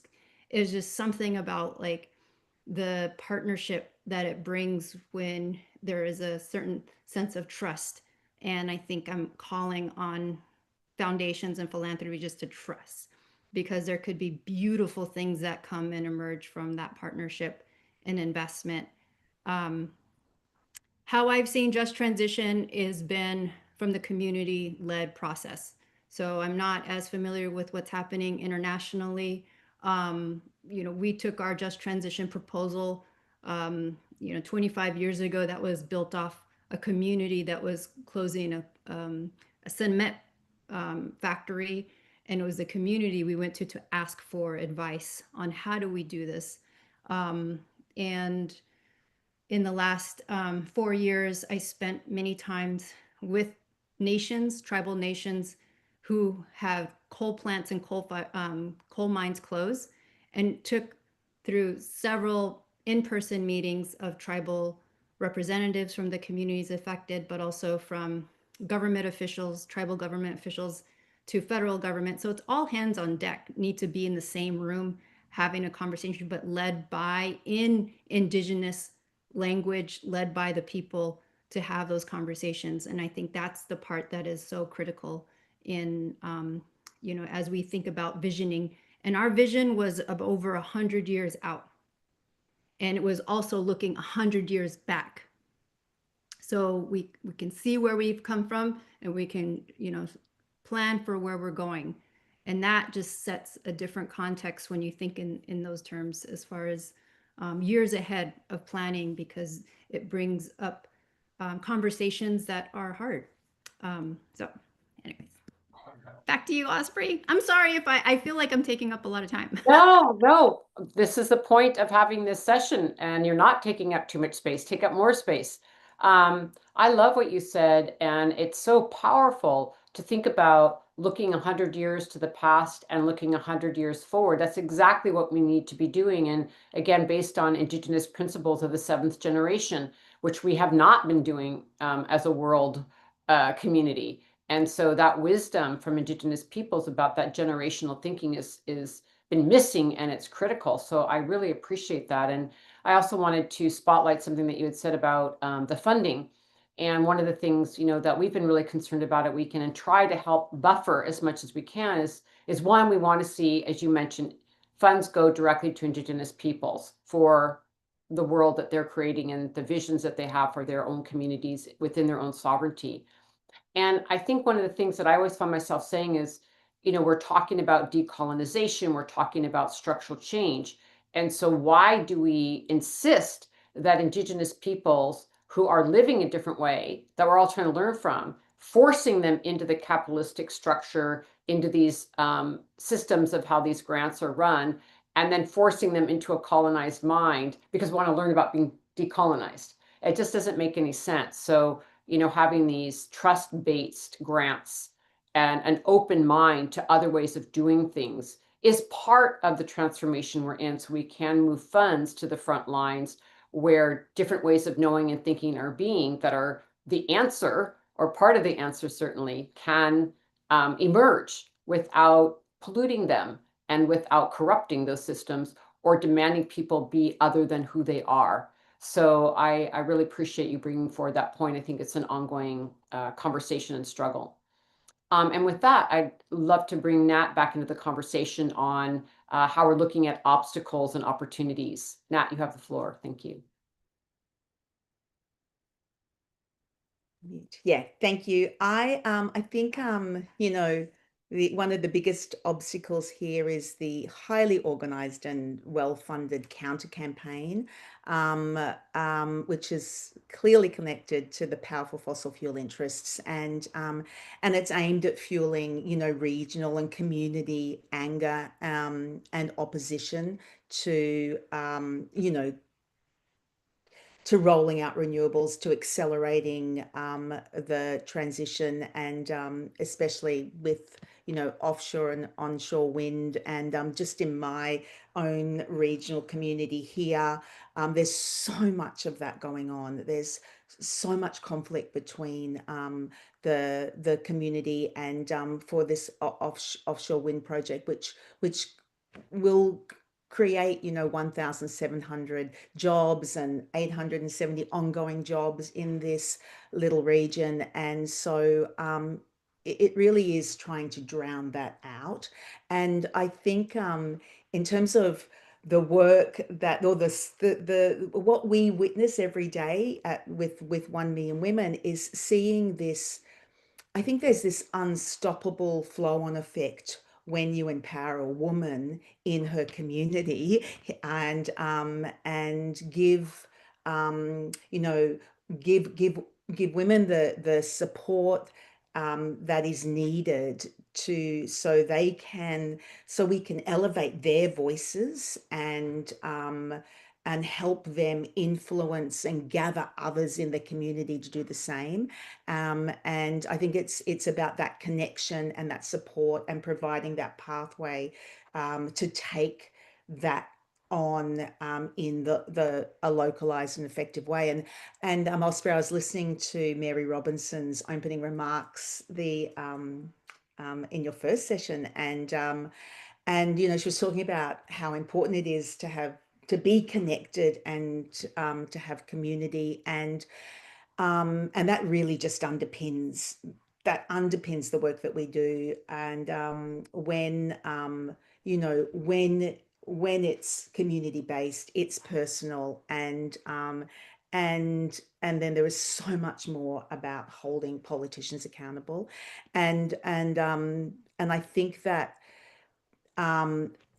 there's this perfect opportunity to leave fossil fuels in the ground, to get our houses off gas here in Australia, and women are the perfect messengers to ensure that that important transition happens. So I think that's the opportunity for us. We are really building this network of regional women who have the confidence to connect with their local communities, advocating for a better, fairer and cleaner future for their communities.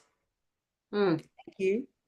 Thank you, Nat. Thank you so much. Very helpful comments and helpful ideas for people to organize for themselves and bring women together in their communities to demand this change. As we know, it's not going to happen without our effort, because the powers that be will love to continue with the fossil fuel economy till they burn the planet. So, just to put it frankly, so it's really important that we continue to push forward this other agenda and organize together for the renewable energy future that we want, that is just and safe for all of our communities. Benedicte, I would love to bring you back into the conversation as well. I had asked everyone and love to ask you as well, you know, in terms of the work that you're doing, the communities you're working with, the renewable sector that you're engaged with, what do you think is, you know, one of the biggest obstacles, but also one of the biggest opportunities that you see right now? So I'll hand the floor to you and give you the final word here on the panel. Thank you.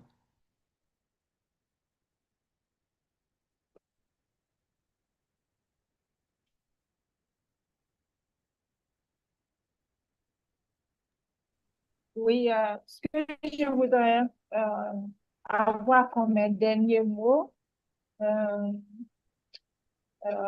c'est un message à notre gouvernement. Il faut dire que les gouvernements se de véritablement mettre l'accent sur les énergies renouvelables. Il y a ce qui est ce qui est écrit, mais au niveau de l'application, il y a véritablement des difficultés. Nous voudrons déjà parler, par exemple, des taxes sur le matériel solaire, tout ce que nous importons, parce que nous sommes en association, nous sommes en fêtière, les entreprises qui sont dans le domaine. Mais il faut dire que l'Afrique ne fabrique pas, mais l'importation, effectivement, c'est un vrai problème. Par exemple, il a été dit que la Côte d'Ivoire allait avoir 18% la TVA supprimée. Mais dans la pratique, c'est quelque chose qui n'est pas encore effectif. Et là, c'est difficile à la population d'avoir le matériel solaire, les systèmes à moindre coût. Et là, nous voulons interpeller le gouvernement de faciliter les choses aux personnes, aux ONG, aux entreprises, à toutes ces organisations-là qui œuvrent dans le domaine des énergies renouvelables. Donc, c'est cet appel-là que je voudrais faire pour que nous, au niveau de Enagri, nous puissions véritablement développer l'agriculture, faire l'irrigation, la maîtrise de l'eau pour que on puisse avoir la nourriture en Afrique, je peux dire à gogo, pour que la population puisse se nourrir. Parce qu'il faut dire que les saisons ont changé et c'est très, très difficile pour la population agricole d'avoir de l'eau au moment opportun pour pratiquer l'agriculture. Et cela se reflète sur les coûts des denrées alimentaires, ce qui est vraiment, vraiment difficile pour la population ivoirienne. En l'occurrence, pour la population africaine, parce que c'est le même schéma. Voilà, c'est cet appel-là que nous devons faire pour que les choses, la transition énergétique, ça, quelque chose qui est réel, mais pas sur les papiers, pas en parole, mais de réel. Merci. Thank you so much, Benedicte. We could not agree with you more. It is time for action. It is time for implementation. It's time to listen to women and all of their diversity and their leadership. This is why we're meeting, because we want action and we want it now. And we have the solutions, we have our plans, and we need to get on with it because we can't afford to wait any longer. So I want to thank the panelists for this really amazing session, really important to get into the actual nitty-gritty of this transition. What are we talking about? Who's doing the work? Who do we need to be listening to? And what kind of analysis do we need to have so that we really see an energy transition that is just and fair and where we center the communities who are impacted the most, while we also get our governments to act. And we're up against big forces. Let's not kid ourselves. We're up against big forces, but we can do it. And with all of your leadership, I have a lot more confidence in the next step. So thank you so much for joining us. And we look forward to working with all of you going forward. Really appreciate you taking time to be with us on this panel. Thank you all. Look forward to continued collaborations. Thank you very much. And with that, I would also now turn to our audience and thank you all for joining us today for the 4th of 6 days of the Global Women's Assembly for Climate Justice, Path to COP30 and beyond. And please be welcome to participate with us over the next 2 days. It's been such an incredible journey.